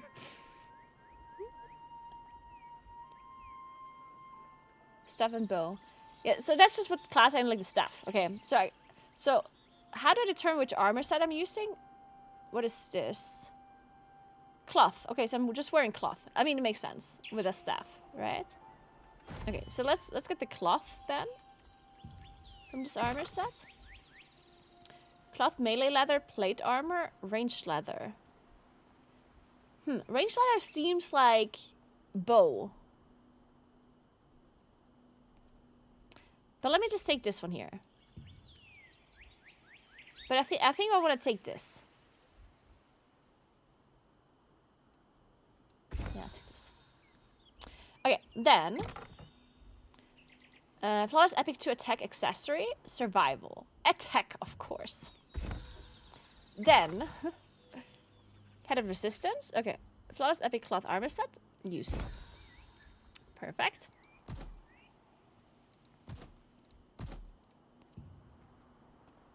Okay, then what other chests do we have? Nice, use. Cool. Then equip all of this. Wait. Oh my god, we're gonna be sick, guys. We're gonna have so much stuff. Wait, why is this only level 12? God damn it. This is still low level stuff, guys. Well, shit. I thought it's better, but it's not. It's still just low level.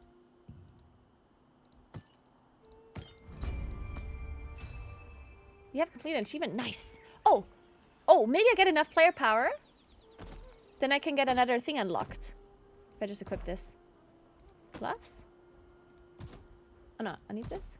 What is this? A ring? Oh wait. There we go. 3.3k player power. Shit. Oh, I need a weapon. My weapon's probably dragging me down. I need a better weapon. An earrings? Do you have earrings? No, I don't. I don't have earrings. Okay. Okay. Are you going to get me into another MMO? Well, you should check it out. You should give it a look. It has a new patch right now with like a hyper boosting. The new servers aren't working currently, unfortunately, but there's like they created new servers where everyone has to start from level 1, which is actually kind of cool in my opinion. So if you haven't played it before, then this is your time to give it a try. Close. I can't believe the ghastly tales were true. Do you need something? Oh! No way, that's a corgi. Oh my god, corgis are so cute. Hey, Wispy. I can take a picture. Oh, you have completed a Wispy photo boy. look. They're so cute. Oh, look. Oh. Corgis are just so fucking cute. Look at the way they're look at. I don't always say look at his ass, but like, look how cute and fluffy it is. My character looks hot as fuck, doesn't she? Look at her. Oh, I forgot I also have a pet, like a flying person that is like following me around. I'm not sure about this person, by the way. Initially, when I was doing the initial quest line, I remember that this lady here came out of nowhere, and I wasn't convinced that she's helping me or if she's just like trying to trick me. But considering that I still have her, I think I can trust her now. I think I can trust her now. But initially I wasn't so sure about it. She might be plotting something against me. Okay, let's take a look at what we can do. Path of Ascension. Reach maximum combat power 4K. So we have to do that. Then, use Abyssal Contract Token in the world's dungeon cells. Abyss. Purchase item from Riddles. Okay. Well, we need 4K combat power. That is a little bit of a broad kind of goal, though. How do we do that? Any TNL players then can give me a quick way to get to 4K.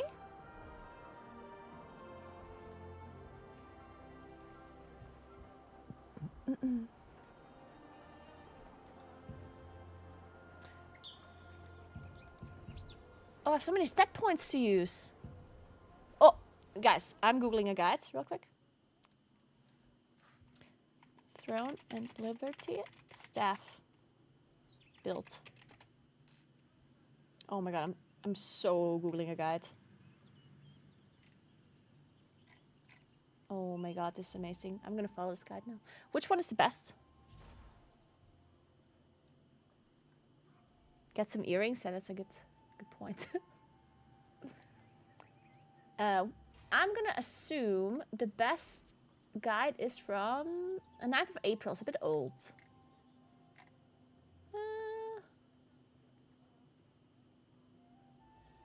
Metabattle.com?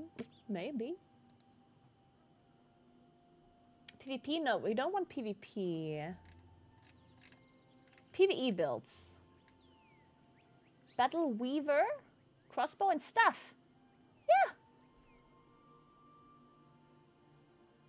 That's exactly what we want. Perfect. Overview. Class Battle Weaver. Weapon, staff, and crossbow. Designed for PvE, focused on DPS. Difficulty, medium. Perfect. Strength, high DPS, lots of AoE damage, fun to play. Love that. Weakness, low movement, high APM, high skill floor. Pfft. Easy for us. This build is up to date for May 1, 2025 patch. Okay, that's good. Let's see. Attributes, primary, dexterity and strength. Secondary, wisdom and perception. Okay. Focus on strength and dexterity for this build to maximize damage output. These should be your priorities, especially early game, as you upgrade your gear. Keep investing in them to enhance critical hits, heavy attacks, and increase max HP. Target 50 strength and push dexterity for optimal crit. 50 strength, okay. 50 strength. And then we target dexterity. So we don't go wisdom. We go for dexterity. How much?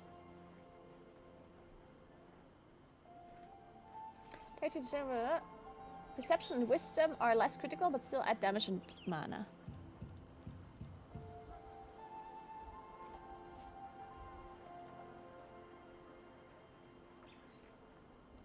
Bit of fortitude, maybe. I don't know.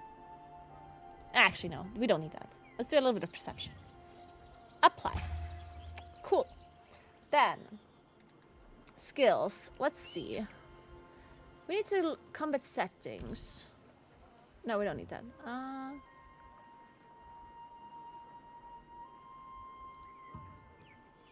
Oh, no.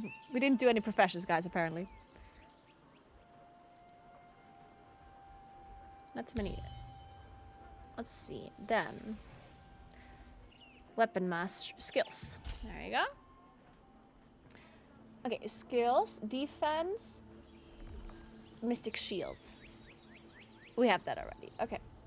Then we want quick fire. Ah, so these are my... Okay, this is my... So if I have my staff equipped, then these are my skills there. And if I have the longbow equipped, then these are my skills.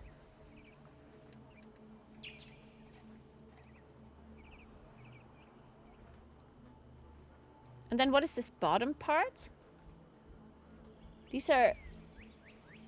Oh, these are mixed, apparently. So we want quick fire.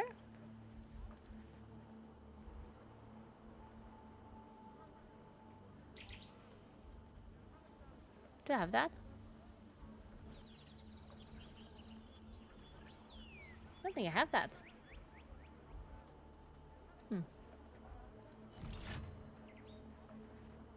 Oh, this is skills specialization. Okay. Select the skill you want to grant additional abilities to. You can grant additional abilities to the selected skill. Ah, okay, yeah. Skill specialization points can be refunded at any time by using the reset button. Okay. Hey, Pajamas. Thanks for 17 months. What's up? Hey, Frosty.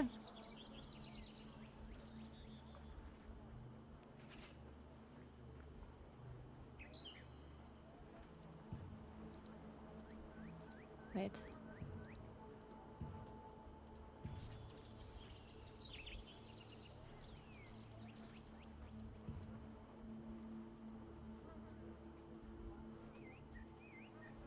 Okay, is there like a search function? No.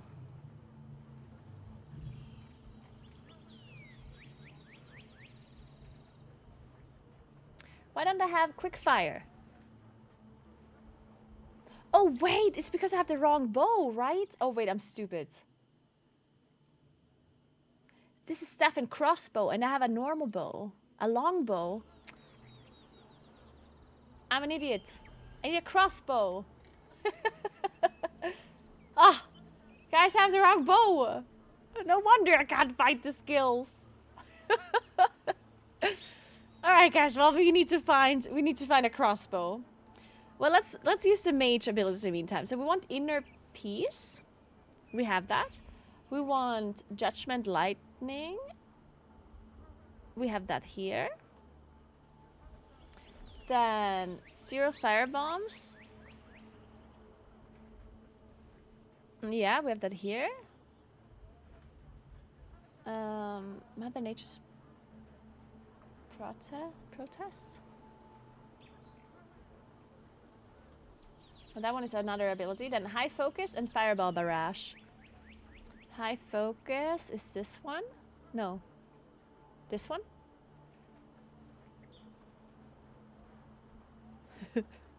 No, not that one either. Fireball barrage. Let's find that one first. There. Now, let's try with this first. We do need to find another weapon, though.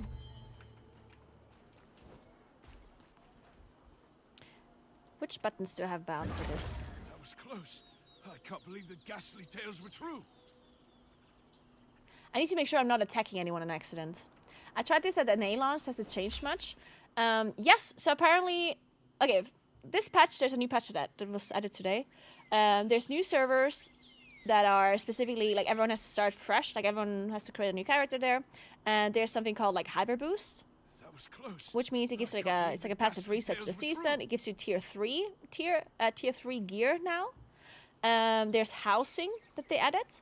And these Hyper Boost servers where you get, like, special effects if you haven't played in, like, 30 days. Then you get, like, an extra buff and you're able to level faster and stuff.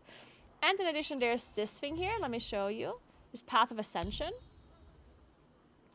Basically, it's like a catch-up mechanic or like a catch-up thing for people to follow. You can see it's just like... Oh my god, I didn't claim all of these rewards. You can see, like, you just get random rewards from doing quest lines or for getting certain power levels.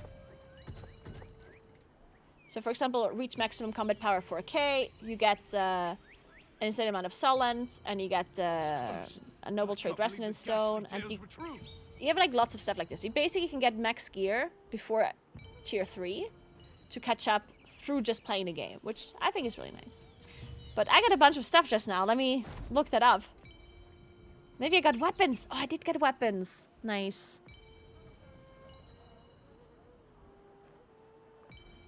That was close. We can get a crossbow now. Longbow, Juggernaut, Glee Lexicon Reform, Longbow, Repeater. Where's my crossbow?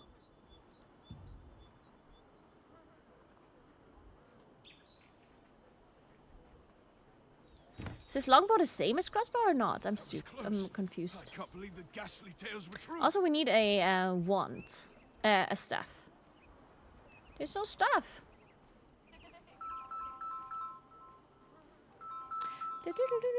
One sec.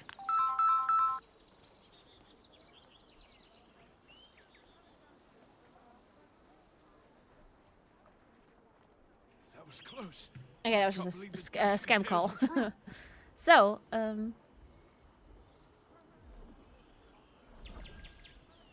weapon select chest. Why are,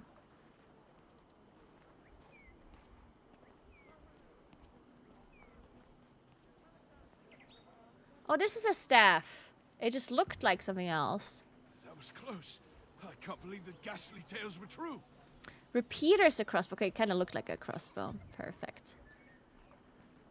Alright, so we have this stuff. Perfect. Nice. Is there any catch-up at the moment? Yes, there's that's one of the major things of this new patch, is that it gives you a lot of catch-up. It's meant for, like, this patch has a lot of stuff for new players. There's new servers where everyone starts with level 1, like everyone has to create new characters. Nice. 3.5k player power now. And there's like, if you're a new player or you haven't played in 30 days, then you get like a buff to help you level and stuff. And then you also get these, it's called Path of Ascension, where by playing the game you get these rewards, and once you unlock them all, you actually are max item level. Like, it gives you the max item level from the previous patch. Obviously, it doesn't give you, like, the newest item level stuff, right? But it gives you, like, the same as everyone else had before. So once you get this done, then you're, like, up to date, which is really cool. How long is the experience buff? Good question. Let me see if we can find it anywhere.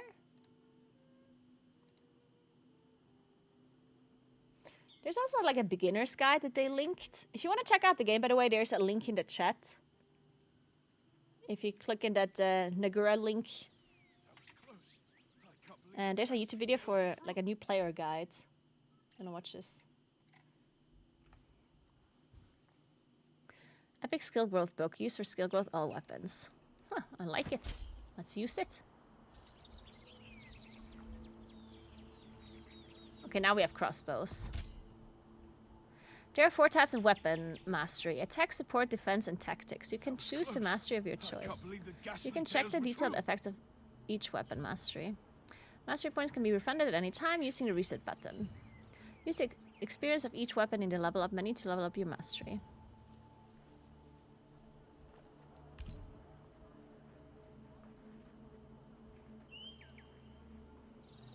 Mastery experience, use mix. That was close. I can't believe the ghastly tales were true.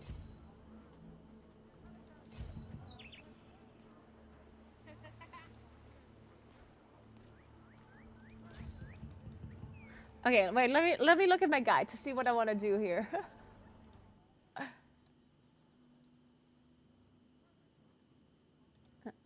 I want to play Battle Weaver. That was close. I can't believe the ghastly tales were true. Weapon masteries.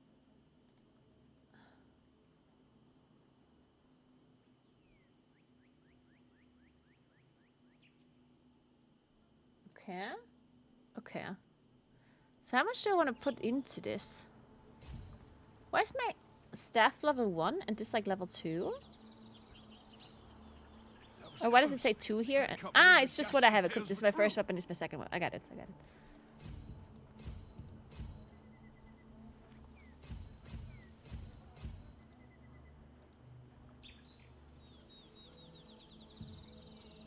Compared to WoW, how is this game? I've been thinking about giving it a shot, but I'm unsure. So I personally really liked it when I played the first time. That was close. I can't compare it to WoW because I played WoW for like 20 years. And in this game, I haven't really played endgame just yet.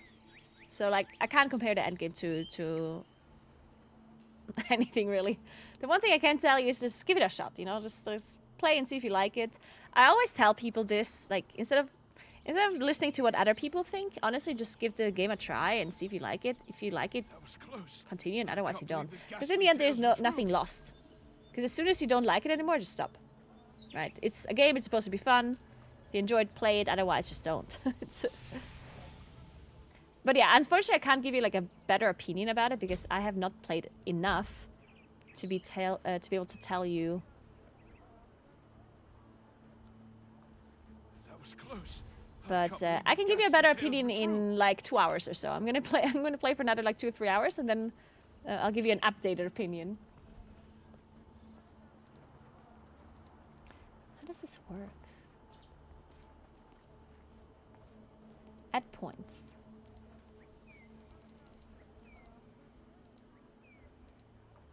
That was close.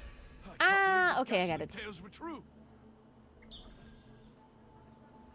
So I want to unlock magic hit expertise. Yeah, whatever. Let's unlock this. Oh, yeah, this is very expensive all of a sudden. Huh. Okay, okay. That was close. This is easy to unlock like the first ones, and then it's like very expensive all of a sudden. Okay. And then I'm supposed to unlock. Wait, this is my staff. Then I'm supposed to unlock this one here. Not this one, okay. And then I'm supposed to go here. And that, okay. That was close. I can't believe the ghastly tales were true.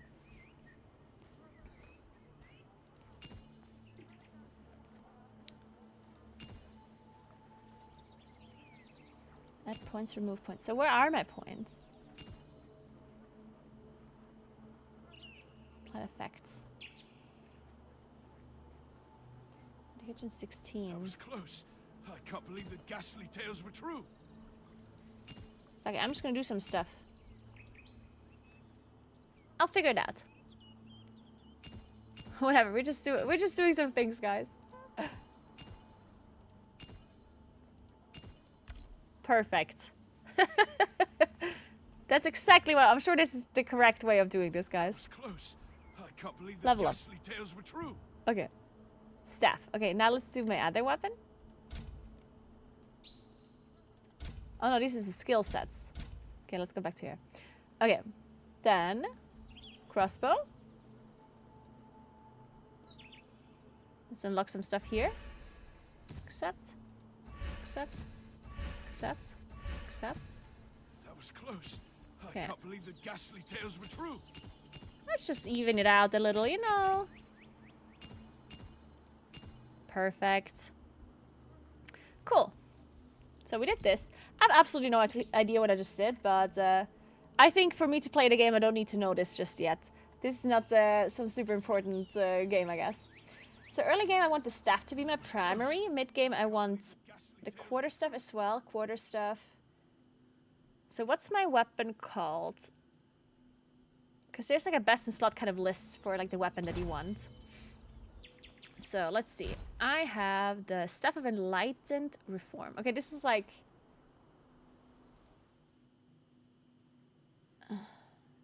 yeah, this is like... 110 and 154. Actually, this is not even that bad. I think. Yeah, this isn't even that bad. I mean, it's not tier 1, but it's not bad.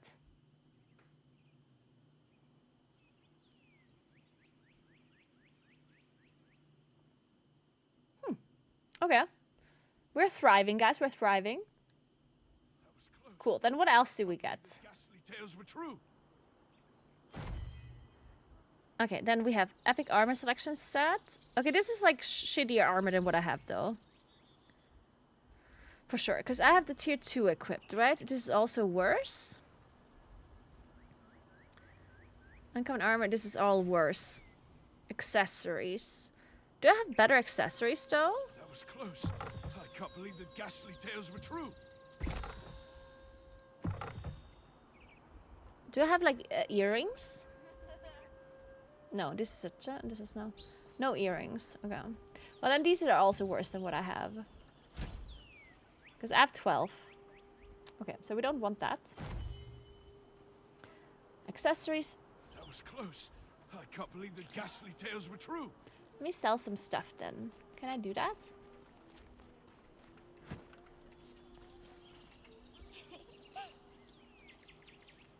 Yeah, I'm coming over. It's also good for gifts. Yeah, I like to trade. How does that work? Maybe it doesn't work. Let's see. Resident? Guard? We need like an armor smith. There's so many settings. There are a lot of settings. I can make all sorts of things. Why not have a look? Welcome, fine customer. Select the category to find the equipment you are looking for. You can check the necessary to select the equipment. Then. Okay. Oh, this is like a crafting thing. Oh, this is where I can make the stones. I have seen the stones as like rewards before. I don't know what they do yet. But I don't think it's important. So far. Are the new servers working, by the way? The Hyperboost servers? Or are they still not working? Does anyone know? Arena Sanders Merchant. Skills Researcher. Let's go to this merchant. Maybe that merchant can sell some stuff to me.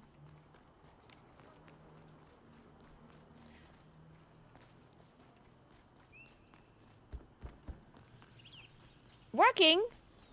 Okay, then I think we should go over. I think then we should try the hyper boost. What do you think?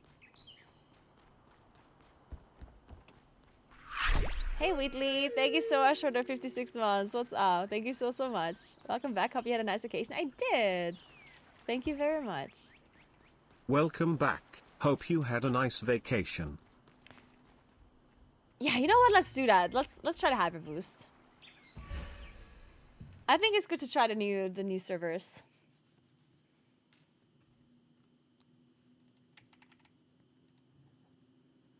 I hope the servers aren't full yet. Wait, maybe I shouldn't have left the game. Maybe I should have just logged out. Uh-oh. I hope there's like no queue now or like login servers down or... That might have been a mistake. Oh god. Oh god, oh god, oh god. Wish me luck, guys.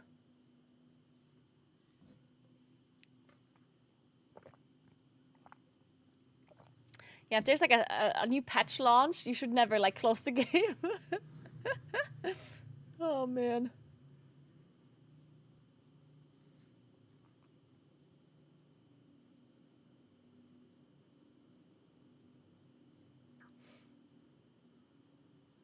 Hey little boots, what's up? How are you doing?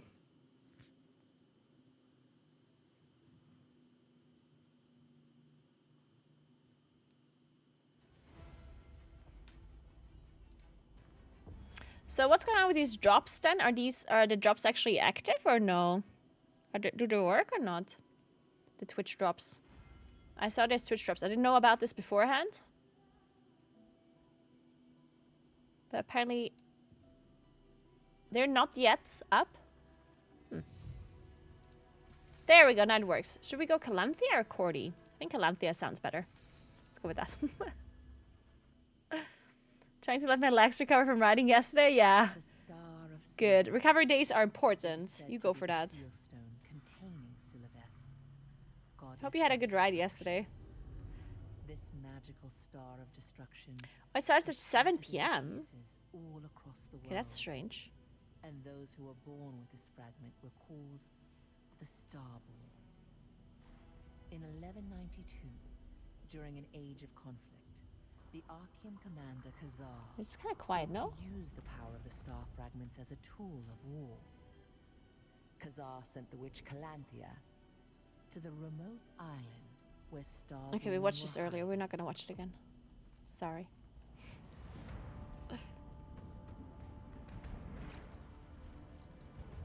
Okay, so now I'm playing on a new server, guys, so you can kind of see how like the starting or how the early game looks like in this game, if you guys are interested.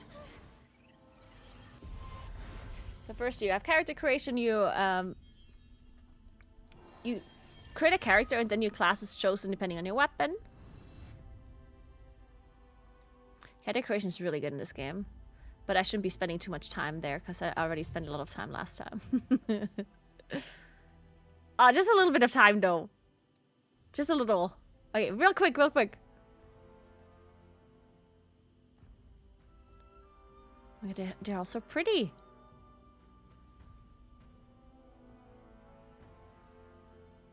God, they're all so...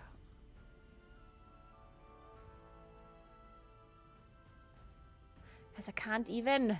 It's too hard. Okay, we need here. Wait. Ooh, I love that.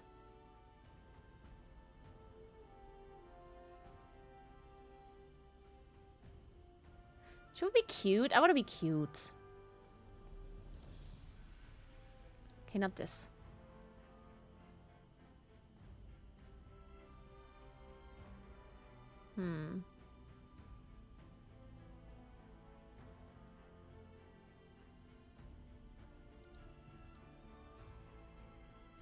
I'm not convinced. I'm not convinced. I think I'm convinced with this hair, but we need another face. She's so pretty.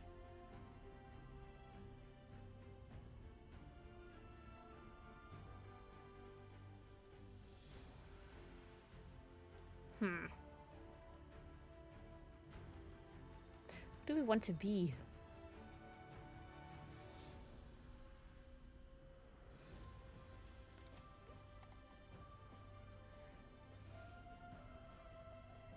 Okay, I said I'm not gonna spend a lot of time.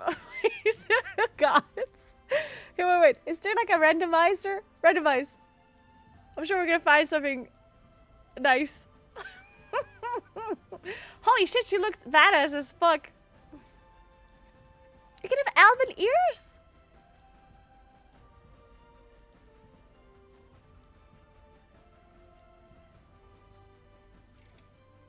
Okay, I mean, she's a badass. Let's just go with her. Hey, look at her. Okay, one more. Oh my god, look at her eyes!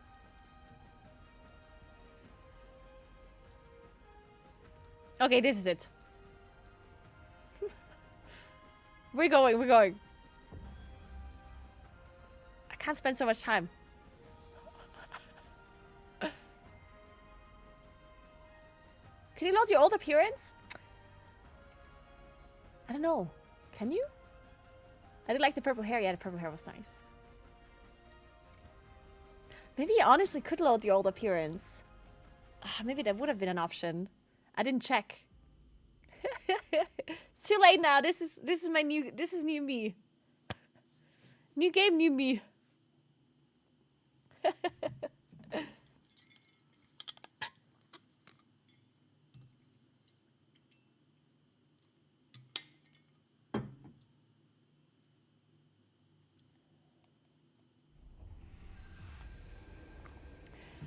I kind of want to come back, but definitely can't do character creation again. I was in there for hours at launch. Me too. I remember.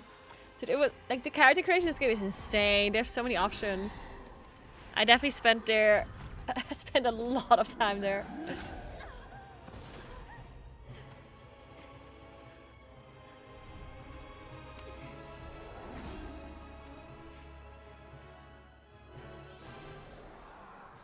Wraith Arbiter. Select a target with... Oh.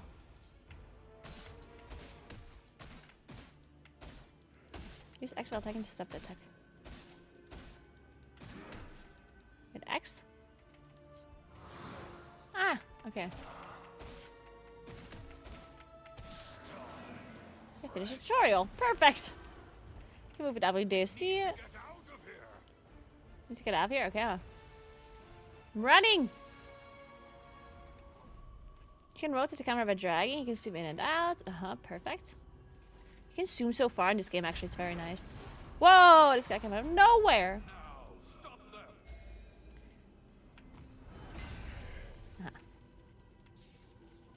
Oh, now we have all of our skills already.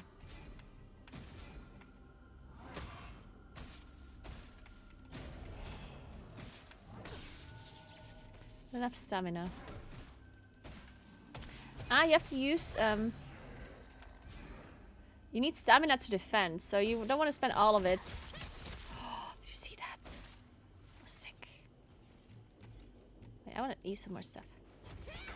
Ooh, I have a bow. Look at that. I have a bow. I can kite this guy.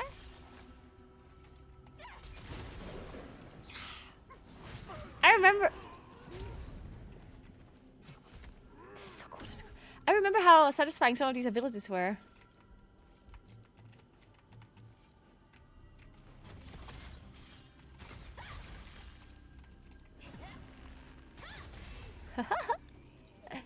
Let's go, dude. Are you going to play Fellowship? Yes, I will try out Fellowship because it's currently in beta. And I will try it because I played it before. I played Fellowship already. I liked it a lot when I played it. So I'll play again since it's in beta, open beta right now. I'll play it on Monday or Tuesday. I'm not sure yet. Early next week. And when it comes out, I'll definitely check it out. Press set and hold down the button to switch to a range weapon to defeat the enemy. Oh, I already have a range weapon equipped.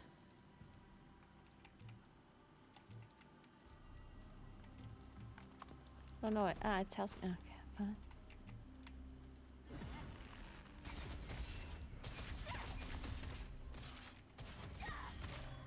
I'm blasting.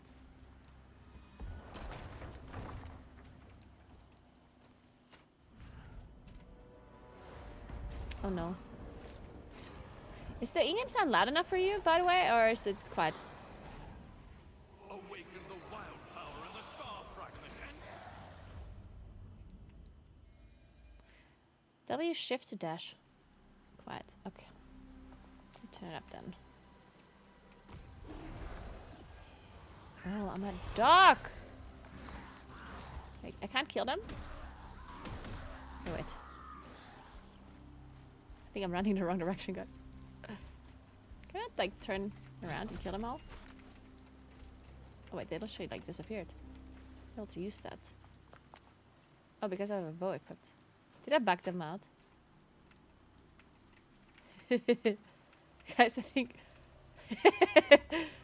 think I had one job. I had one job, guys. Okay, all I wanted to do is kill them, okay? I don't want to run away.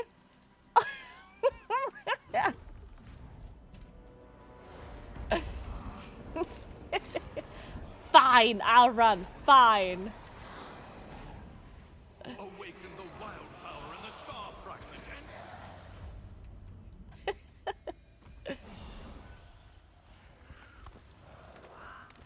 Okay, so I have to run here, I guess.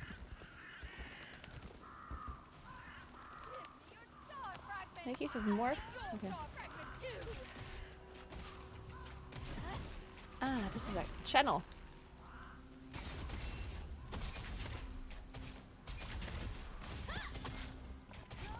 Yeah, is she dead? Oh, it's Calanthea. Oh no. She was just hiding. I look a little bit like a secret agent.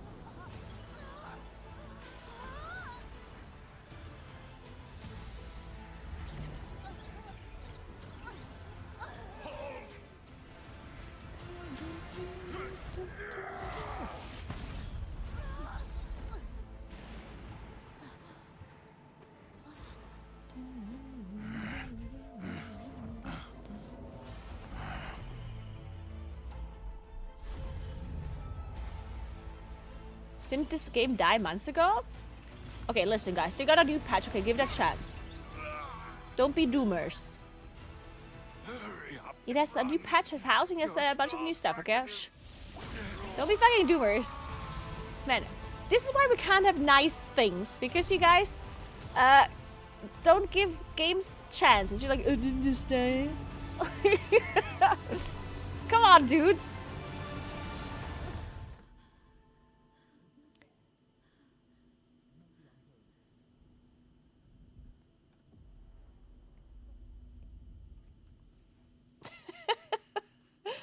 Like seriously, like I think especially MMO games, like you need to, like if a new MMO comes out, like I think that you shouldn't like write off an MMO super quickly, especially if it gets updates. You know, like sometimes, like, of course, like I'm not saying you should play games that you don't like, obviously, but if there's like an MMO that came out that has potential, you know, that you're like, oh, maybe this could be good, but it's not good for whatever reason, and then that game gets an update and gets if they continue working on it, then I think you should be like a little bit open-minded, because sometimes MMOs just take a little time to be optimized and to be good, you know, because MMOs are big games, you know, like there's so much stuff, and it needs to be established what people really enjoy. You know, sometimes an MMO comes out and the developers want the game to be focused on PvE, but maybe for whatever reason, the people that start playing it, they enjoy the PvP more. And then it might take them some time to pick up on that, and then, you know, once they realize, oh, most of our players actually like PvP, and then they can like cater the game towards PvP a little bit more, maybe, you know? Like sometimes an MMO just needs some time, some player feedback, some people actually playing the game to get some time. And then if they actually update the game and actually listen to feedback and actually give us the stuff that we are asking for, then I think we should, you know, give it another try. Even if the first time that you played it, maybe you didn't like it as much. I'm not saying that this is happening for me for this game, because the first time I played this game, I actually did enjoy it. I just didn't have the time to continue playing it because there was currently like a Race to World First going on in World of Warcraft, so... I kind of, you know, was focused on that one. Man. Naguura. Perfect. Yeah. Okay. So yeah, don't be doomers, you know? Like, don't be like, didn't this game die? Isn't this dead? Like, come on.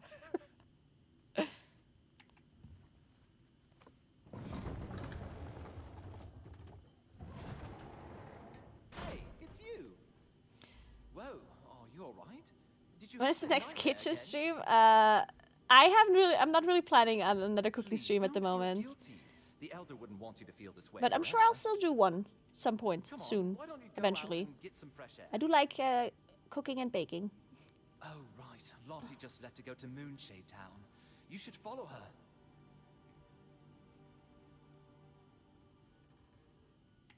I'd love to come with, but... Okay, I'm gonna skip most of the story stuff because I've already played this before and I know it already. So if you guys wanna play the game, then, you know, or if you wanna know more about the story, then definitely go and check it out yourself. But I'm personally gonna just try to get through it as fast as possible. I still need to remember how everything works because I forgot half of it. Available content. Resistance depot. Okay, so this is like the world map here.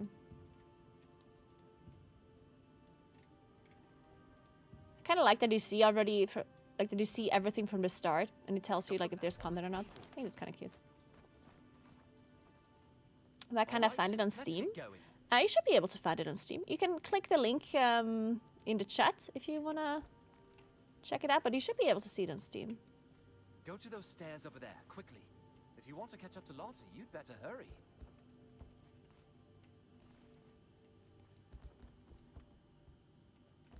If you want to catch up to Lottie, you'd better hurry. Shame on you for pushing this crap onto your community. This is a pay-to-win game. Okay, listen. First of all, if you don't like this game and you're against it, then go to those stairs over there, quickly. Don't watch streamers that are playing a game that you're not liking or whatever, okay? You're being a hate watcher right now. That's not cool, okay? If you don't like this game, you don't have to watch. You can just move on. You don't have to play the game. No one's forcing you. But calling this game pay-to-win... Pay-to-win is one of these things where anything can be called pay-to-win if you're stretching the definition of the word. is there some elements that you can buy in this game? Yes. Are there elements you can buy in World of Warcraft? Yes. Are there elements you can buy in League of Legends? Yes. There's things you can do with a currency that you can use real life money for. Do you have to pay for anything in this game? No. To how much you can use money to advance in this game, I personally don't know. I remember when I talked about it the first time around, is that people said you can basically use money to get a currency that basically like speeds up the process on like a bunch of things that like pay to advance. I guess is what people said back then.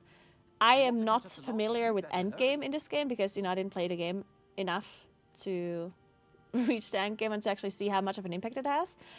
People said to me it's similar to Lost Ark, where you can use money to get this currency and then do stuff with it.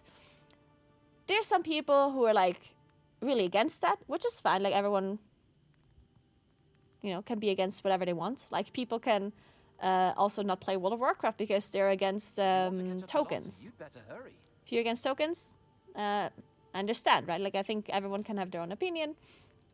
But to say that this is a game that would be shameful to advertise for is, like, that is definitely very extreme. To say that this game would be some sort of gacha game or some sort of, like, horrible game, like, I think that's definitely a big stretch.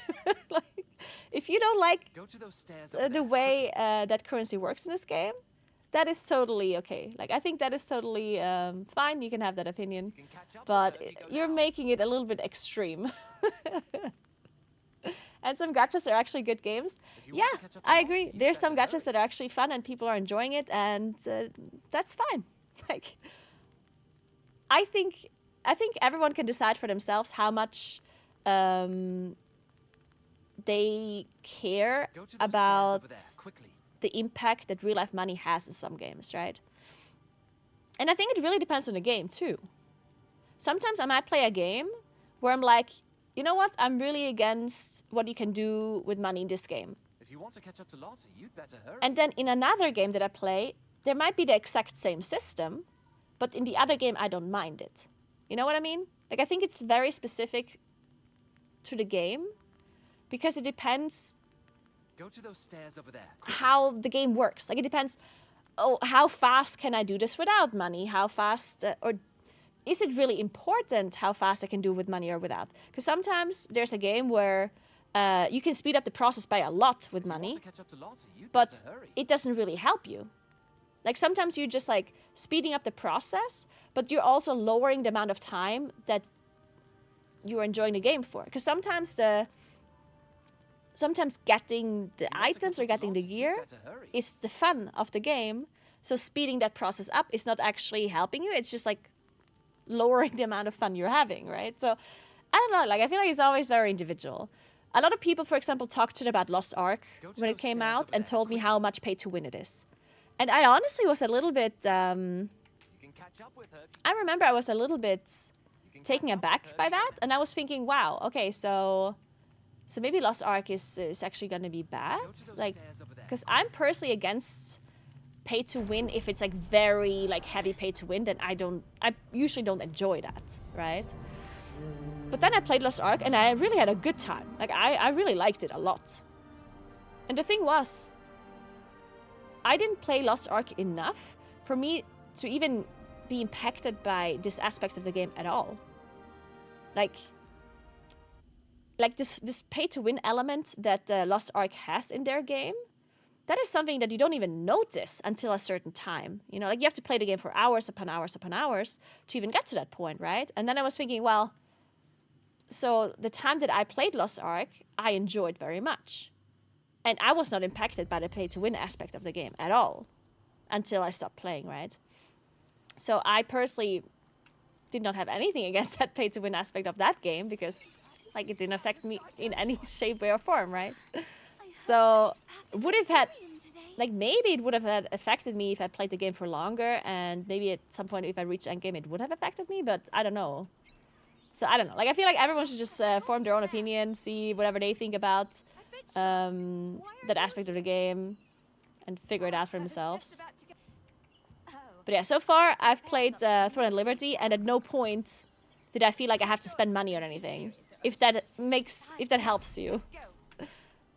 I also have not played Endgame in this game, so I don't know how impactful it is for Endgame. But as like for the hours that I've played the game, I've never felt like, oh, I should spend money here or I should do this, right?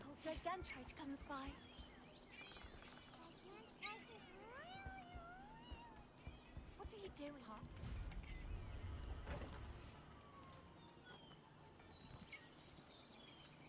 So, but let's talk about something else, because these are just like things that are like, I don't know, like I feel like people sometimes are just being, Let me teach you.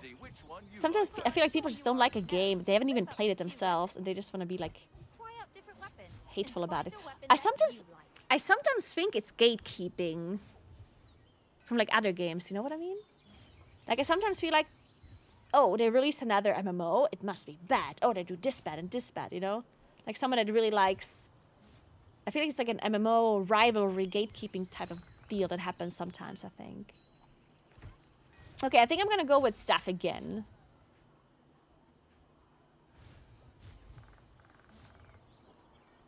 What does the wand do actually? Oh, sub healer, burning, curse, continuous attack. Yeah, let's unequip the wand. Can I also get another weapon? All kinds of weapons.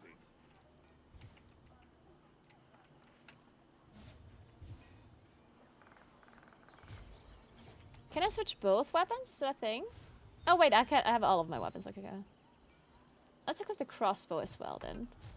Crossbow and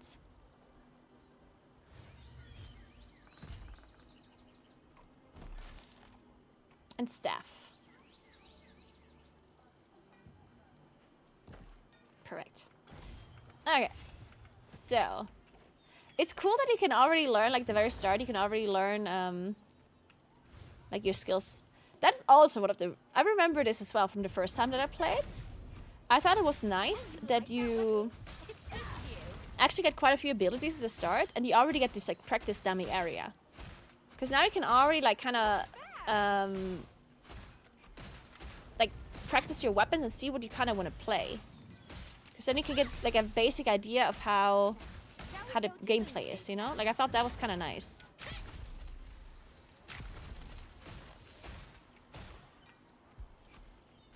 I remember that blink, that was fun. Like this is a smoke screen, so it leaves a field of ice in a 4-meter radius, and then it like teleports you backwards towards the camera position. Yeah, I remember this. It is sad though when you play a game you like, and then after many hours invested, you come to a point where you have to spend money to get things going. I think that is something we don't want to happen in game ever. Okay, yeah. Yeah, again, like it depends on the game, I think, right? Like, cause I do agree that if you invested like a lot of time, and then at some point you can only continue with spending money, like that would be bad. That is not the case in this game. I can tell you that. You definitely don't have to spend money in this game. Like, I don't know how much impact it has and how much you will feel like you can advance, but there's at no point will you be at a point where it's like, oh, I can't get this unless I spend money. That would be the hard like cap that I think a game shouldn't go over, right? Because let's say you play World of Warcraft, for example, and you can't get to item level, like let's say the maximum item level is locked behind money. Like you can reach item level 720, but if you want 730, then you need to spend money. Like if that was the case, that would be horrible, of course, right? That's not the case here. Okay, I can tell you that. That obviously would be horrible. On the other hand, though, I also think that sometimes if you spend a lot of money, if you spend a lot of time in a game that you enjoyed, and you actually get to a point where you feel like okay, now it sucks. Because that can happen too, right? Let's say you play a game. Let's take World of Warcraft as an example again. Let's say you play World of Warcraft for a long time and you never feel like you need to spend money. And then at some point you get to max level and you want to have legendaries and you don't have any gold. And you feel like, you know what? I don't want to farm the gold because that will take me so long. But I could buy gold and then I could get my legendary, not my legendary, my crafted weapon. And then you feel kind of inclined to do that. Let's say in your mind you're like, shit, I kind of want to spend gold, or I kind of want to spend money to get my crafted weapon. And if you then feel like, okay, this sucks. It sucks that I feel like I have to spend money on this. And if that makes you stop playing, or if that gives you, like, if that demotivates you so much that you don't want to play anymore, like, yeah, it sucks. I agree. But then at the same time, it doesn't undo the time that you enjoyed playing it, right? Like, that's how I see it, right? Because it's hard to tell when you start playing a game. It's hard to tell how much of an impact the money aspect has on you later. If it impacts you so much that you don't want to play the game anymore, then that does not undo the time that you enjoyed playing the game, right?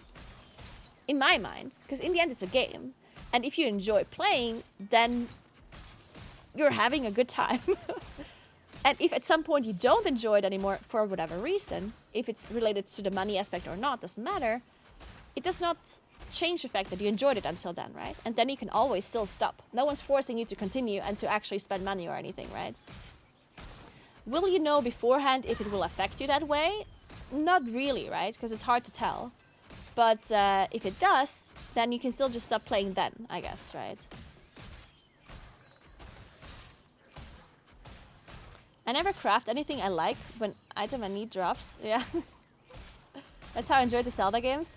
Yeah, I don't know. Like, sometimes I feel like people are like super focused on these like pay-to-win elements that some of these games have. And then at the same time, I'm just like, just play until it affects you badly, because you won't know beforehand, you know?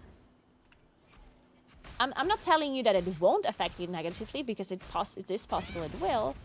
But should you choose to not play a game because eventually you might not like it because of the aspect? I don't know. In the end, it's up to you. If you're super against these games that have any of these elements, then obviously don't play it. I don't know. But I'm saying, like, sometimes you might think it will affect you when it won't at all. Like, I feel like that's definitely something that you won't know beforehand. Renax, thank you so much for 106 months. I appreciate that so much. Welcome back. Hope you had a very good vacation. Hope you have a very good vacation. Thank you so much. I did for sure. Thank you so much for 106 months. Yeah, exactly. I feel like many times it's people listening to others instead of forming their own opinion and playing the game themselves. Especially if the game is like free to play. Like, if you can just download the game and play it, just go and play it, you know, like. And if you then don't like it, it's fine, then you don't have to continue. Like, just play the fucking game or shut up. Like, it's not that hard. So, okay, let me try the other weapon. So this is the crossbow I did not try yet. You're too far away from the target. How close do you have to be? Oh, it's like an actual, like, really close crossbow. Ah, okay. It's like a double crossbow. Okay.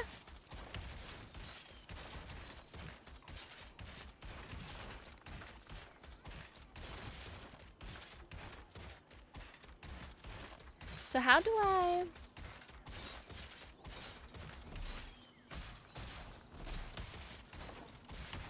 So all of these abilities I have, though, they're all...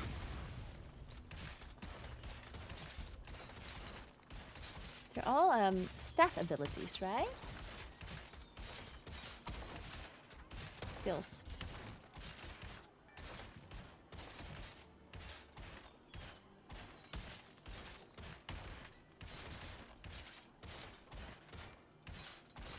Equip passive skills are always applied, allowing you to change your combat style based on selection. Skills added to quick slots can be used in combat. Move skills into quick slots can be... Ah, okay, yeah, that makes sense. Okay, I remember now. So I need to basically... What are these skills? Are these not passive? Oh, these are want skills. I don't have a want anymore. Let's get all of this into my bars then. Okay. Let's see what all of this is. Damn! Ooh, okay, that's also cute.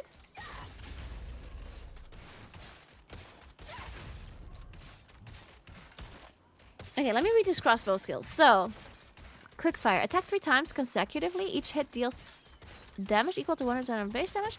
Plus 4. Against the victims the users weaken. Deal damage equal to 10% of base damage. Okay.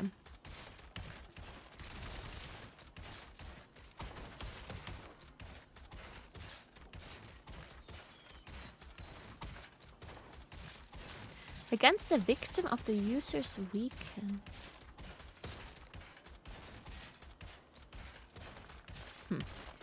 Then, nimble leap. Leap 5 meters in the direction of movement if moving, or leap toward the camera's position if standing still. Towards the camera position? Oh, like backwards. Okay, I need to try this. Then this, Mortal Mark. Fires an arrow that deals 2% of base damage. The arrow has 100% chance to weaken the target with a detonating mark for 3 seconds. Stacks up to 2 times. And explodes even when stacked, healing the accumulated damage and resetting the accumulation. Marked targets receive 80% less healing and take 80%. That's a lot.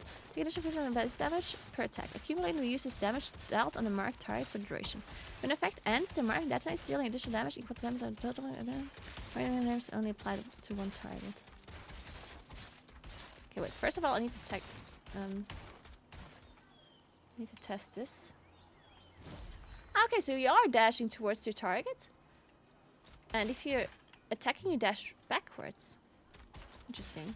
Okay, so this weekend... Here it says Mortal Mark. Cool. So you want to combo this, I guess? With something else. Cool, and then what does my ability do? Then you have Chain Lightning. Strikes targets with lightning skill that deals 3% of base damage. When used against targets affected by the user's burning or ignite stacks, 74% per stack. Okay, so I need to ignite first. Oh, this is like a fireball. Throws fire bombs to deal base damage. Each bomb has 80% chance to apply 2 stacks of weaken burning to all targets. Okay, it's burning now.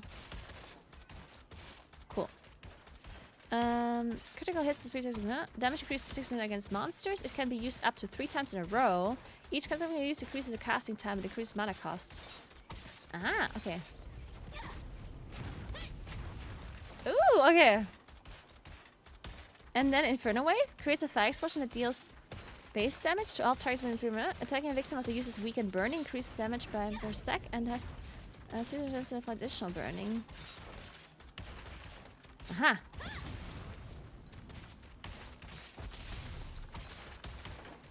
Okay, and then strikes against another that deals base damage. When used on targets affected by user's burning, effect increased damage by 4% per stack.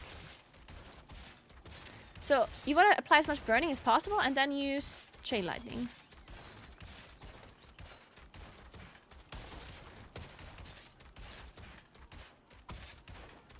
Okay, so the combo is this. And this. And then that. Burning stacks, cool. Alright, easy. So the crossbow combo I haven't quite figured out yet. I guess I want to do Mortal Mark, and then what is this? Recoil shot. Can only be used when the repulsive force is against...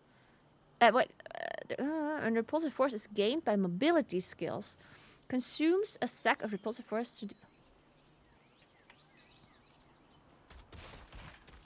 What is repulsive force?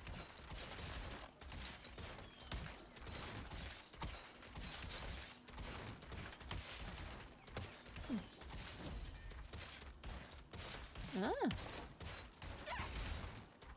Uh-huh. So I have to leap to be able to use recoil. Interesting. Cool.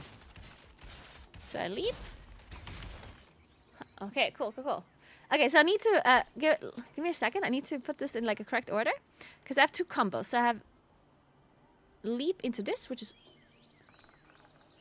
RT maybe. Yeah, let's do RT. So R T. Okay, then I want this to be 4 and fireball to be E. Oh, this is normal attack though. Yeah, I don't want that to be E. Can I have this E? Oh, that doesn't work. Okay, wait. Then Q. What is this? A Mystic Shield? Defense against... Ah, this is like a... Can I do mouse attacks for that only? One quick second.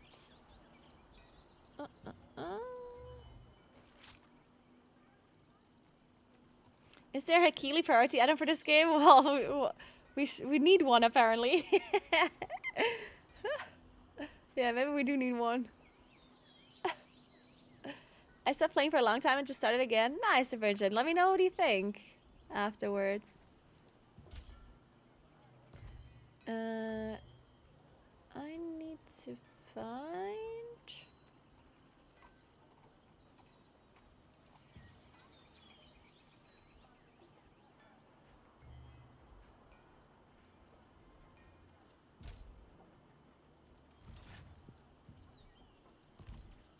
I need to find controls. There you go. UI? Control mode? No.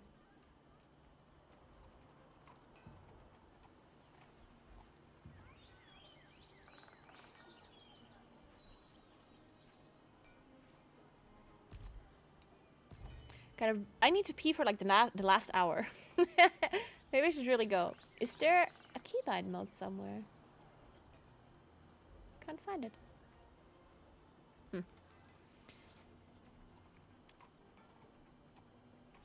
I'm gonna be back 1 second, and then we're gonna figure out the keybinds, and then I'm actually gonna start playing the game properly. Give me a moment, guys. 1 sec.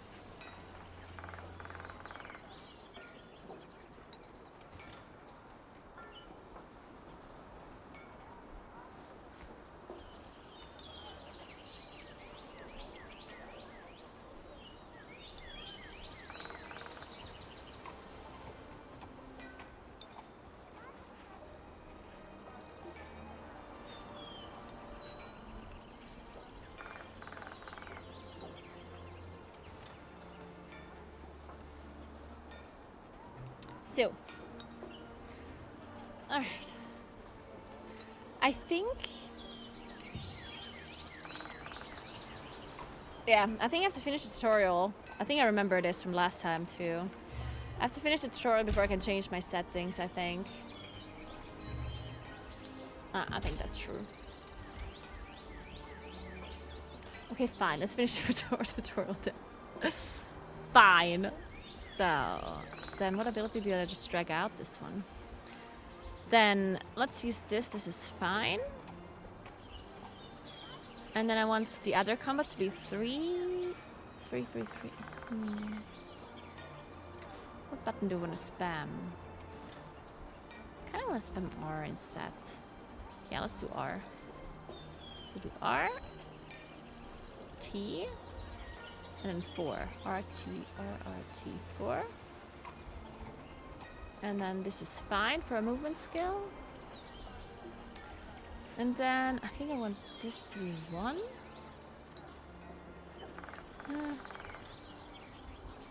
G. G is fine. C. Maybe C is good for movement speed. C into 3. C3. 1. Sure, whatever. Let's try this. Cool. Okay, so we do this. So, let me see. R, R, T, 4. And then for the other weapon, we have... Oh! I understand the weapon combo now! It's because you have Frost Smoke Screen, you can use Recoil Shot as well! I understand now! Okay, that's fun.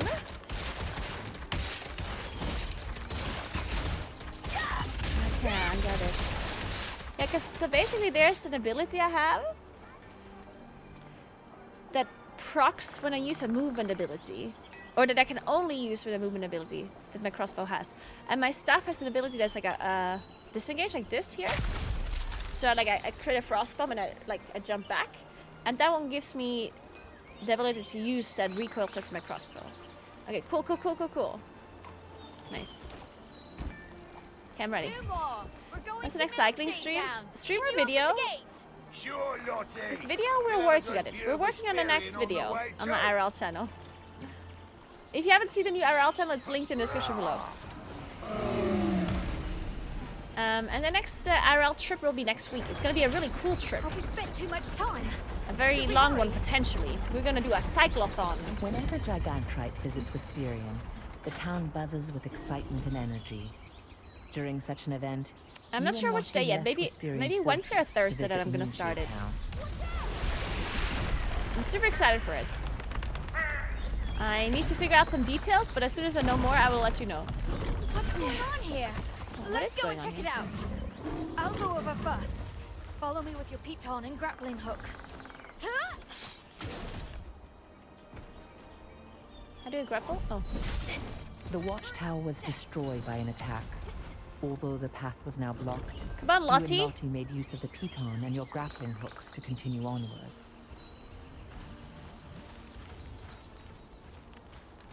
It looks like the cart was destroyed by artillery.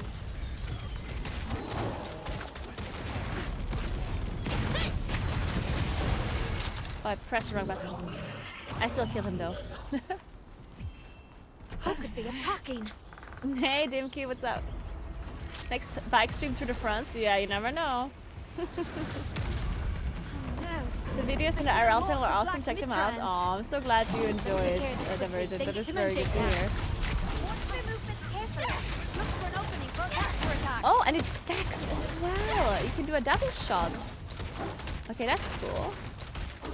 Like if I double blink, it stacks up, so I can use a double recoil after. So horrible. It's very nice. Use the pulley. We'll reach the town in no time.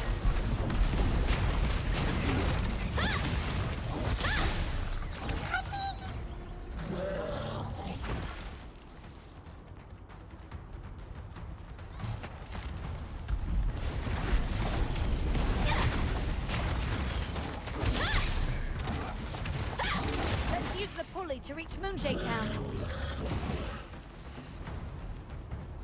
Caca cool. We're almost there. Have lot to defeat the black. Oh wait, sorry, I'm following. This can't be happening. I feel like I drew it already in this game. Maybe that's why I liked it so much the first time I played. The pulley lift is broke. We can't. This lift is. I'll help. But Matt, can you fix it? Naughty. Well, between the two of us, we'll have it fixed in no time. Shall we get started? I totally remember this voice. Help me. Oh no, what's going on? Thank you. Wisperian was hit too. Can you check it out? I'm coming.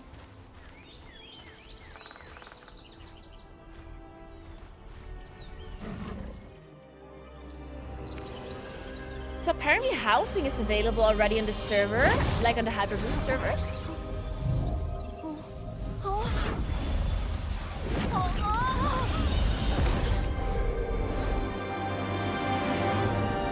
So I think I'm gonna check that out as soon as I'm done with the tutorial.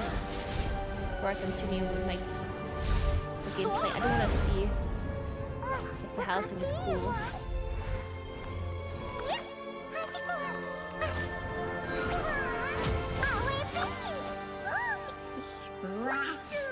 See, this is how you get introduced to this Ami toy, yeah? And the first time I saw this, I was like, I don't trust it. Like, I thought this is like some like...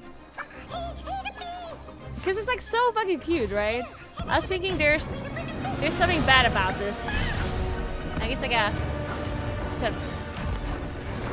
evil enemy that is like hiding or disguised as like cute little puppet. But I don't think that's true. I think it's actually just cute and nice. Oh yeah, there's a new weapon too. How is the new weapon? Did you try it? While Wisperian was I actually still do want to try intact, that. A broken pulley lift Sure. prevented you from reaching Moonshade What is the new Town. weapon? Suddenly, a mysterious being bathed in light appeared and led you to the top of the great tree.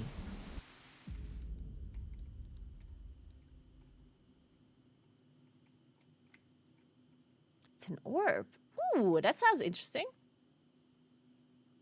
That sounds exactly like something I would like to play. Awakening the Adventurer? Is my game lagging? Oh, there it is.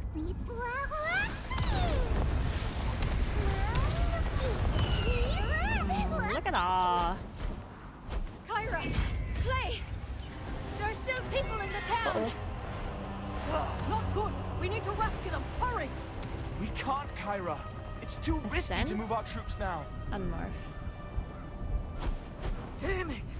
With the pulley destroyed, reinforcements can't reach us! Is there some way? Oh, someone's coming.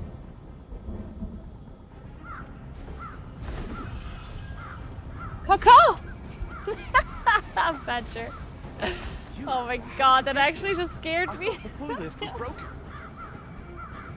I don't understand. Oh, thank you. Please be careful. I'll be careful. Arriving on top of the great... Damn the Archaea! They even recruited orc warriors! Coco! Now go. Oh!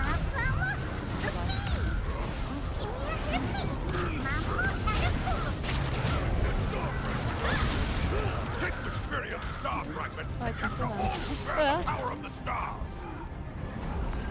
With this, Kazar will have to recognize us. Oh my god. We're here. What about the other side?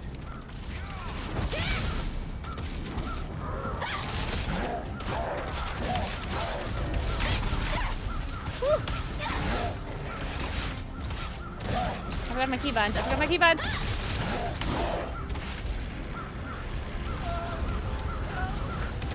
Okay, we're fine, we're fine.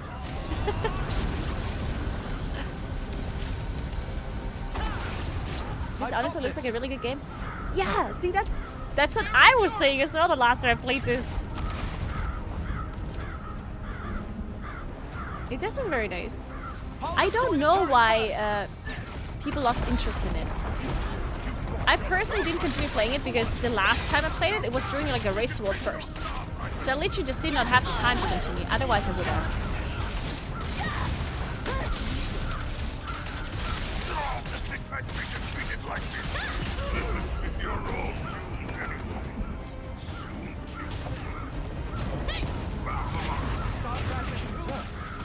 We must join Kyra. Quick!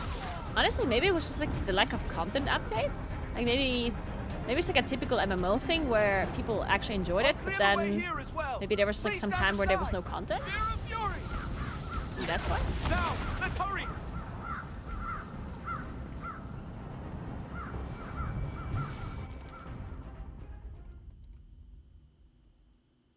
I heard it's pay to win. That's probably the reason why people quit. Yeah, see, a lot of people say that it's that they heard it's pay to win, but from what I have heard is that it's only like pay to progress, and you do totally like somewhat similar to Lost Ark. Now, I'm not saying that is not bad. Like some people don't play Lost Ark because of that either, right? But a lot of people also just really love Lost Ark, so I don't know, like, is it really just that?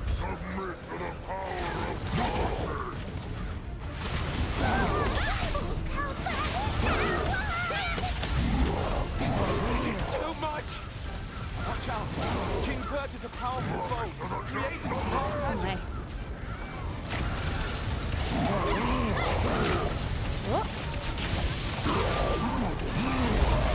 It tells me to use WASD. Yeah, okay. Am I doing that badly, huh?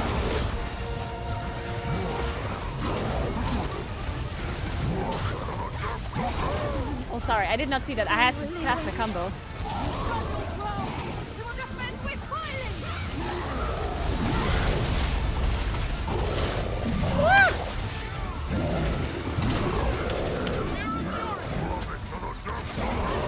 Ah! Heal me!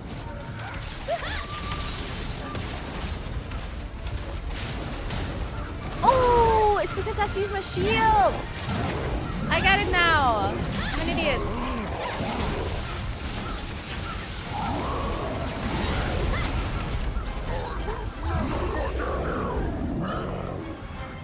I have to use my shield. It's when he does the purple thing, like when there's a purple indicator, you have to block it basically.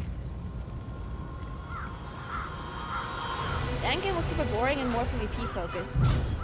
Okay, that maybe makes more sense. So I guess, so there was not enough like PvE endgame is what you're saying. And PvP focused. Yeah, that will do it. Like, for me personally, if something is like too PvP focused, then I'm not gonna like it either, because I'm not a PvP MMO person. It's not that I really hate PvP, but for me it's like a secondary thing. Like if the PvE is not good, then I'm not gonna be enjoying the game as much. Now if the PvE is good and there's also PvP that you have to do sometimes, that's fine with me. Like sometimes, like I played World of Warcraft when PvP was like a major aspect of the game, and that was fine. Like I can enjoy PvP, but I do still mainly like PvE more.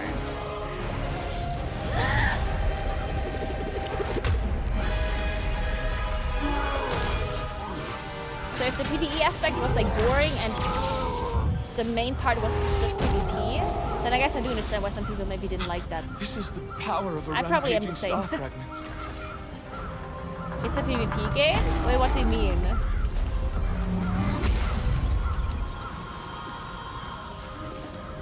It's not only PvP, like there are raids and PvE aspects. Or what do you mean by when you say it's a PvP game? I'm sorry, child.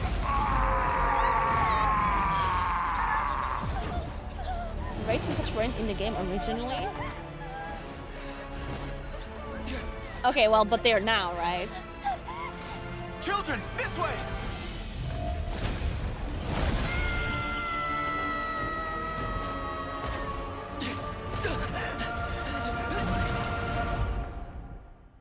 because from what I read... Hey, wake up! That's strange. I wasn't told Yeah, about I also any saw serious that they injuries. added solo content for PvE as well. I read about that. It says, let me see it. Hey, are you awake? Do you recognize me? Oh, nice. You wait here. I'll call the healer now. Dimensional Trials. This is a PvE part of the game that they added. It's a time attack dungeon with customizable difficulty plus weekly leaderboards. That sounds kind of fun. I'm not saying that it is, but that has the potential of being interesting. Starborn bravery and determination. Go bow and crossbow, forged really? in celestial fire. I'm playing staff and crossbow at the moment. I also kind of want to try the new weapon, like the bow, the orb.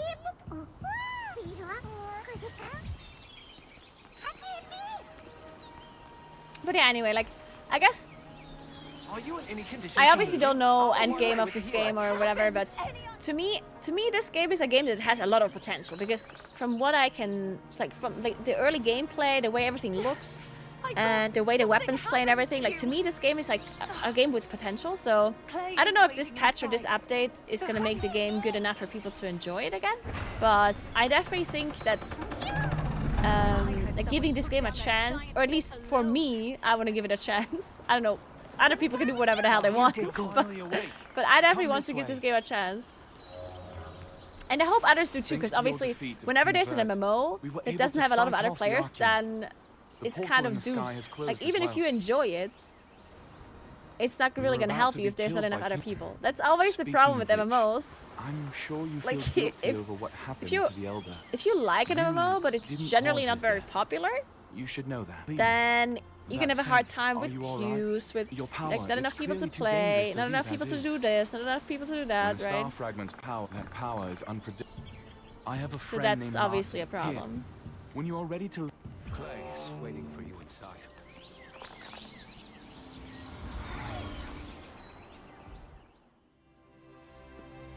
Oh.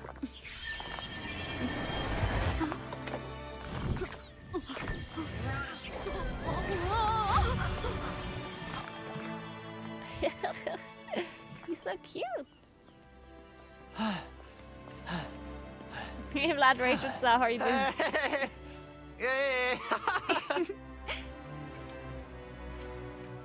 Hi, awkward wave. You like PvP? Oh no, I'm more of a PvE player.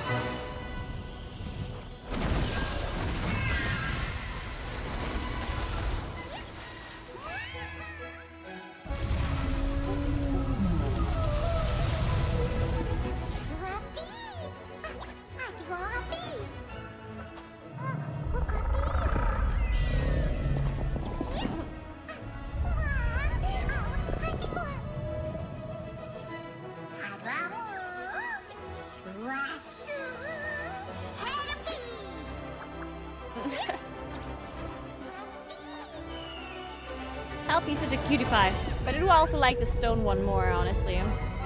If I can choose between Helpy and the stone guy, then I'm going with the stone guy. Sorry, Helpy.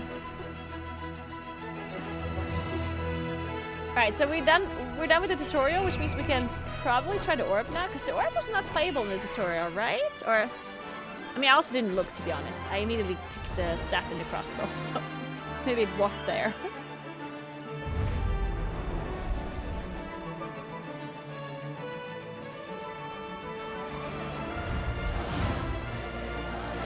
I gotta admit that this stuff, like the animations and everything, the cinematics and the way they introduce the game is pretty epic. Like, they know how to do that, at least.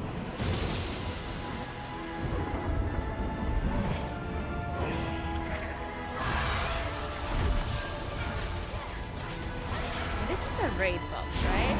It's like an open world boss?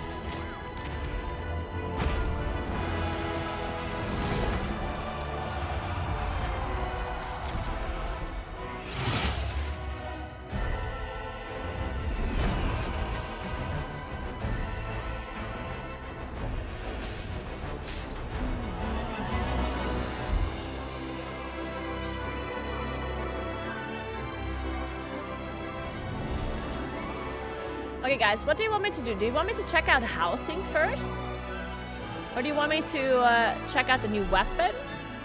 Or do you want me to just generally like level and play so you guys can see the game a bit?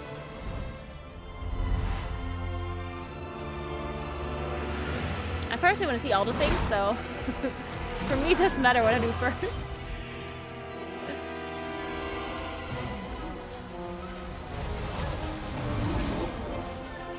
Housing? Okay. Level and play? Okay, oh no. We have conflicting messages. Weapon! Great. I'm glad we're all on the same page. Unlock all the Amitoy? Oh my god, I would love to unlock all the Amitoy. They're so fucking cute.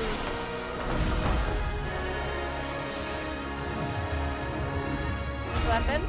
You know what we can do? Let's try a new weapon and level up it at the same time, if that's something that we can do.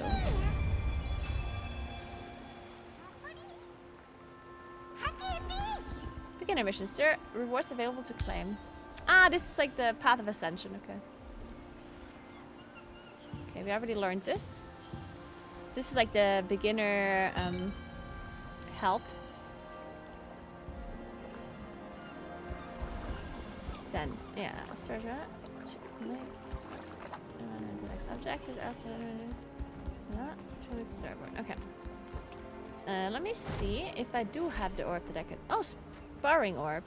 That's it, right? It's a new weapon. Okay. Let's give that a try then. See what it does. Let me open.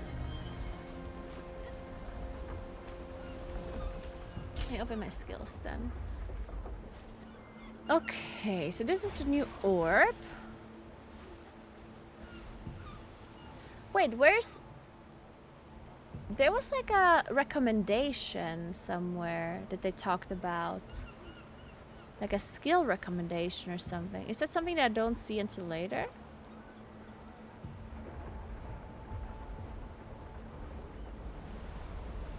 I mean, I guess there's no point to go with the recommendation now because I can only have 4 abilities anyway. Alright, let's see. So I have Star Calling.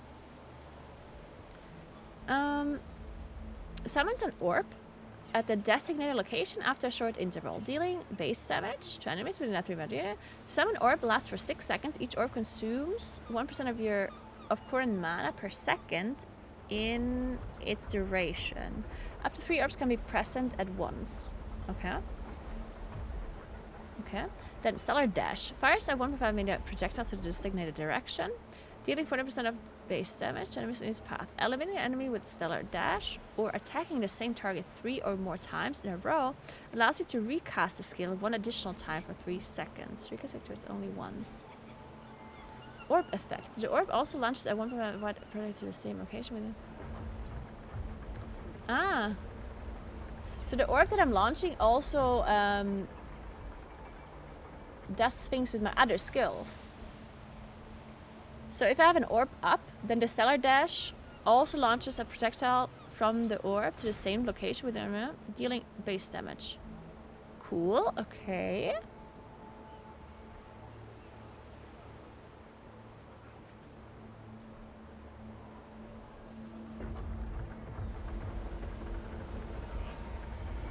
Okay, then Interstellar Explosion creates a celestial revolution at the designated location that explodes after 1.5 seconds. Orb effect. The orb within the blast radius collapses and causes an additional explosion, dealing damage and boost damage against monsters. So this one explodes the orbs. So I want to cast this first, then this, and then the explosion. Move 6 meters to the designated direction and hides in another temporal dimension for 3 seconds. Enter stealth and increases cooldown speed of all skills by 3. Attacking enemies, morphing, or getting hit by collision, sleep, or stun will cancel effect. Shares a cooldown with camouflage cloak. That's interesting. Let's cast this here.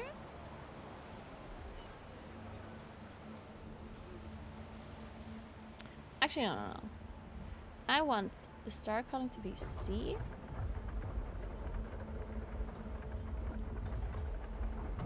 Explosion to be G.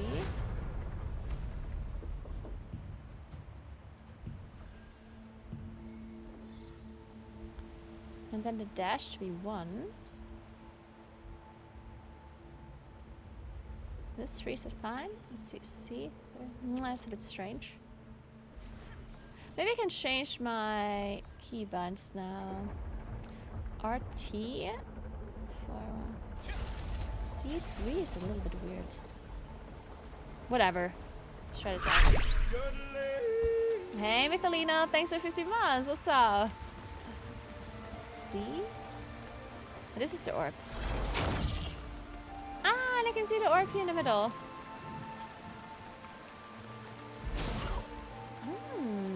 Cool.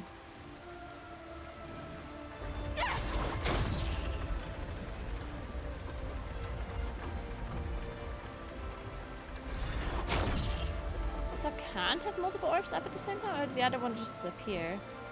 I think the other one just disappeared.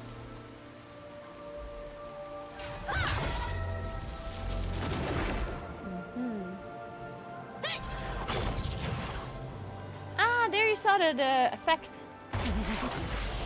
Ooh, cool. Okay, that's actually really cool. Cool. Okay. I like this orb thing. It seems fun.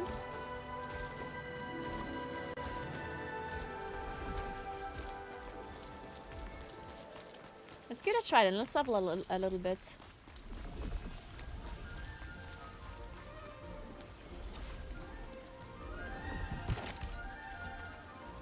Oh, I walked past the guy. This is storage. The storage is always open, rain or shine. Welcome, brother.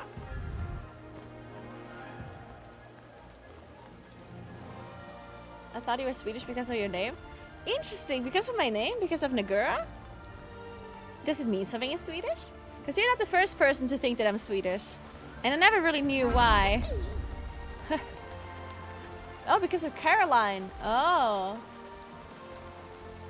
Interesting. Okay. Is that a very common name in Sweden?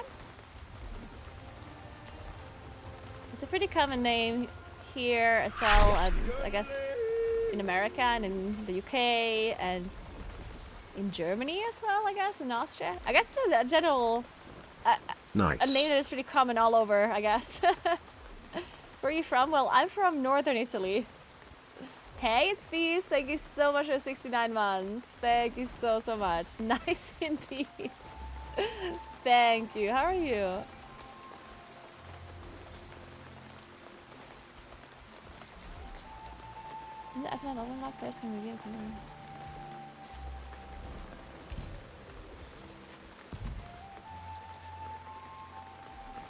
Yeah, I guess it's a Germanic name. Yeah. If you're not sure how to organize your stuff, welcome, brother. Makes sense.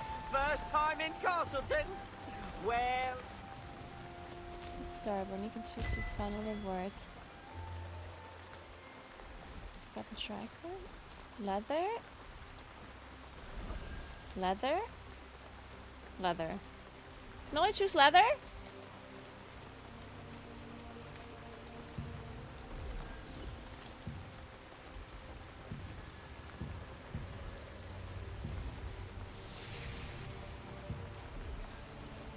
Okay, final reward. No. Final reward. Ah, okay. Well, if it's just leather, then...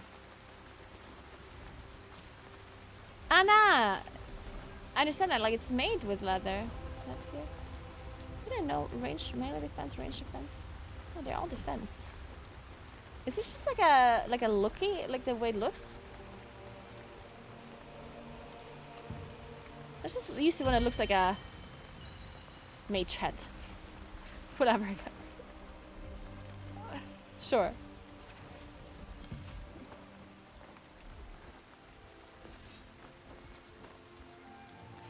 I'm from South Tyrol, so I am Italian, but my first language is German.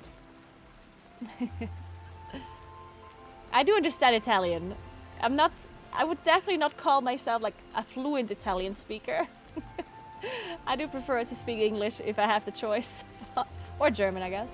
But yeah, I do understand Italian. I'm going to Italy soon. I've never been. I'm excited. Oh, really, Blabster? Nice. Where are you going? I just recently was vacation, and I mean recently, literally yesterday. Like I came back home yesterday. I was in. Dude, what is this? What the hell? Dude, I feel like the thing that bit me earlier wasn't a mosquito. It might have been a fucking dinosaur. Jesus Christ. I was in the Marche. I was in Numana. I've been to a lot of cities. I've been to Numana, Sirola, Osimo, Appignano, Jesi. In... where else? Cingoli? It's funny because there's a town called Cingoli, and I kept calling it Guanciale. Because he kind of... and then at some point I renamed it to Cinghiale. It's called Cingoli. It's actually a very cute town. Cingoli, very, very, very cute. Didn't even record a fencing short in Jesi. I was, man, what's it in Osimo? I was in Osimo, and they had fencing like everywhere. Like apparently, like fencing is very famous there. And in Jesi, I didn't see it anywhere in Jesi. I don't think. I was a day in Jesi, and it was like raining all day, unfortunately. But still cute. The vacation was very nice. Oh, you're going to Rome? Okay, nice. Yeah, then I'm sure you're gonna have a good time in Rome for sure.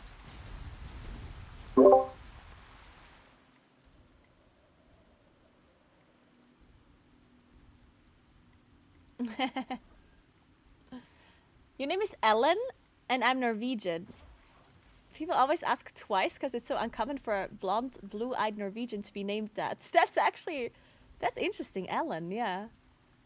I think Ellen is definitely a name I've never heard outside of, like, Americans. Yeah, I think Ellen I've only ever heard in, like, America. Ellen. Yeah. The one like somewhat similar name that I heard is like Elias. I guess Ellen, Elias. Yeah, Elias. I guess like the most similar name I know.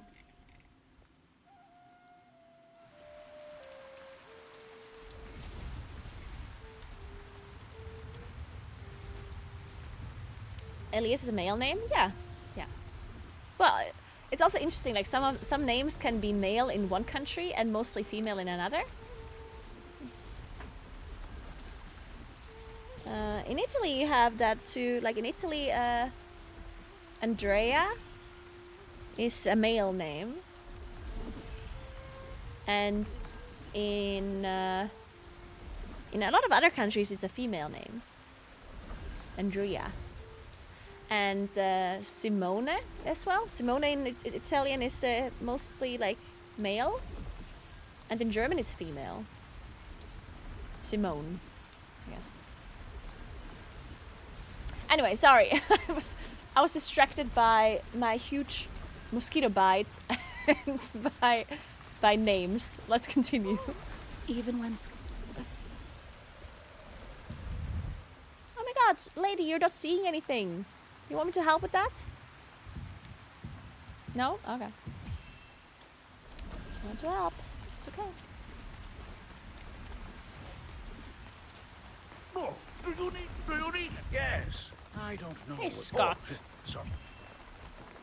Speak with skills researcher Adrian. Okay, where's Adrian? This is close. I can't believe the ghastly She tales follows are her true. faith blindly. I'm great. Oh, your name is Simone, and my man's so perfect. Yeah. Do you have like a nickname if your name is Simone? What's the nickname then?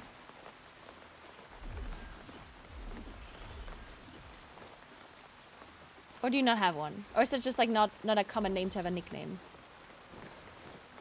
Oh. Oh wait, I'm talking to the wrong person. Do you want to make your skills stronger? This is Simo, the okay. right place. it's interesting because here where I live, a common name for guys is Simon, right, without the E. And we use the nickname See Me for it, mostly. Most Simons are called See Me. That's the Any nickname. questions about... So, by the way... At first, Melky pretended not to know anything about Martinet. It turns out... And if there's... she'd Okay, gone okay, wait, hiding, I just realized this. I fearing never the thought about Arkham this. Legion. So if someone is called When Simon, you showed Clay's then token we to say the See villagers, Me. told you where to go, And gave if you the someone full is called password, Simone, the like light the fragment whispers. female, if there's a girl that's called Simone, then we call her usually Simmi with 2 M. I never thought about it. That's kind of strange. I don't know why. It's like Simi for like a guy and Simmi for a girl. Huh. Interesting. Simmi. Yeah. Any questions about the second half? Any questions? The second... So.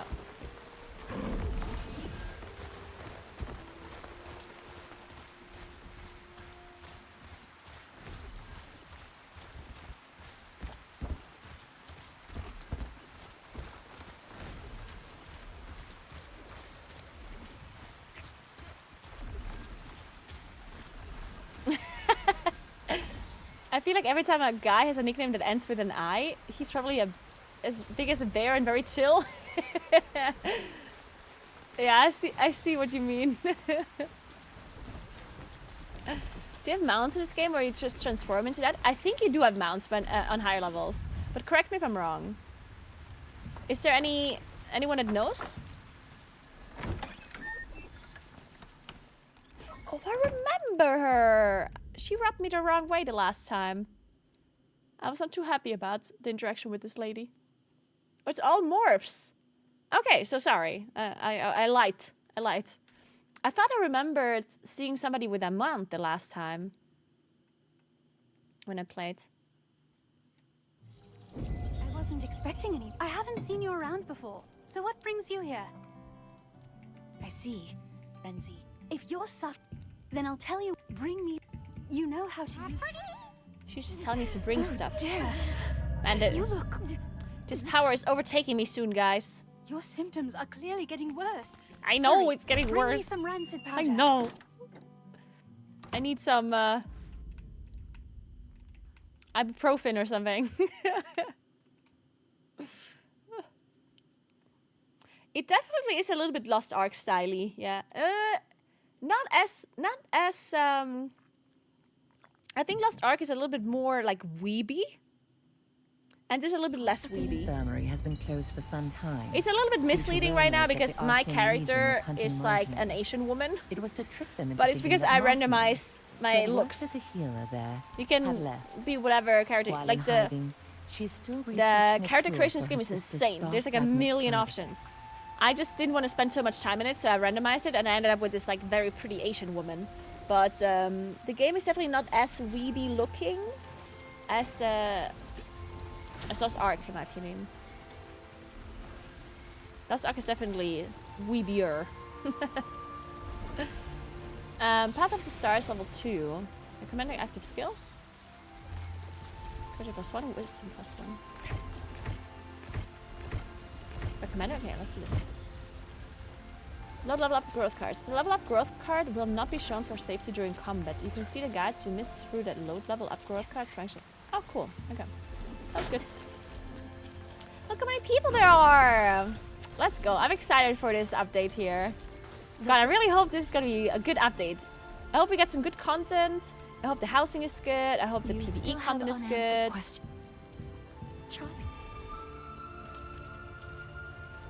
I'm excited. I mean, this game is just so cute. I want this game to succeed.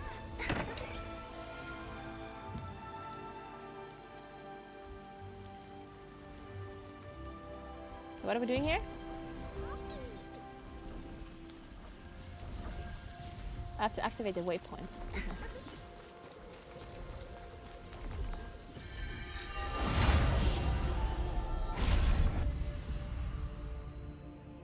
Lord Hobbs of Laslan resisted Revolupius, who had usurped the throne, but his dominion was taken by the Arkham Legion. However, Laslan was freed again by the Founder's Order, led by Captain Da Vinci, and the Laslan Allied Captain Da Resistance Vinci, of Forces were course. founded here. Hey Slacker, what's up? That's the game feel. I like it. I personally am a big fan of the combat so far. I haven't been able to test everything of the new stuff yet. I'm gonna go check out housing now though, in a moment. As you level up, you earn stat points that you can invest in your stats. Select a stat to increase. Also, yeah, we know this. And does it tell me what? Does it give me a recommendation? Oh, it's at wisdom, right? For the orb. Kind of makes sense to go for wisdom for the orb because the orbs that I have out, they drain my mana while they're out, right? So I guess that makes a lot of sense. Oh, and these are the morphs. You have different kinds of things that you can morph into. This is the eagle. Ooh! Oh, look how cute he is! Oh my god. Who is this? Oh, are these the... What are they called? Oh!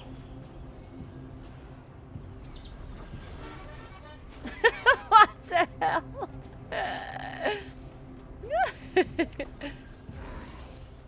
Holy!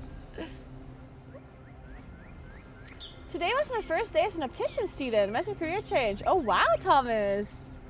Oh my god, well, congrats on your first day. How was it? I mean, the first day is always, I guess you don't really know if you like it yet, but did everything go well?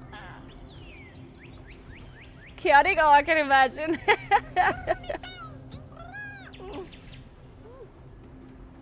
It went well? Okay, well, that's good. So exciting. The drops should be active now. Okay, let's see what are the drops about even. Let me check real quick. There's drops in this game. Oh my god, I heard myself twice. That was horrible. There, subscribe or watch to earn different drops.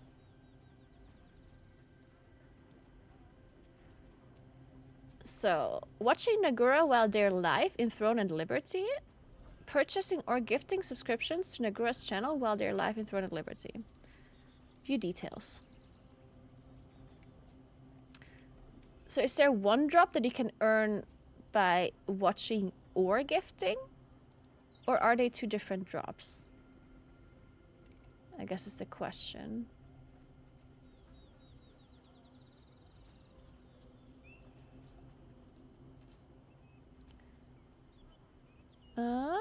Thursday, 6 p.m.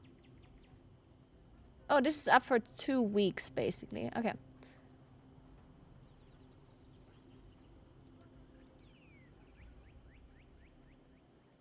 Okay, good to watch for 2 hours and claim the reward Ornate coin. Watch for 4 hours to get a tombstone skin. Watch for 6 hours and claim the reward trade unlock stone. Watch for 8 hours and claim the Senus orb weapon cosmetic. Ooh, that looks sick. Watch for 10 hours and claim the reward Percy and meat.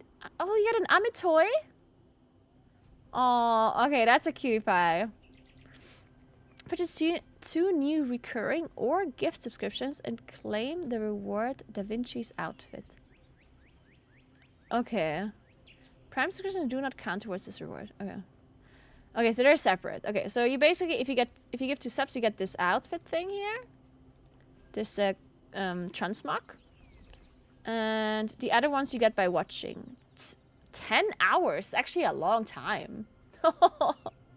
Damn, 10 hours to get the Amitoy. Do I get it myself? While streaming this one? Only by gifting. Matthew, thank you so much for 2 sub gifts. Welcome to Haney and then Moonraker. Thank you so much, Matthew. Appreciate that. Congrats on your Da Vinci's outfit. Let me quickly write this onto the drop thingy. to make sure that people don't ask 24/7, because people get confused. I'm just gonna take a picture of this. That's probably simpler.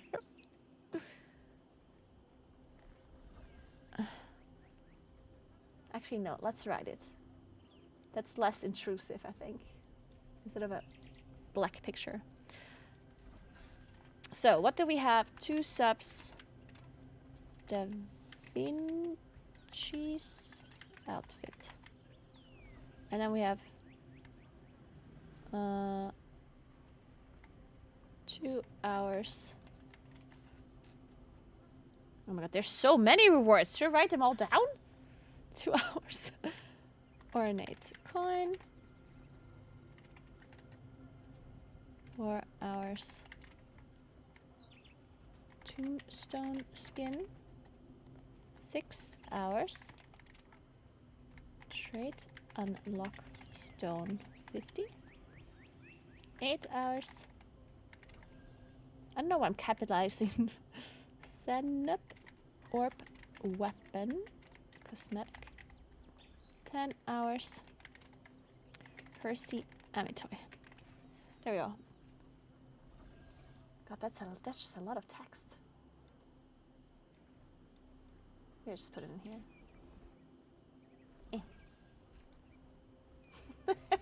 Where is it not ugly?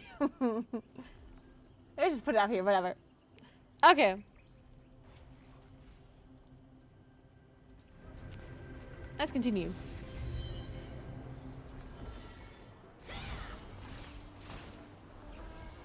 Can do 2 to 10 hours for other rewards. Check the drop page. Yeah, maybe that's easy. That's actually better. It's not so ugly then. You're right. Let's do it like this then. Gift 2 subs. Watch 2 to 10 hours.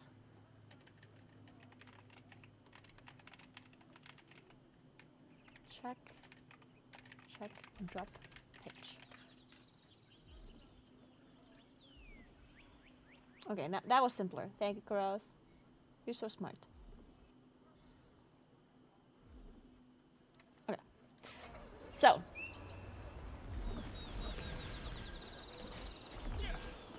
That was close. I can't believe the Activate the ghastly weapon tales on were right true. pastures. But didn't I just do that? Take a gander before you head off on your adventure. I'm sure you'll find something unique. I'm moving forward already. But where is house? Do I have to continue to see housing?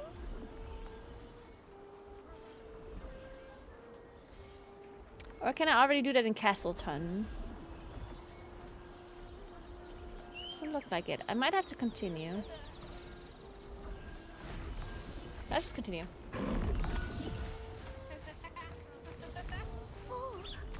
Hey Slonky, how are you and your old and the little Golfie? The little Golfie and I are doing great. No pressing.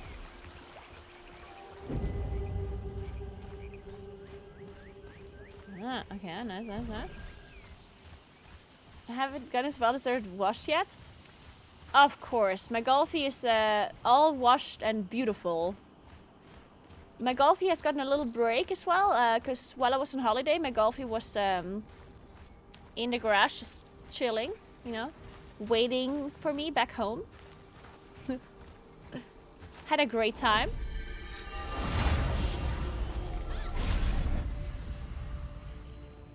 Actually, my Golfie has a little bit of an issue because my Golfie's AC is broken. But after the cursed rain came, and I have it to became repair it a little infested with bit. strangely enlarged pests. Old people problems, you know. Hello. How's the holiday been? Hey Goo, thank you so much for the 6 months in advance. I appreciate that so much. And for the 21 months in total. How's the holiday been? It was really nice, very relaxing. I feel Priestess Grace good as new. Introduced waypoints. I as feel a great shiny and new integration now. Of Venelux magic. Teleportation was a rare skill that was only used once you place your hand on a waypoint.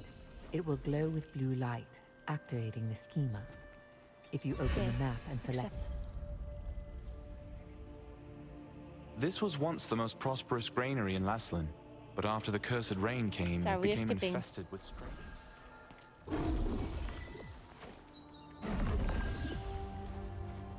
I'll take a week soon. Can't wait. Nice. I hope you enjoy your week off. You don't look shiny. You look kind of matte. Hey, that's such a lie. Look at my forehead. It's very shiny. What should I do? How can I help you? How can I help you? Collect once you have. In the apothecary at the Goldenrye pastures works the always gloomy Oliver, the herbalist's apprentice. Oliver has been an apprentice there for some time, though he has yet to gain the approval of his master. You've heard that the locals pitied the outstanding apprentice, a What's gifted your recommended student skills who to me suffered like under that? his eccentric master. Acquire Valent Harvest of the Composed Heart. Acquire Wasp. Okay. I have to kill mobs, I guess. Let's do it with my orb. So we have. That was the wrong ability. But I'm now in the Shadow Realm, guys. So we have an orb. Ooh, was that orb now placed on my mouse? Oh no, it wasn't.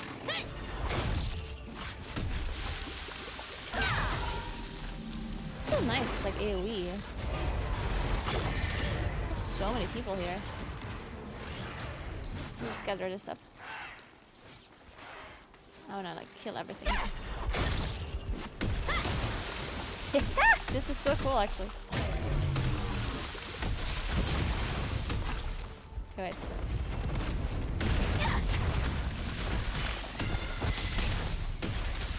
Oh, yeah.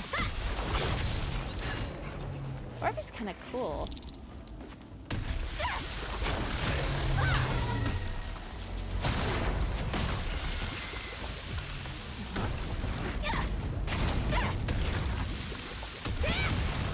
What's going on with these wasps? I feel like they're respawning constantly.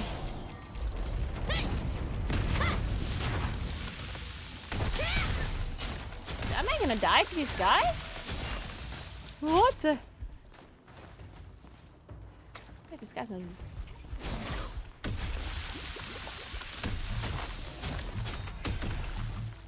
Help! Heal me, helpy!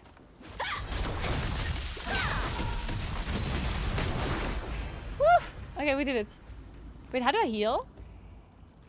Your health is low. Yeah, I noticed. Oh, helpy actually is healing me. What a cutie paw. Crystal that contains the energy of life instantly restores health when used. Sounds like a plan. And mana pots. Okay.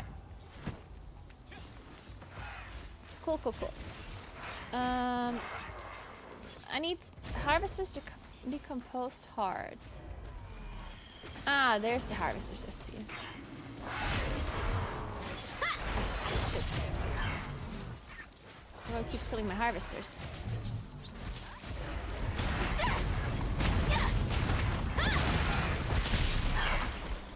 The main ingredients for ransom powder can be acquired from Shapeshift harvesters and Scarab. insects in the Goldenrye pastures.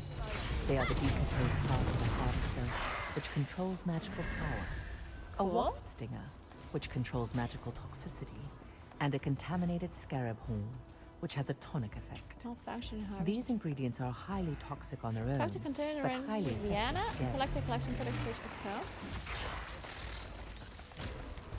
You're going to Switzerland to hike. Oh, that is time to be worrying very about cool. goblins. You chose the correct time, or the correct time, but like you chose a good time. As long as you don't have like rainy weather, I guess. That's always the problem with autumn. But I personally think autumn in the Alps or in the mountains in general is just such a good time to go and to hike because it's less crowdy. It's prettier in my opinion, like with the light and everything, and with the trees changing color and stuff. And you can go for sunrise hikes and sunset hikes without having to be up at like the most insane times ever. Welcome to then Mandrix. But yeah, there's obviously like the potential of it being all rainy and stuff, but that can be in the summer too. You can come in the summer and it might be raining for a week, you know? Like, that's always something that can happen here, I guess.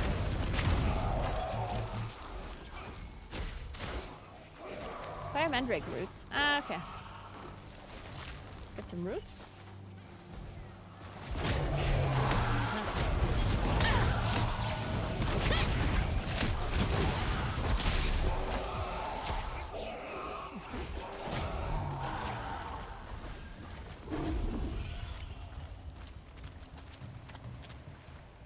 This is a new server, yeah.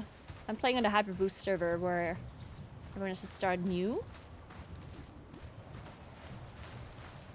It's surprisingly like going well as well. Like sometimes when there's a new patch and a new server and everything, you know, things are laggy or sometimes I did have a little bit of a longer loading screen, but overall it seems very smooth, the launch of this patch. Seems pretty nice so far. That's a game. I like it a lot. I'm personally a big fan. The thing is, I only did early game so far, so I can't really talk about endgame. And that is something that's obviously is important to have an opinion on, I think, when it comes to MMO. And unfortunately, I can't tell you much about it. I will play again tomorrow. And tomorrow, since I have a level 55 character as well, maybe tomorrow I try out endgame a little bit. And housing. Because right now, today I can't try housing, it seems like, because I have to like unlock it first, which probably takes a little bit more time. You were able to meet the herbalist Wilson. He always entrusted the apothecary to his apprentice and collected herbs alone. But yeah, maybe I can check out some of the endgame content a little bit tomorrow, so I can get a better idea of that. A coward who would flee at the sight of an ant. I'm especially interested in the PvE content and in this like new update that they have with the single player, you know, like weekly timed content. That seems very cool.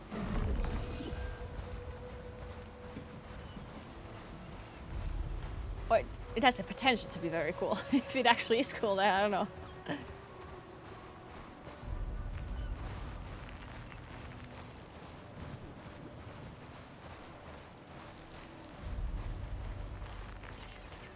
Spawn people, we die if the night falls and we're still on the mountain. Hey Maya, thank you so much for 18 months. What's up? How are we? I'm good. How are you? Trying new stuff, I see. Yeah, we're playing some Throne and Liberty. Hey at Naguura, how are we? Trying new stuff, I see. It's an MMO. I have played it before. They got a new patch though. Like, it's a new patch, a new update. They made it a little bit easier for new people to start the game. Basically, they made some new servers where everyone has to start level 1. Like, you cannot copy characters here or anything. So everyone starts fresh. And they also gave us like a gear catch-up system, basically. It's called Path of Ascension. Which basically gives you like the best slot gear if you do it for the old patch. Which I personally think is also really nice. So it's not so intimidating. Also, I said this before, but I personally really like the way they set up this Path of Ascension. This is the catch-up system, right? And as like the way it's structured, it's just something that works for my brain really well. Like I personally always think like if I play an MMO that has been around for a while, like if I don't start at level 1, like when the game comes out, then to me an MMO is always so overwhelming. Like the game could be a year old or 20 years old, I don't know. But every time I start playing an MMO that is not, like it didn't just come out, then I'm just like, oh my god, what the hell is going on? There's like a million things, a lot of people already did this and did that, and they have gear and blah blah blah, and there's like a million skill points, and you know, it's just overwhelming. So this is where my brain is very happy to have something like this, where this is like a clear kind of path for me to follow, where I get rewards as well. So this basically is just some sort of like catch-up system where if you follow the game as you should follow the game, then you get these rewards and you get the gear. So here, for example, complete Prelude Starborn. This is like the first like quest area, basically the tutorial. And then it says complete chapter 1, complete chapter 2, 3, 4, 5, 6. And it just keeps going until you complete all the chapters. Then it says complete Interlude the Order of the Swan, reach level 55, reach maximum combat power 4K, and so on, right? And then you just get these like steps you can go through, like very clear kind of goals that it's setting. And when you reach the goals, which you should anyway, then you also get additional bonuses to be able to catch up to everyone else. So I personally am a big fan of this. I do kind of wish they would have this in like WoW as well, honestly, for new players. It's just some like clear way of following Wonderful day out today to bike to somewhere. It is true. It's actually like a super beautiful day here too. And tomorrow's, oh yeah, the whole weekend. It's gonna be super nice for the whole weekend. I'm probably gonna go mountain biking on Sunday. I think I'll go mountain biking. And next week I'm gonna go on a bike tour. I hope that next week is also gonna be nice. Did you find rancid powder? I'm not too sure about it. I hope for the best. The rancid powder you brought. I'll make the Mana calming potion for you right away. Oh, I need a calming potion. A purple potion. It can only be good then. We love purple potions. All right, here you are. Why don't you try it and see how it works? Is she poisoning me? Don't drink all of it!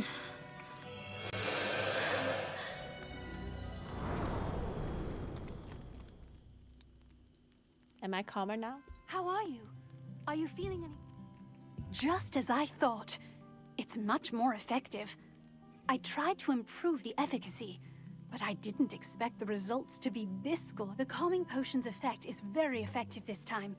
I need to bring this to my sister right away. I can't believe she just drank it. As you know, I'm in no Just like position to be wandering around outside. This is messed up. Thank you. This is only Mina knows where my sister is. Yes. You see, if the potion... Yahoo! You look so much better now that you've had a calming potion. I hope. Okay. Alright. Exit castles. Okay. I guess I look better, guys.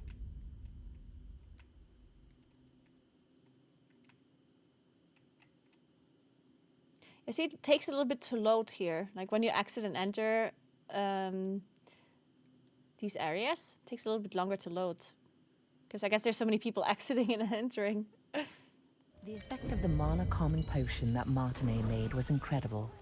Soon after you drank the potion, Open the map you and could away feel your magic begin to settle down. Martinet, who had been researching a way to relieve her older sister Adriana's pain for so long, finally succeeded in creating a potion more effective than her other attempts.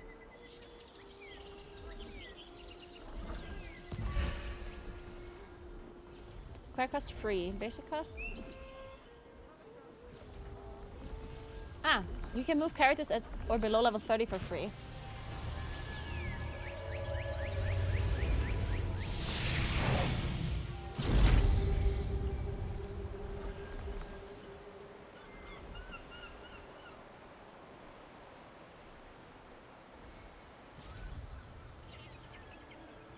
Guys, the thing that bit me earlier is... I'm telling you, I'm gonna die. I might die. Is that a big potential that I'll die? But I had a good life, it's fine. I played a lot of video games. Played a lot of video games.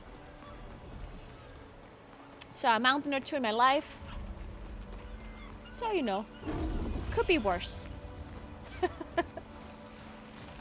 This game actually looks really nice. Are there activities in this for a small party to do? So apparently they added a new content thing. I didn't get to test it yet, but it's like a solo dungeon that is timed, that you can that has like a weekly leaderboard, and you can kind of choose the difficulty. Like it's kind of like as far as I can tell, like endless difficulty that is like solo content with leaderboards, which seems cool to me. And other than that, so they have housing as well, which is also a cool thing that you can do by yourself, I guess. But small group content. It's a good question. I think they do have dungeons. Let me see if we can find something about it. I thought they have dungeons. There's raids for sure. I know there's raids. But small group content? Let me see.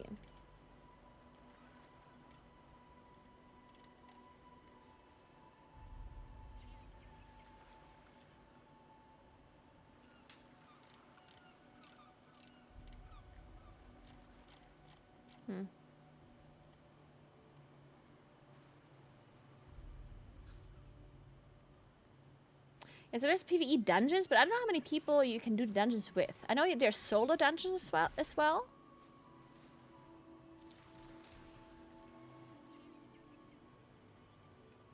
Does anyone know how many people you need for dungeons, or you can have for dungeons?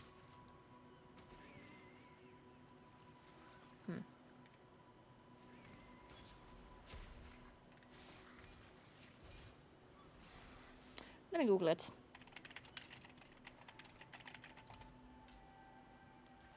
Dungeon guides.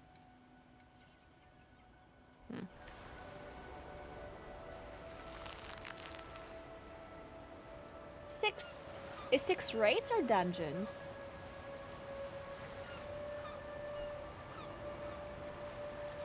Drinks the calming potion. I'm gonna die. Oh, 6 is dungeons. Interesting. I thought it's that's kind of big. 6 and oh, because it's 6 and 12. Huh. That's interesting. Okay. Like usually MMOs. New MMOs go for like smaller sizes for like 4 and 8 or like 5 and 10.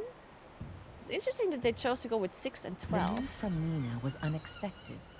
Zeroth's spies were closing in on Adriana's hideout. Because that's still kind of big, I guess, right? Having to find 5 other people to the dungeon with.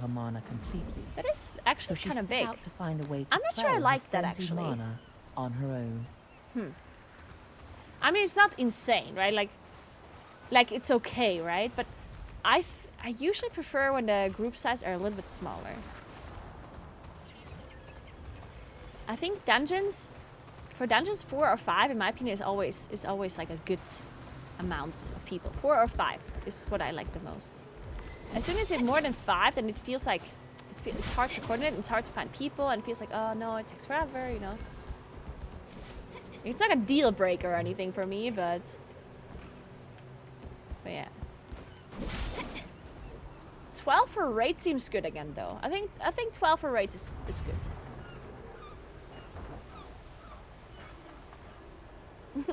To be honest, being a gamer living in Tyrol is a crazy combination. Such a nice place. I'd live outside. Yeah, it's actually funny because I didn't really start going outside as much until honestly like recently. We're a bit late. Like I've been such a nerd and gamer for so long that I barely ever saw the mountains, even though I live here. I know a lot of people are like, you have a star fragment. Are like, how could you not be on the mountains all the time? I won't be going home But empty-handed. the good thing is that I now have a lot of views and mountains to discover, which is great. Everyone else has seen all the mountains already, and I didn't, so. Okay, lady, can you drop me again? This is not cool. Don't you dare touch Helpy. Don't you dare. Let her go. Anonymous, thank you so much for 5 sub gifts. Thank you so much. Welcome to Catcams Forever. Uh-oh, guys. Ah! Guys, I have to kill these now. ASD Lolashu, Kyron or Chiron, Mahika, and Siffy. Welcome in, everybody. Thank you so much for the sub gifts. I appreciate that so much. I know for a fact that he used to go out a lot. Don't lie. There's that place with the door. Wait. Hand over the star fragment. What? Dude, I one-shot them! Until they take you die. What the hell? Dude, I'm strong as fuck. Fucking noobs. I thought they're actually gonna be really difficult, and then I just one-shot them. Alright then. Just the Archean Legion attacked the lighthouse where Adriana had been hiding. Recommended strength. The power of a star fragment. Only after defeating them did you discover her research papers for my staff. And a diary she had left behind. The wrought iron chest. She clearly recorded the difficult times she had been through. By climbing up to the 2nd floor. Okay. There's this place with the door guy whose nickname was 6 Euro or something. That's true. 6 Euro. It's funny because David took a picture of me and made a meme about it where he included the 6 Euro thing. I'll show you. Wait.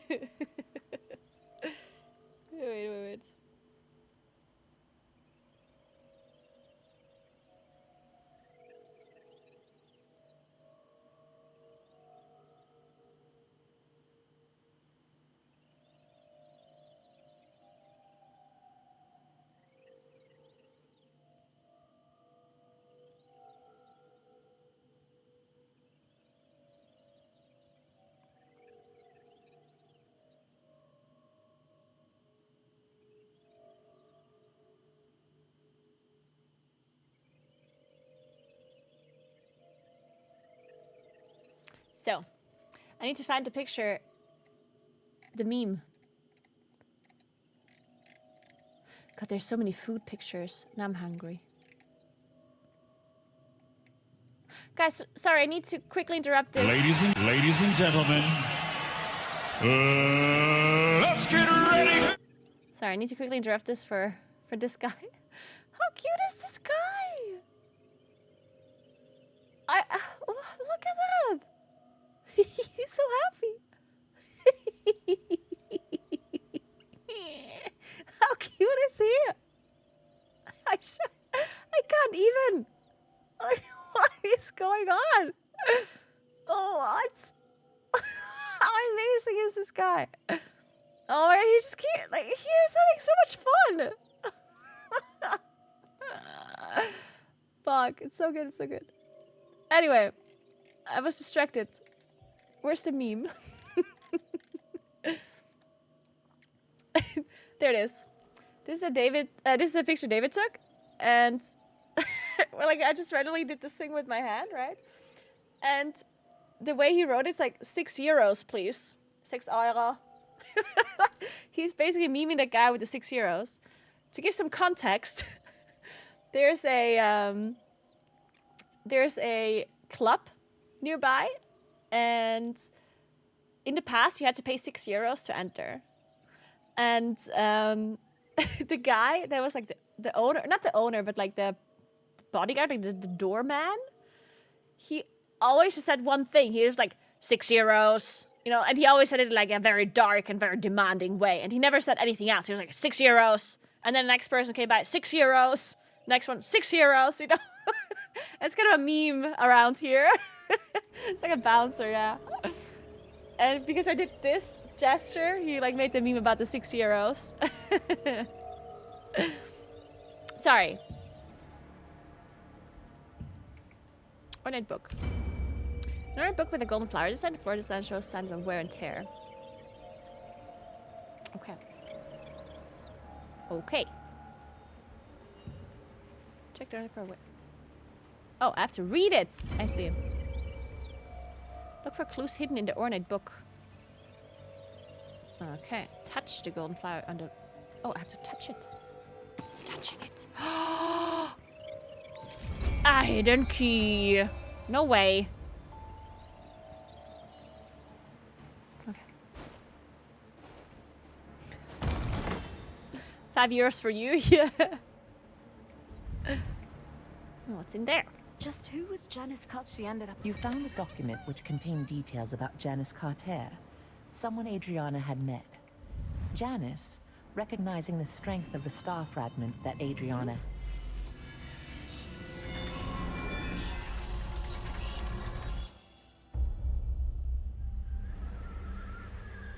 I remember not understanding this the last time.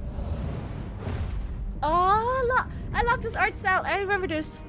I love when they do this for cinematics. Forces captured So nice. Martinet, the younger of two twin sisters. Sorry, I By got keeping really her excited. hostage, they forced the shaman Adriana, who wielded the power of a star fragment, to call forth the rains. As the ritual began, rain cascaded from the sky, accompanied by crashes of thunder. But the Archean forces had altered the ritual. Their tampering caused a cursed rain to fall on Laslan. Wherever the rain fell, creatures transformed into violent monsters that attacked people and devastated the farmland. Adriana was shocked to witness what she had done. When the Archean forces turned on the sisters, meaning to kill them now that they had served their purpose. The awe-inspiring power of the star fragment that lay dormant within Adriana flooded out, and their enemies were annihilated in an instant.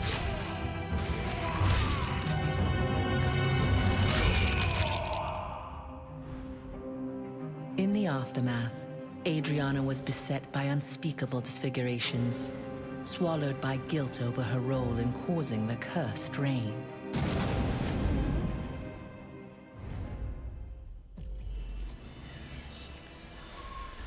Well, look what you did, Adriana. Look what you fucking did. Pew Pew, thanks for 3 months. Welcome back. How are you doing? Thank you, thank you.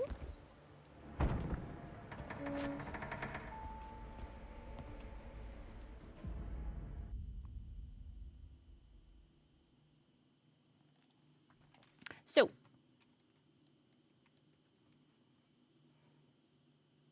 the art and voice is really nice. Yeah, I agree. That is really well made.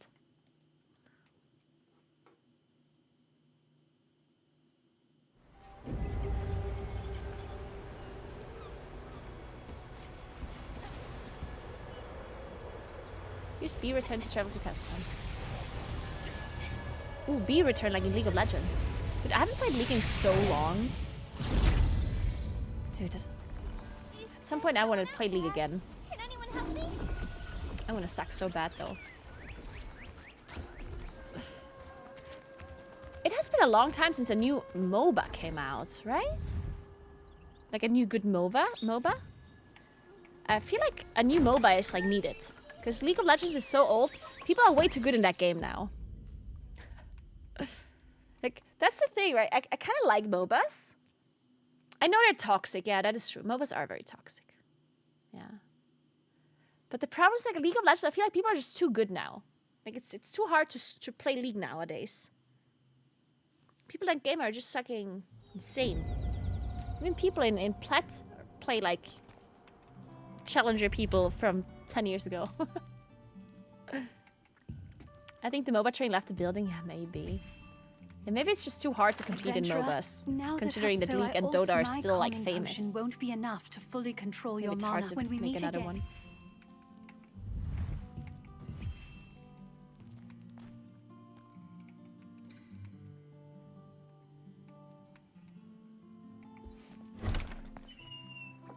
Why does Moonkin look so weird?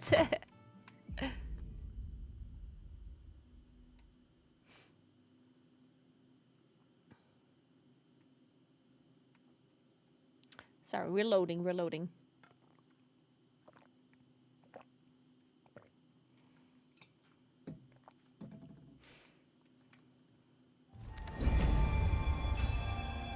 Is there someone out there? Can anyone help me? You can now join a guild and carry. Okay, that sounds good. Are rewards available to claim? Yes, we do like rewards. Oh, nice. New weapon. Cool. Is there a new weapon then? Can we use... You're guaranteed to acquire 9 items. Oh, I get all of them. Cool. Let's use the new orb then. And the new staff. Where is it? There. Oh wait, I need to... I can't equip them both apparently.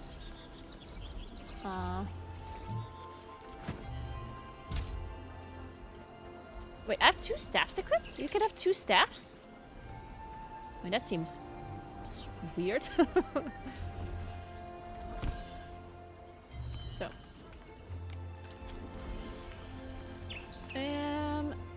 The girl who remembers. Speak with the young girl in need of help. Okay. Hey, sorry. There's something that I... Have you ever heard of this? The only reason I'm in... Whenever I get the chance, I try to visit Henry's grave in Castleton Abbey. You have to do something about the loading note. It's just crazy. The anniversary of Yeah, I don't know why it's taking so long. I wonder if it's because the patch is new or because I have some wrong graphic settings. Actually, it would be... Thank you so much, adventurer. The contest is hosted. It's probably at nothing with Lord's my residence settings, I in don't think. Yeah, I don't think so. Oh wait, Path of Ascension? Did I do some... Cause... Ooh? Wait. Ah, no. Okay, so now I have to complete chapter 2, and then I will get armor selection. Okay. Ask about wolf hunting. Lord Harrison. Okay. Choose your final reward. Skill conversion book. A conversion book used to exchange skill growth. Okay. I know what that means.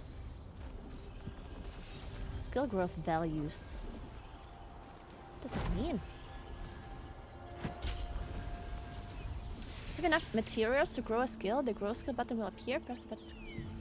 Ah, okay.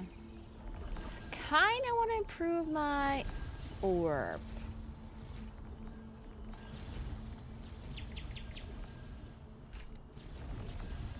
Or maybe it makes more sense to increase the stellar dash because that I get a double effect from it when I have an orb up.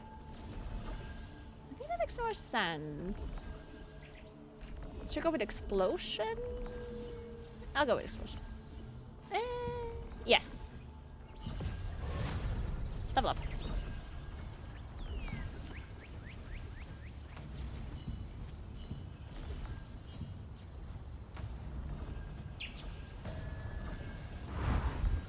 Intense growth light soaks in. Take the screen and hold. And this is... Ooh! Look at that! That is like a special thing, I guess. The growth light soaks it in. It's not interstellar explosion. Nice. Ooh, I can level up again, but I don't want to. I don't want to do it again. No, no, no, no, no. We want to have this leveled up too. Level up.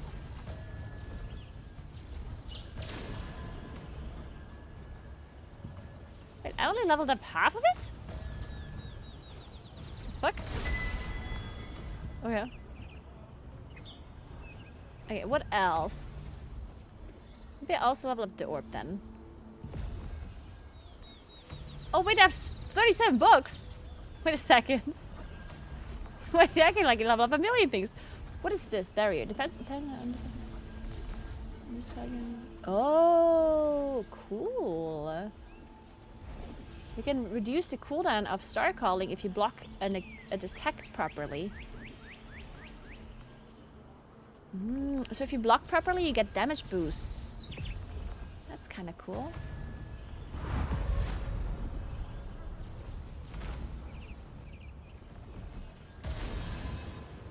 Man, I messed up, guys.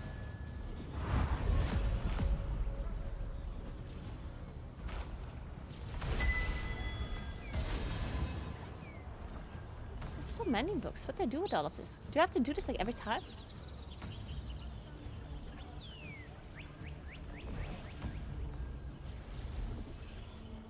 Is this literally what I have to do with like all of these things? This is crazy. I guess we level everything to 2, whatever. So you know, like speed up or something? Until I level up. Ah, you can just press this. Okay, that's easier, I guess.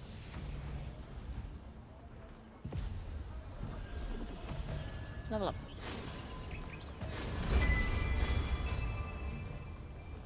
What is swap? Where's the skills to convert levels and grades? Okay, this is too complicated for me. That we're not looking at that. The swap seems too difficult. That is something we look at later. This is a future me problem. Oh, wow. Damn, that was a sick proc. Not bad, not bad. Let's level up the mage skills a little bit too. Wow, this was so shitty. I just needed 3 books for that. What the hell? That was messed up. Let's also increase my passive skill a bit. Or like the defensive skill, I guess. Oh wait, I just realized I shouldn't have done the orb defensive skill because I only used 1 defensive skill of the main weapon, right? I don't use both of the defensive skills, I don't think. Because my main weapon is the one that attacks and uses the defense. So I don't have to upgrade them both. Yeah, see, I only have 1. Oopsies. Oh well. So I'm just letting talk. Take your current level on a skill and swap it with another skills level. Ah, so in case you want to switch weapons? That's what it means. Well, that's actually kind of interesting. So it's not that bad to switch weapons then, I guess. Cost your respects down the road? That's a good question. Can you answer that? Sunshine? Is it, like, does it cost you quite a lot? Is it something that you can just do? Is it very costly to respec later on in like endgame? Or is it something that while you're playing, you get a lot of the resources that are required to switch?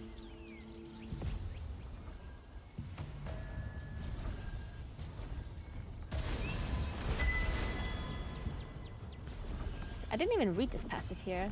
Increase mana regen by 37, remaining stationary for 3 seconds, additionally increases mana regen. Oh. Ah, okay, that's interesting. So with the staff, you kind of want to like stand still for 3 seconds, move, stand still for... If you need mana, I guess. And then firing a magic projectile or dealing a basic attack with staffs, wands, or orbs has a chance to fire an additional projectile. Ah, this is actually really good because I have, like, both of my weapons get an effect from this one. Won't break the bank in the end game. Okay, okay, that's good to know. Yeah, because that is something that I firstly am sometimes a bit annoyed by when a game is kind of like forcing you to play a lot to like try something new. Because then I feel like what's the point? If people want to try something else, just let them try something else. Don't make it like really hard on them, right? I understand that it costs a little bit, so you don't like switch back and forth 24/7, but yeah. Okay, let's go. Ask about wolf hunting contest. Huh? As long as you don't switch to every weapon, it's okay. You'll get mats. Okay, that's good to know.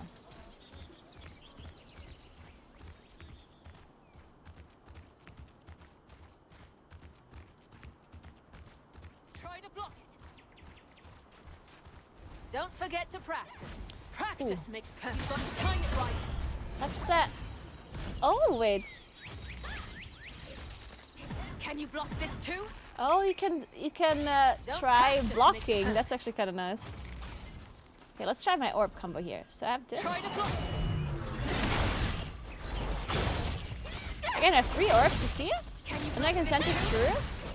Don't forget to practice. Okay, wait, what's my total? Okay, wait. This is very cool. And here you can see the charges. So I can put 3 orbs. 1, 2, 3. And then I can explode them all. Look. That's really nice. My auto attack is mana full.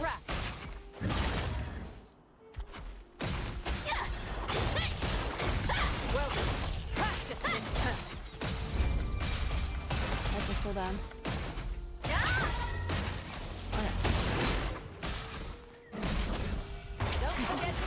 Need to resupply?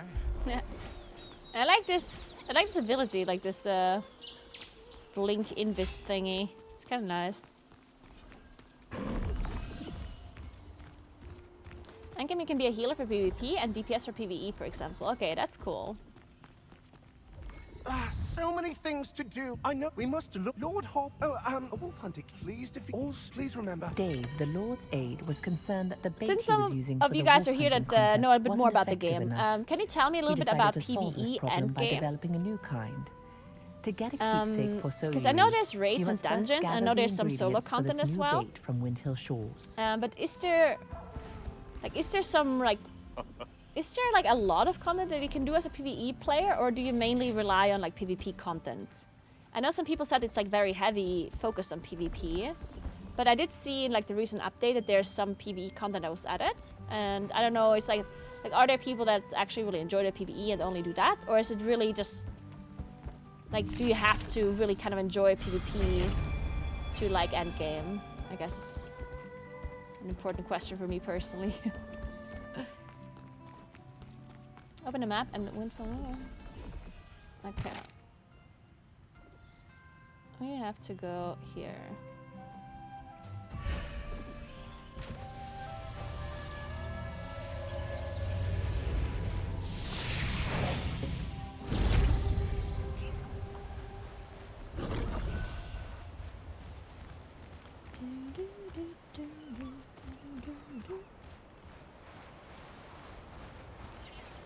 I'm so slow. It feels really fast, but when you like in the city, but when you're outside and there's like a vast nothingness, then it kind of feels slow actually. I assume you can get faster morphs later, huh? I have to enter the wrecked ships. Okay.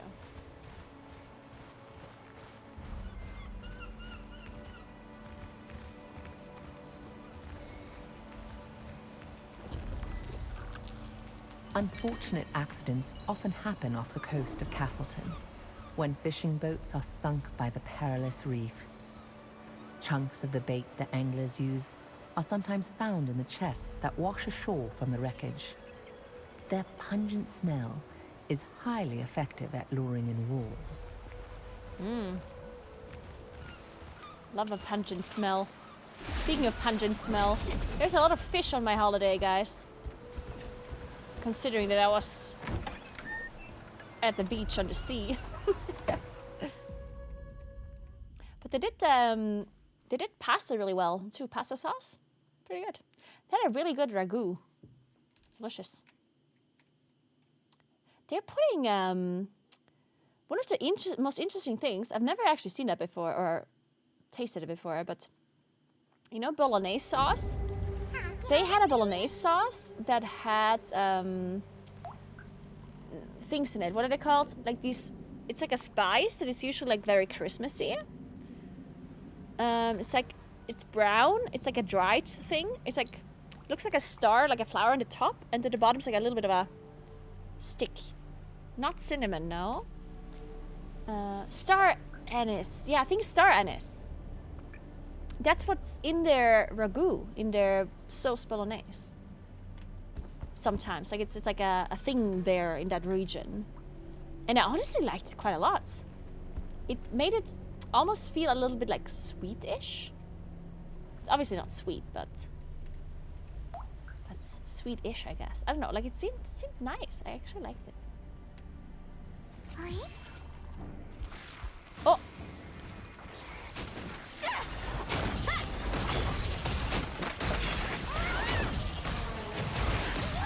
Haha! We fucked this shit up.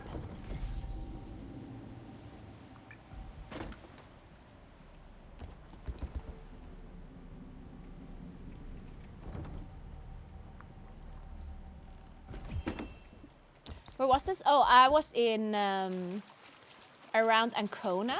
I wasn't in Ancona, but like in that area, in that region where Ancona is, in Italy. And like, if you look at the Italy, if you imagine Italy in front of your eyes, it's in the middle right. Washed up chest inside a building? Yeah.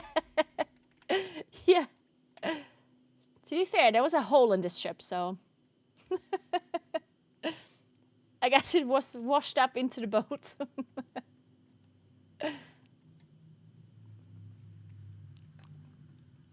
Crustaceans called crackles are often found in the wrecks near Windhill shores. Crackles are as ferocious as they look and have a pungent smell.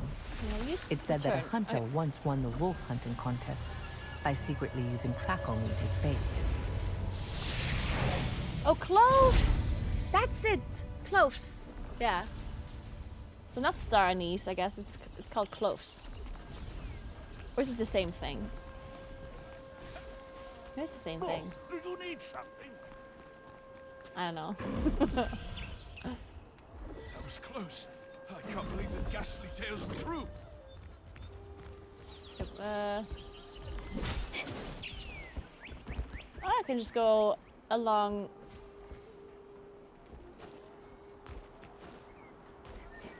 Oh, was this just random? I don't know, maybe it was just random. Castleton, then delivered to debating this to Lord Dave at Lord Resident. Okay.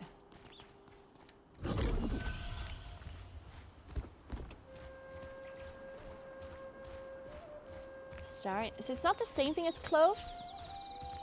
Anyway, like, the thing that was in their Sauce Bolognese was cloves. I'm pretty sure that's the thing. That's the word, or the spice that I'm Don't forget looking to for. practice. It's good. No, not cloves. Like C-L-O-V-E-S.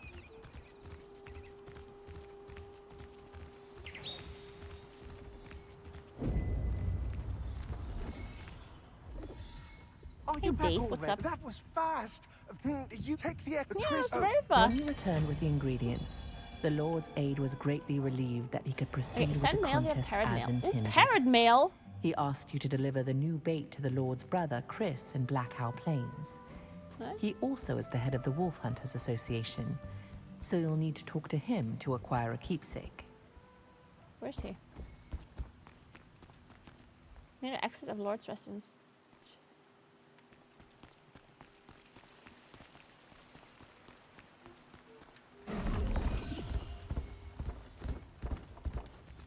Up here? Ah. Parrot mail. Very cool. Aw, look at him go.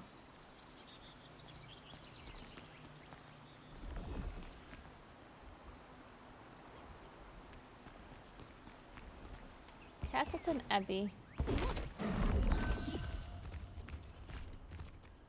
I should probably go here. Or can I go here? Yeah.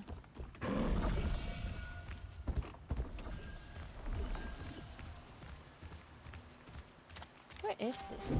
Oh. Aha! Just gonna follow these people, I guess. He's got a bear! Or it looks like a bear.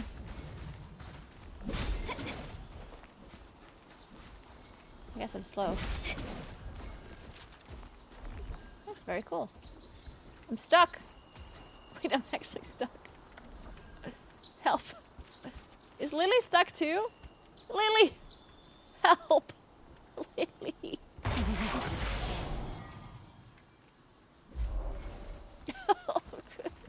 Help me!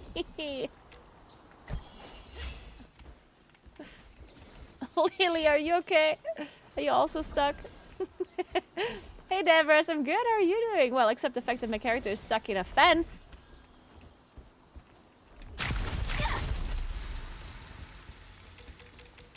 Is there an unstuck feature?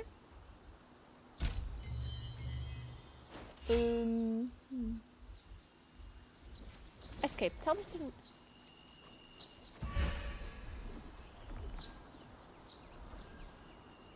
Perfect. I guess this happens sometimes. Perfect. Thank you. I hope Lily's free as well.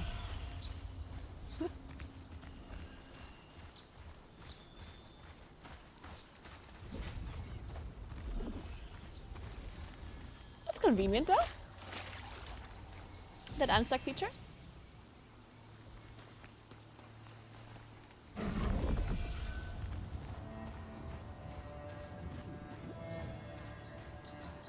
Happens a lot, yeah.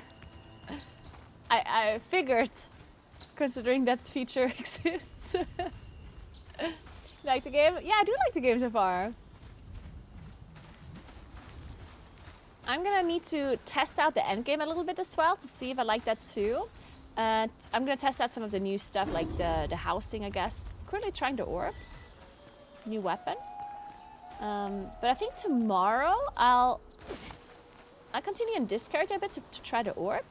But I think tomorrow I'm also going to play my level 55 character a bit more to test some of the new features. Like maybe the single dungeon content, maybe I try that. And just generally try some like dungeons, try some endgame stuff This if vast I plain manage was to do once a so. cherished village landmark before the packs of giant wolves appeared. Now, even seasoned hunters avoid it. Those who trespass into the realm of savage beasts must prepare to face death.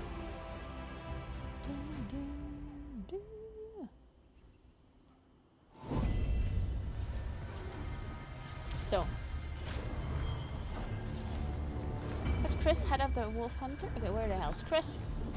There's a lot of people here. What's the news in TL? Why do so many people do a new fresh start? Are there fresh servers now? Yes, they created new servers, and there's a new patch. Where is the personal? Oh, wait, the hunting. What? So on these new servers, I everyone has to haven't been start willing new. Wolfang. Like I everyone don't has to know start with how level 1. Lately, once you could do me a favor. And there's also like it's called hyper boost. Basically, you're able to do everything a bit quicker. You get a buff and like a level buff if you're a new player as well. And then there's a like a catch-up system for gear. So if you're just leveling normally, then I'll just show you. You get something called Path of Ascension. So as you're leveling and doing your quests and whatever, you get gear all the way up hunting to contest will begin soon, and I have some pre-announcements to make. Tier During 2 the gear, I recent think. competitions, people roasted meat over the wolf trap bonfires. Where is it? You won't survive if they come after you in packs, so be careful. And these are all runes.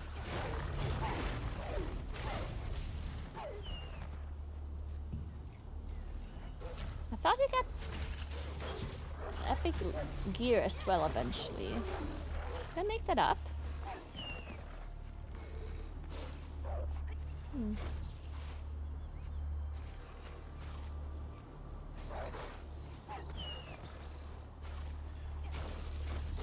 Oh, these runes. Entropy shard, Calamity, I found some.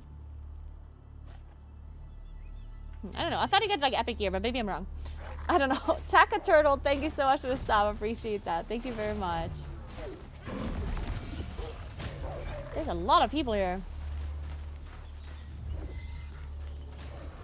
Gather some of these wolves.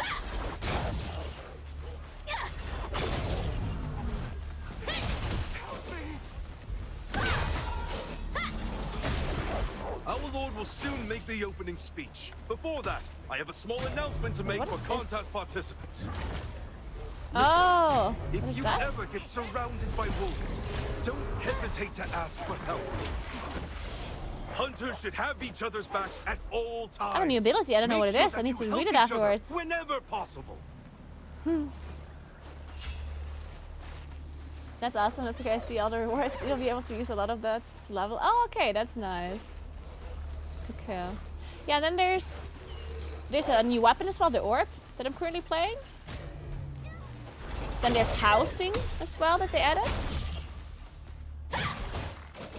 And then there's like a solo dungeon timed event or like content where there's a leaderboard that has like a weekly thing, like a weekly leaderboard somehow. Hey, this guy's mine.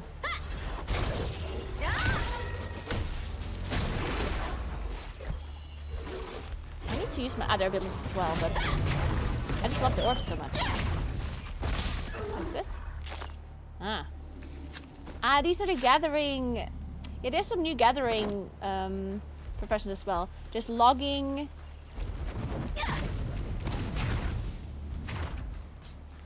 And I guess thing that I just did with the leather, whatever that one's called. One of the materials for the wolf hunting keepsake is a broken fang from The wolf hunting contest will start soon. Wolf hunting contest. Enjoy.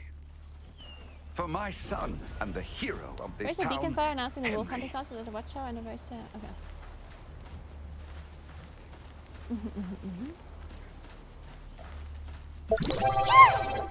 Hey Valok, thank you so much for Prime. Thank you very much. I wonder if purchased cosmetics will be useful on a new character on a fresh server.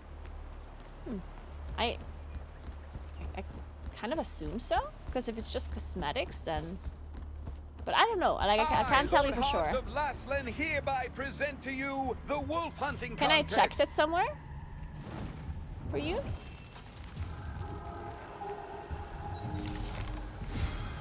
Great honor and greater rewards await those who can bring in the most wolf tales.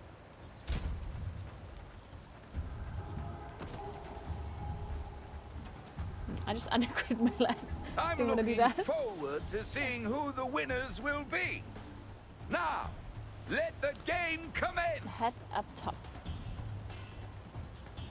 Aha! Mirror fatigue. Oh, these are just like, this is the normal thing? Outfit.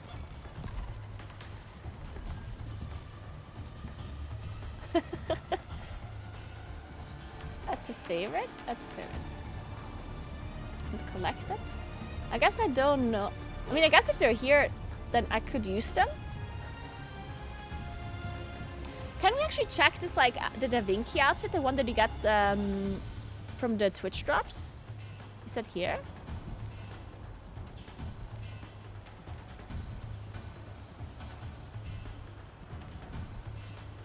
Is there a search function?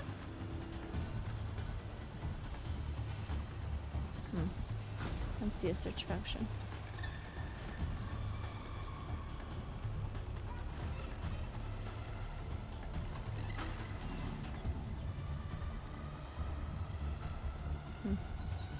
Yeah, this is transmog, yeah. Is it not here yet? I don't see it anywhere.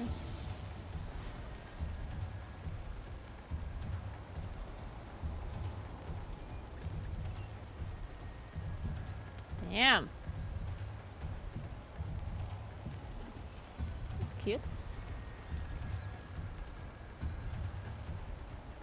Yeah, they did say that it was... Wait, I can read it to you.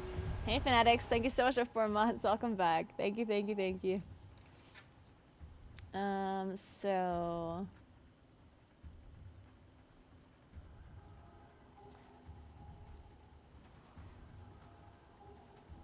Oh, it doesn't say it here. It did say in the description of the server. Like, if you go to the description of the server when you start your character, it did say that I think cosmetics were account bound.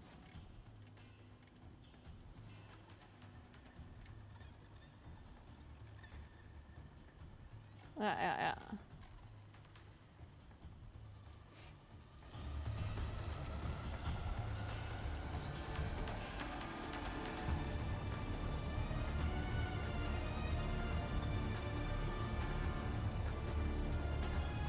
Outfit sets?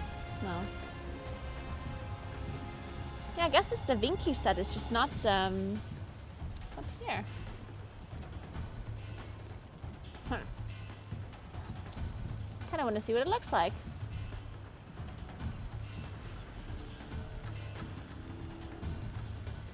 I would look good in this one. Oh, this is cute. What the hell is that?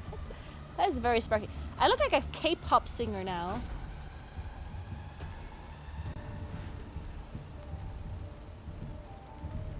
Okay, anyway. Let's continue. Quite radiant antler fragment in Hamel's tomb at Black Hole Plains. Where is that?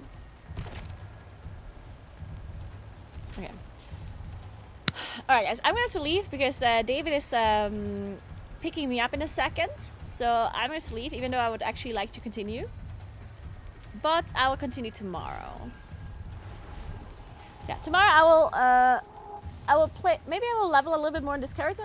But I'm not sure. I think I might actually just check out some max level content tomorrow. I think I'm going to play my level 55 character tomorrow to check out some of the endgame content. And test the orb a little bit more and check out housing. Unless I can't check out housing on the other server, I don't know that yet. But I definitely want to check out housing. I will get some info about it until tomorrow. So yeah, that was it for today. Remember to follow my stream if you haven't yet, and check out my YouTube. I have 2 YouTube channels. One for my IRL content, where I'm uploading my IRL adventures, and one for my WoW streams and like my variety stuff. So check that out. I have an Instagram, I have a Discord, check out my Discord, posting random stuff here and there, and Instagram and Discord are both updates for my content whenever I do what. Tomorrow I'll play some WoW, and then I will play some more Throne of Liberty. And tomorrow we check out some more endgame stuff, okay? So if you guys still need drops for the watch hours, then I will provide some content for you tomorrow for you to get your cosmetics, okay? So, let me see if I can host somebody that is also streaming Throne of Liberty. See if we can support a TL streamer.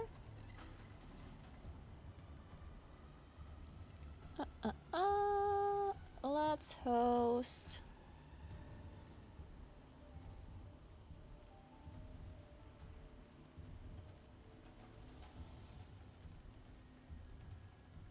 Who are we watching?